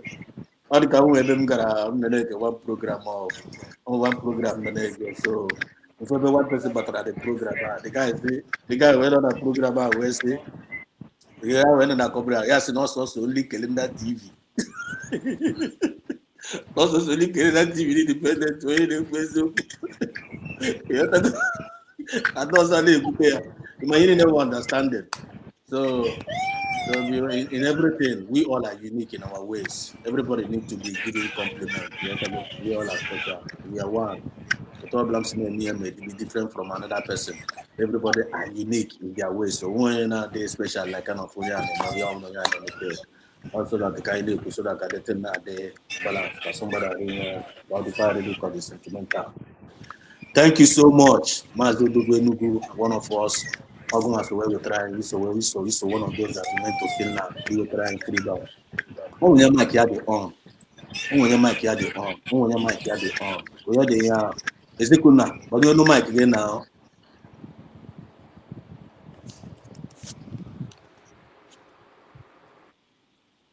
Okay. As the way we saw one of us we got Finland. We got so with Dr. Ngozarabes and other genuine cabinet members, other Biafran take Kiris, got Finland, that would try Biafra. What you did and others did there. I get chefu. You guys are one of our heroes. You know me. I get chefu. And until now, you are still fighting. Lekwe Pastor Rose, Honorable Pastor Rose, another hero, not quite in our midst today. Only here when I'm join the movement. Only here when I'm join the movement. A lot of people joining with people. Some of them are about China. Some of them tapu no kukwe. Challenges is that ono akwechiri. It doesn't mean that upon owo shirike carry hawa.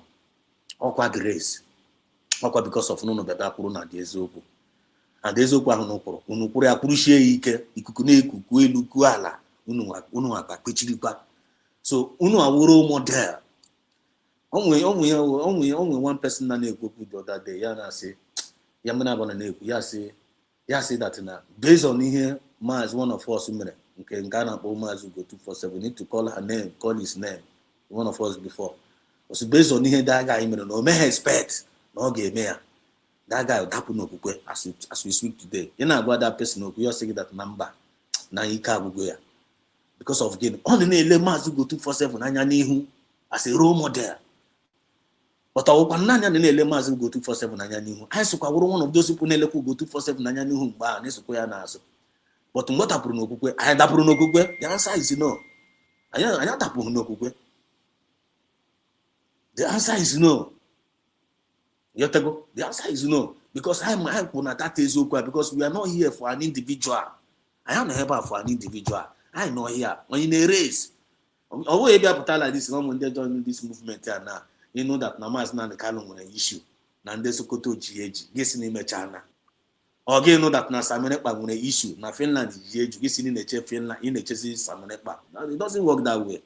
Onya and make it don't wear. Or you know that Kita na maybe Otoy from Amazika and Amazika is a role model to many people. I may be role model to many people. And then I said us, I know here. Yes, in each of these said us where that put only when you make it. Yeah, who is an individual race. And we are still doing it. It's not about an individual. It's all about we, the people. You will tell your quota. Me will tell my quota. Honorable will tell my quota. Even at this movement here, find on email now. When they be na movement here. Who know their way? When they be. But I'm on this movement. How can on the track? Oh, go on, gazi. Because mama does that Simon Eba. Because can you sort of problem of the origin or Chorebata? Or the origin Chorebata on find it very, very hard to come in. And I find I'm send the link from my side there, but the thing now I cannot send the link from this page. I cannot even send. I shouldn't send there through another way. So you send the guru me through personal number. There's still yet. The thing I know. Okay, can send the area. Can send the area this in again. Private number. Okay, thank you so much. So can round up with this analysis I'm telling you now. Even at this movement take it now. When they na igbe na this but I know na the track. When they na ga when they na like kind of hand igbe level. Had it very slow. But I can eziokwu with igbe ha na igbe. Then all we na aga ije na this movement here. Ye na ga amok so onye ha na egbe igbe.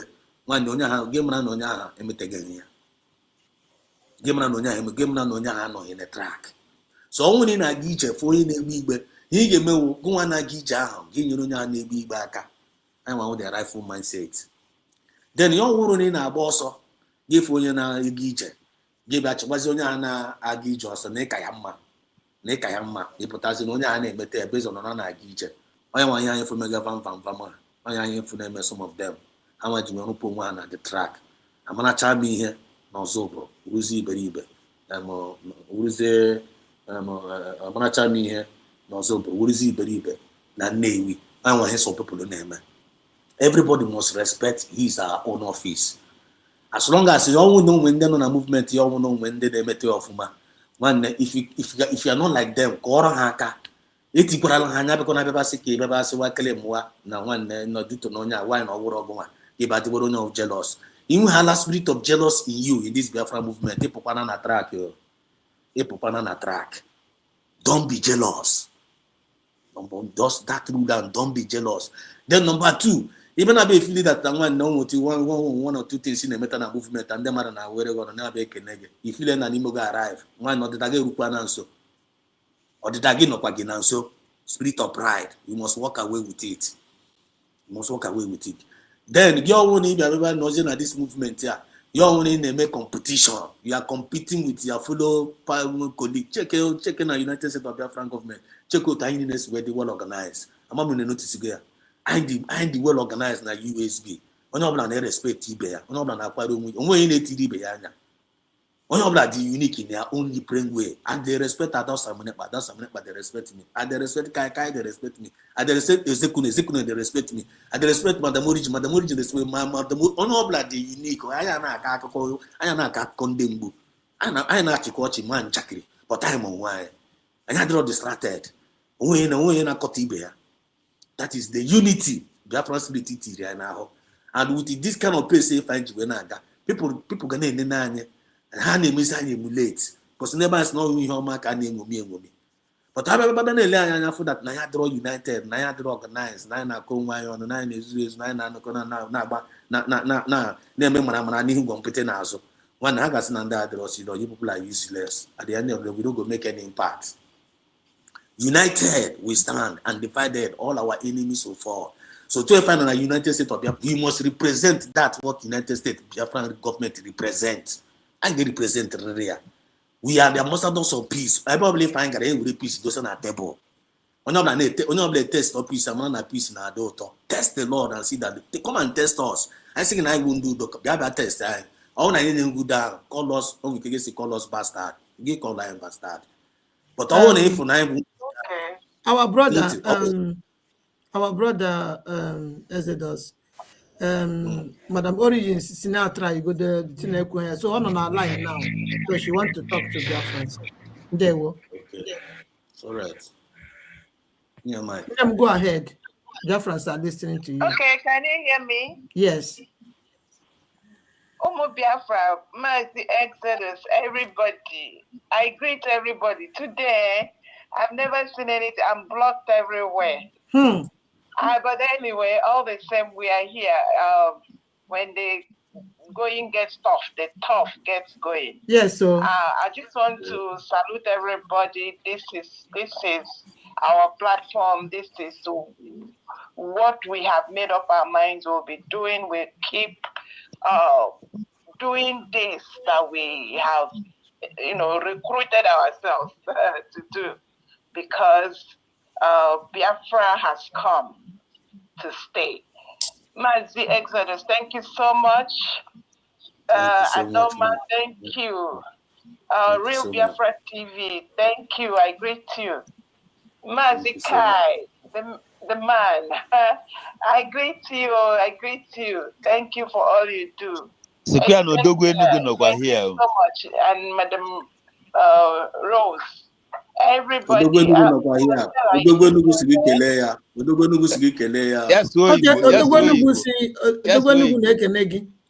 why Igbo. Thank you. Thank you, because you are one of the people that made it happen. Because you went to Finland to support our Agumwani, Dr. Ngozi Orabueze. You are our hero. History have put you, it can be erased. Yes. And I'm glad you come out every day to make it on a Monday. I'm tight. Yes, so I check up on you. I didn't know Muruganya Kariazo. I didn't know Muruganya Kariazo and keep as well. Yes, so yes. I want to use this opportunity to greet all our this week. Like I like to call all of you and to tell you, God bless you. Thank you. Mazi Exodus, what you brought out today is very important. And what you posted here answered it all. You will never find justice in a world where criminals make the rules. You were asking, Nigeria government is a lucrative business. Not for elite. Every class of criminal. Once you're a criminal, you will thrive in that contraction in Nigeria state. Once you're a criminal, you will thrive. But if you are out for the people or you want to do something the right way, the arms of the criminal will be against you. And you said, will USB be like that? Never, never. It will never be like that. The reason is this. The reason is because for who we are, who we were before all this confusion and this hijack of our nation came, we choose our leaders and we choose among the best. We have never, from our custom and tradition, the women are respected. I can stand here and tell you 1001 reasons why it is so and why all the trajectory we are treated properly. So when you look at our custom and you look at it with what United States of Biafra is projecting, you will be rest assured that we are all going to be fine. Whether you are a child, whether you are a man, whether you're a woman, we are going to be fine. We are going to thrive. We are going to prosper. Because when you peel it back to who we were, everybody is recognized. When the day you were born, you have your position. And as you go among your age group, they recognize the ones that are eloquent, the ones that are resilient, the ones that are warriors. And when those positions come, they project them. Very simple. There is no brouhaha or carry ballot box or carry machete and be doing all this nonsense. And that is because the Nigeria state has criminals. And in a world where criminals rule, the just will not find justice. That is why Mazi Nnamdi Kanu is suffering there. That is why without law, because a lawless nation cannot give you justice. That is why a real Biafra TV said today that when you redeclare your nation, you will have a nation. That nation will go through the process of recognition. And there will be no rebuilding if there is no nation. So the redeclaration which Odogwenugu and Co got for us is the foundation to which we are going to build our nation. And the recognition is already on. If you have not recognized yourself, hello, that's that person's problem. So today, it is a very, what you raised today is very crucial for us to continue to let ourselves know. Another thing that you guys mentioned that is so apt, that still peels back to who we were. It says, losing your humanity, you lose everything. That young man, that young child that pushed down the old man or old woman is because they were never taught what humanity is all about. And that brings us to the people that are ruling today. They impose criminals on the people and force the people to worship criminals. What we are seeing in the contraption in the state that has held us in bondage is a state where criminals are promoted and the people are forced. It's just like forcing people to worship Satan. And that is what we see. So I thank you all for continuing to put this light and to remind every Biafran that USB is the way. USB is our lifeline. USB is what is going to get Mazin Nnamdi Kanu out. USB is what is going to get Prime Minister Simon Ekpa out, because the documents are there. The Odogwenugo signed it with Dr. Ngozi Orakweze and co. And so Odogwenugo, even when they give you the link without giving me, I forgive you. And I continue to respect all of you and tell you all to continue what you're doing. God bless everybody. I have been able to still put my voice despite all the shenanigans of those streaming that wants to block me. Thank you all. God bless you all. I rest it there. Original. For all your love and support. Thank you so much. We really appreciate it. We continue to appreciate you. Is she out? Tell her that now for them, go me. That's why the link. Okay, and I know the one who gonna wag. I would him for go be me.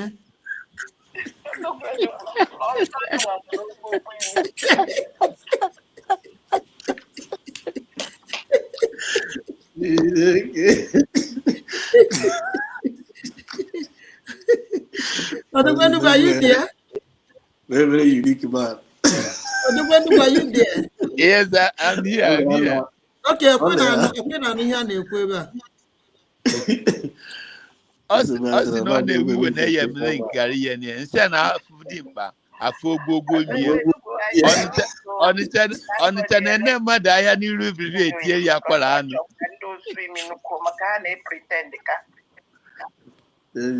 Thank you so much. Madam Origin. Thank you very much. Thank you very much. You are so wonderful in your submission. Thank you so much. God bless you. You so much. It's all right. So as I was saying, from the live stream. Thank you all. Thank you. Thank you. All right, bye. Bye. So that, ladies and gentlemen, lovers of freedom all over the world, we are rounding up. I am working up. So if I'm dropping my submission now, I was privileged to coordinate today. When you look at Tony, next time you coordinate, and you follow up, they're obedient, they're disciplined, follow instruction on ya.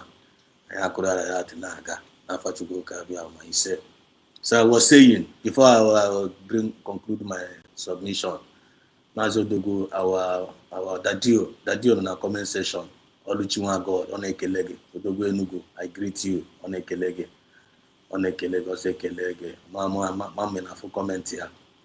So also Kelege, Odogo, Oluchiwa God, on Ekelege especially. Then David Grace Chinwendo say USB, unity, peace, progress, equity, and freedom. My green light. Love to you all. Then na comment section, na studios na today we a great job. So we really appreciate you. Letting in our comment section. Even women appreciate our message today. May God bless you guys all. We are here for you and you are there for us. I am like I know now. United States, we are the citizens of the United States. We are the children of light from the rising sun. I ain't going to represent the rain. I want the cocoa now. Yeah, we cocoa. All the one of us in as one. I disposing our call wine out. I gonna go wine years old. The banks na atopon keta akpere na ahụ gị gosi ya ka arịsị netụrụ ya mbọ original eziokwu mmadụ ịfụ mmadụ ibe ya anya wụ ịfụ nwanne gị ọnwụ na ọnụ nwanne gị na-eshi isi ọnụ esedos na-eshi isi ọnwụ na enwere mmatụ ọdọ mwa wee esedos enwere mmatụ ọdọ nwanne ọnwụ na ịfụrụ m n'anya ịgwa m esedos na ọnụ m na-esi isi it does not mean na ịkparịrị m ọ pụtara na ịkparịrị m ọ na ịfụrụ m n'anya na ma agaga were atọ tapụ ata dị atọ tapụ ya tapu ire m so that not very close ka ọ ghara ishi ishi I nwere ifụrụ m n'anya but ọnụ m na-eshi ishi bịa gwa m na ọnụ m na-eshi ishi gị gba m nkịtị na-agwa okwu gị bupụ ihu gị nwanne it does not show love. Mama na ọtara ebe mụ si abịa na So I gonna go one years open so that kind of the real impact. All in Azudoka now this movement, all one forget like from example now for Udo, my native name Udo, my name Peace, my native name Papa Mam Goromo Udo.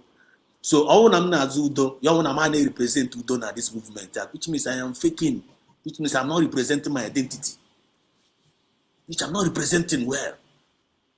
And that farm Naza will work against me because I'm not representing your identity. Then, as a citizens of United States of Biafra, one day I only believe in the United States of Biafra. United, we must stand. I'm gonna be with the Quran, with Quran division. Even on the United States of Biafra, so we must represent that unity. So only with Quran division, it got Kwafanala. All the very, very simple. And they pretend. Then only Jai or Webatana this movement. Yeah, give me upon Oba in the one eye. I am a winner Bamba de Zoku. I am a gas one eye in time. Nezigaz was one eye. Oh, Abia, you won't eye, can I be pretending he was boom mad? Only even on the movement, you only won't know him. One they give by any won't know him. Amanagamana in time last won't know him. And Nezigaz. I want in a Wezoku. Now keep us on now. Chinekana do I wenaga. Ezoku kanji wenaga. And the light time fact when I can probably find that I'm darkness and yet in your kudia, never that force. Thank God and then money never go testimony in half of our goes. Thank God and then I give now, Kuzo, then borrow Agawa Gije now, then borrow Pura Boroketa, Ekuli, and Asinaman and Ruzioma, Ekuli Wego. Thank God in the Burishi before, Rana Foso. I don't chami say Jai, Gagan and Kagda Simon, Ekbaka Simon, no, and Anya Chake. Agana nke Mazikai Mecharaga analysis. One all in the TK, it got not by force, or less no conscience. Gigazen and came at Biafran TV. But Biafran TV, the gift of in a carry satches. Yeah, we require now no more Biafran, and Biafrans are testifying. Gigazen and Zekona TV, another warrior no nowhere.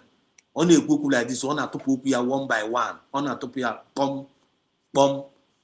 I don't na drop on the ground. He must water. He get what you wanna call Wonara. Give us an Ankemua. One the more Jima own give to Quankechuna Nemo. Message ordination. When is Grandemana water? Give us an Anke humble lion. Humble lion, one mama. Go get all we from Yom and one you short. We taste you, nay or not. We all like Give us an Ankemazi Kelena TV. Oh, please put the message of redemption. Briana, Piana, Piano, Nobla, confirm. Never the name got testimony. We all are gifted. And I grew up with Wenaga. But if I watch Yakita now, Ndina saying Hana Banimba, see from the two town where poor. You watch China, their territory, now when they are not making any positive impact. They are full with bad energy. They are full with negativity, of which United States of Biafra does not stand with negative energy. United States of Biafra does not stand with negative vibe. He will progress. Ambassadors of progress can have. I know what the progress, I know what the demotion. I need represent of ma. Me Homa, na this Biafra movement time, Mereaga 1 year. Aquasipana, and the goblin and no one Kelere, Rakaki Kelo, or Quangre, Kelo, because in Nelu at that tour. Yeah, Lana Canadi, Diana Canek, 1 year, and 1 noble. But a Western and 1 year queen issue where Gashike. Honorably finding Udo, Iman Uda hanging again like I never put that tea and a Bagashike, and yet your mother over. Probably find that I would equity dear. If you reject our peace, reject our equity, reject our fairness, man, Chineke, give a Biafran city na game on ya. I'm a master, the way no be say, no, you're not trying gada. No, you're not chopano gada. And the Kahina Jachunga, any Jachunga, Ezoku, got Ezoku with the highest weapon. Ezoku carry weapon, atomic bomb. One you would only Ezoku, when it's not like a miracle, no one. Ezoku is light, Ezoku is power, and Ezoku is God. When I can drop on here for now, because you will never find justice in a world where criminals make rule. Thank God in the United States of Biafran government, when there is justice with our government, there is equity with our government, there is fairness with our government, USB, there is peace with our government, and there is progress. You find Kono dotongoze rebeza aga wepa. Ke ife na feba agba dotongoze. Ezigbote nwa Chineke original. with self-discipline and moral decency. Ka ọ na-awa leader Maazị Nnamdi Kanu anya ka ife na-afụ ezigbote nwa Chineke na original with his discipline and moral decency. Ọwụnụ Dragon Samonekpa original the good guy. Ka ọ nụsa Maazị Kaya anya ka anyị na-elele Kaya anya ị na-afụ na ọ dị a responsible man. Ka ọ na-adawa dasa oh my God. Ka ọ bụrụ Madam Origin ka bụzipụrụ anyị ozi ka ọ bụrụ River Goddess, the Deborahs of our time, the Esthers of our time, unbribable, unshakable, unmovable, unstoppable. Ihe ọma ka na-emume emume nwanne ebe anyị nọ ọfụma. Onye ọbụla na-alaikiri anyị onye ahụ laikiri ihe ọjọọ, onye ọbụla na-alaikiri anyị mana na onye ahụ wụrụ human being, onye ahụ a n'eli ya. I will drop it here. So Picon, I want to give the mic to Maazị Kai ka ọ drop us submission here. Then after Maazị Kai, Maazị Samonekpa, after Maazị Samonekpa, at Biafran TV. Maazị Kai, you are around. Please, your mic, get up your submission. Kai Chikota 1. There will no Muchuko Kabiam.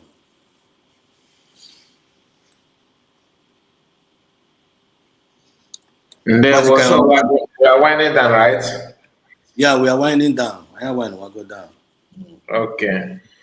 My brother, thank you so much. Thank you. Biafran Exodus. God bless you. Thank you for hosting us, and I have to appreciate all of us that managed to, to be here. I have to appreciate our Wada at Simon. And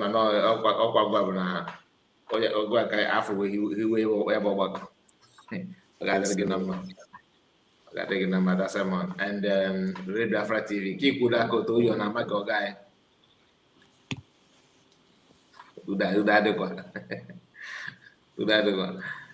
Thank you, wonderful. And Pastor Rose, thank you for joining us. Thank you for your time.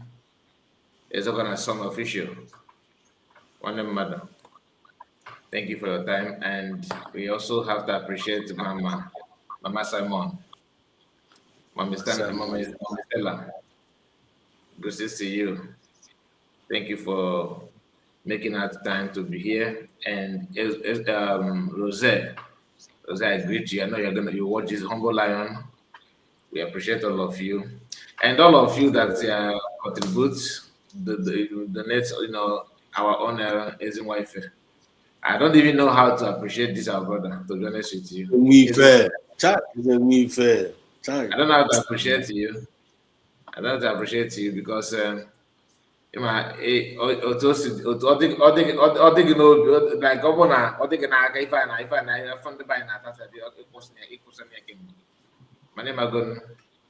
so, but in a mambo, your encouragement and your efforts cannot be taken for granted.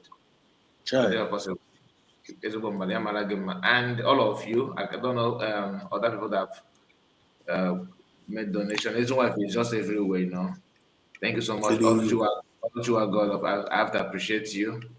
Thank you so much. And hello, I think hello, bless you. I worry.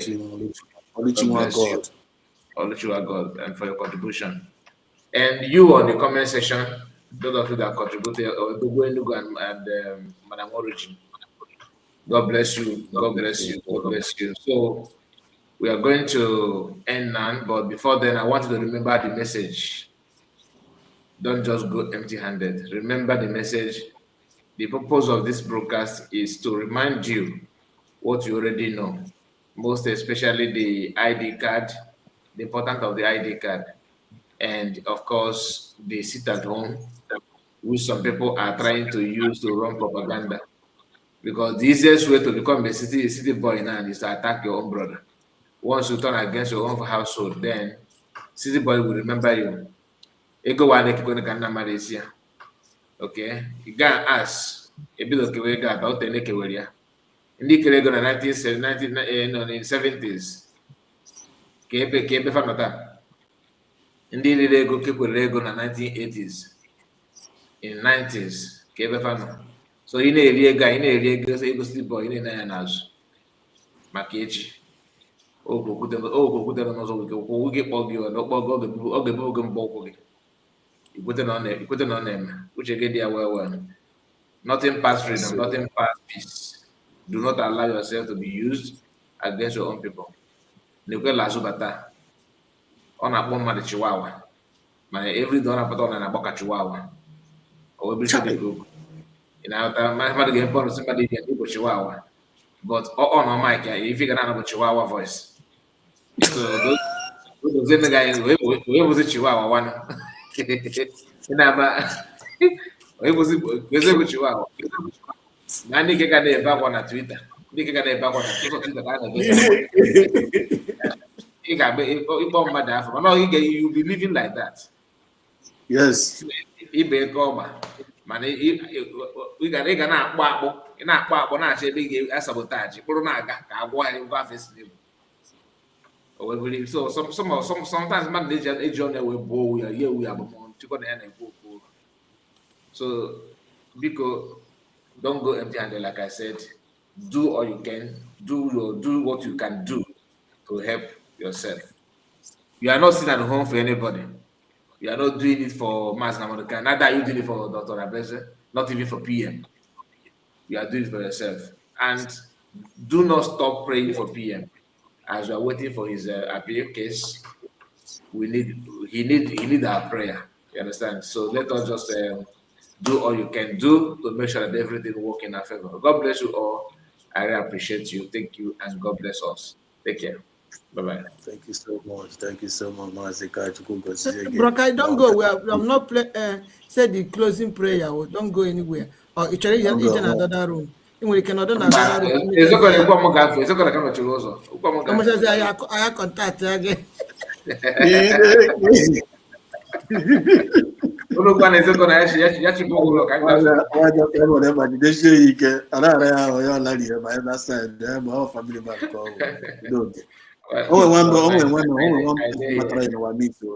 One person but trying to miss and before President, before I make that person our sister Ngozika chọrọ ịgwa ya okwu na phone. Just 1 minute. Kampoya, yeah. 1 minute. Mpudo Friday. One of us. Our own. No, I've done our program. Ndewo nnem. Go ahead. Biafrans are listening to you. Ndewo no nwannem. Ndewo. Maazi Ezeokus nna ekwenekwa m gị. Adaobi. Oh my God, Ngozi nke anyị Adaobi. Ndewo. Ekenekwa m gị nna m. Maazi Kai. Ekenekwa m gị. Maazi Biafra TV. Ekenekwa m gị. Pastor Rose. Ebe ọ bụ na ị nọ nne m ọma, ekene m gị. Eze kwuna son nna m oke nwanne nna ekenekwa m gị o. Odogwu Enugwu pụọ na Odogwu Enugwu ekene m gị ọ bụ na ị nọ there. Ya ekenechie m onye ọbụla. Ekenechie m ụmụ nwanne m. Ekenechie m ndị our media warriors. Hapụ nwaanyị isi ọcha ikwikwi. Chika ọ dịrị na-akpụ anyị Chihuahua. Ya. Asị m ụnụ jisi ike. Eji m ohere a na-ekene Nnamdi Okwu Kanu. Asị m Maazị oke nwanne nna ka nna jisi ike n'ọgwụ a na-agwụ jisi ike ị ga-eturu verisi ihe eturu wepụta. Ana m adịkwa m ohere na-ekene nwanne m nwoke bụ Simon Ekpa the Dragon. Ezigbo nwanne jisi ike ọfọdụ nwa obere gị na nna gị lichiri ugo bata. Ana m ekene nwaada ka ada nne ka nne Dr. Ngozi Orebe dị na kabinet ya ndị ọya adịrị mma.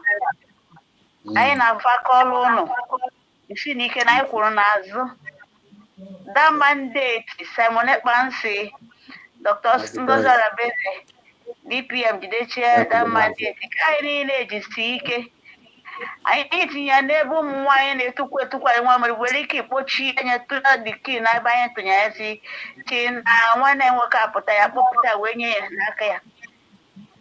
Ekene m unu anụmasị unu jisi ike. Anyị niile anyị agbasokwu ike na anyị analụgo ụlọ elu ama ụlọ ka anyị bụ now. Anyị nọzụ n'ụlọ now. All the last pushing ka anyị na-eme now. Ike ama gwụ anyị biko na ya achọtaghị ihe anyị na-achọ. Asị m nụ nke onye echi nọ ya zere ụmụ nwanne m. Anyị ga-erikpụrụ nke anyị kụrụ na ani Biafra. Ana m ekene ndị nne ndị nna na ani Biafra, ndị kwesị ike ụmụ nwanne anyị. Unu kwesịrị ike. Unu kwesị ike. Unu ele n'ụlọ ụlọ, onye ọbụla ele n'ụlọ ha. Mother Origins na we don't sell our sleep. Ibu Dr. Ngozi Arabeze ele n'ụlọ ha. Ndị kabinet ele n'ụlọ ha. Anyị niile anyị mụ ka anya. Anyị karịrị azụ ebe ọbụla ọ na-akpọta anyị nọde. Eji m ohere a na-ekene ndị midia niile. Humble Lion, kelee nna the Greg, ọmalịcha nwoke nwanne ka nwanne the Greg 24 hours anyị nọ na steeti. Ana m ekene unu niile. Onye gwa ndị all these useless people that media is power. Can so na kpara believe that not supposed to see media is power. And anyị eweligo media eji m ohere na-ekene Rose. Anyị eweligo media and unu n'anya Biafra with the media now. Gaa na YouTube, my Facebook, my Twitter, maybe in Biafra. Anyị eweligo in short Biafra unu dị too much. That's why Nigeria ji atụ ụjọ. Because ha ma ihe ni Biafra wiki many na ebe anyị na anyị nwa bụ aka ekpuchi ọnwa ka anyị bụ ebe ọbụla anyị nọ ọnwa na-eti ife na di ya because anyị jụrụ nke mmadụ nke anyị ka anyị na-achọ na-achọ ihe ya di anyị ukwu. Ụmụ nwanne m asị ka m nwere ohere ekene unu asụ unu jisi ike. Ọhamadike ndị Igbo, ọhamadike Biafra niile. Nna m asị m ka ọ dị ho media amụọ m egwu m ga-agụrụ ọnụ beti taịm adịghọrọ ọnụ mbọsị ọzọ bikos na onye na-eme nke ọ na-eme enweghị m ego, enweghị m silva m ga-eji na-enye onye ọbụla sisọtọ ọnụ mmiri m ka m ga-eji na-ekene ọnụ na-asụ ọnụ jisi ike ka jisi n'ike. Anyị anara one kpaligoro unu hapụ unu nsogbu adịghị na here we go nowhere. Ha na m ejegara na-ekene ndị soja anyị niile, the soldier of USB. Nwanne jisi n'ike, ụmụ nwaanyị amị jisi n'ike. Ọ bụ na anọ m na be anyị m ga-esu wee bulie egbe wee baa n'ọhịa beta anọghị m ya. Ka nna si unu Chukwu ka bịa ma chukwu unu ndị ọjọọ ama afọ unu ana ebe nna unu ga-ekpuchi unu chekwa unu. Ana m ekene nna na-asụ we move no surrender no going back. Ndewo nne m, thank you so much. May Chukwu bless you abundantly for your love and support. Ndewo. One of us, a great warrior, one of our Deborah. So by their fruit you shall know them. Chiden Kiji, Adobe, they are one of us. Because this is our brother. Because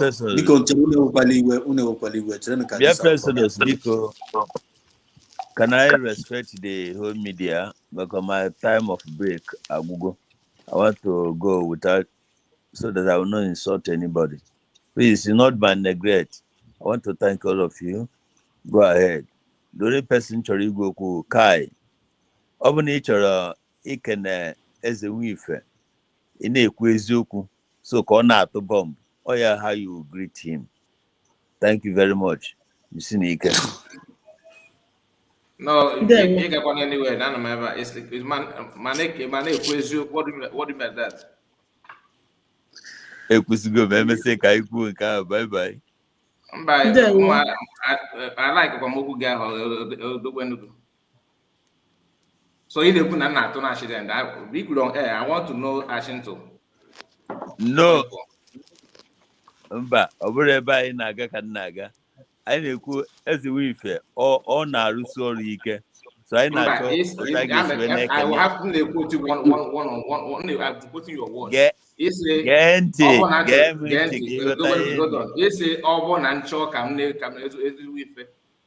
money I shouldn't equate. Gịnị ka isi na ya mara ka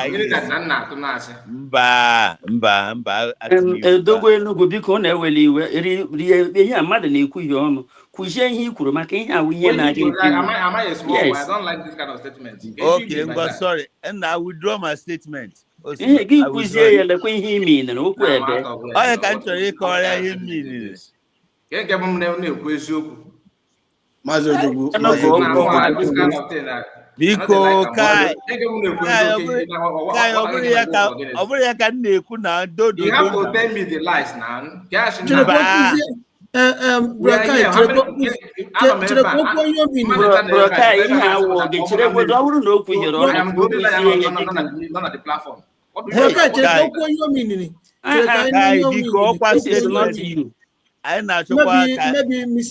No mere mistake okwu yere ọnụ gị hapụ ya ekwuzie kai biko adụ m sorry ọ bụrụ ịghọtara ekuru oda nna m ayikwa mba biko broda ọ bụrụ na ị na-ekwu eziokwu ọ bụrụ na na-ekwu eziokwu karịa gụwa dozie n'ọnụ gị kwụzie gbazie ka ọ ghọta ya ọfụma ọ sị na ikwuru ọla otu isi wee kwuo ya na ekwu esi na ọ na-ekwu eziokwu gị dozie ọnụ gị ihe abụghị ya na-achịrị ọchị ebe a na-ekwu eziokwu jọs gị dozie ọnụ gwa ya okwu akọrụ egeruo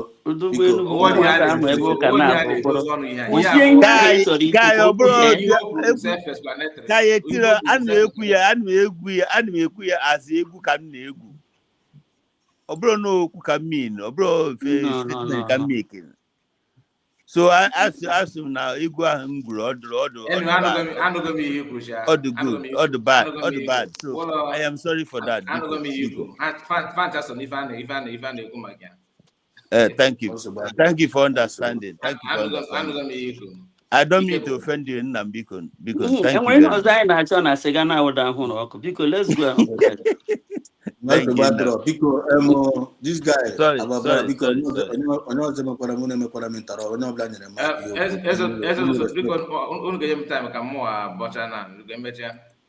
chere ka m gbabata no this guy m na-achị gbabata since we never interrupt since I don't like it. I wanted to bring this guy since here. This guy no. I'm not supposed to gbabata kwa phone group mic. I'm not supposed to gbabata kwa phone group mic because Friday mkwado I used to there. Can go emecha no here written no by this time no na talk no that way aja na we man na. I like kwa mia. Mkwado Friday. Because take the mic because no respect on this thing because good the mic is yours. Good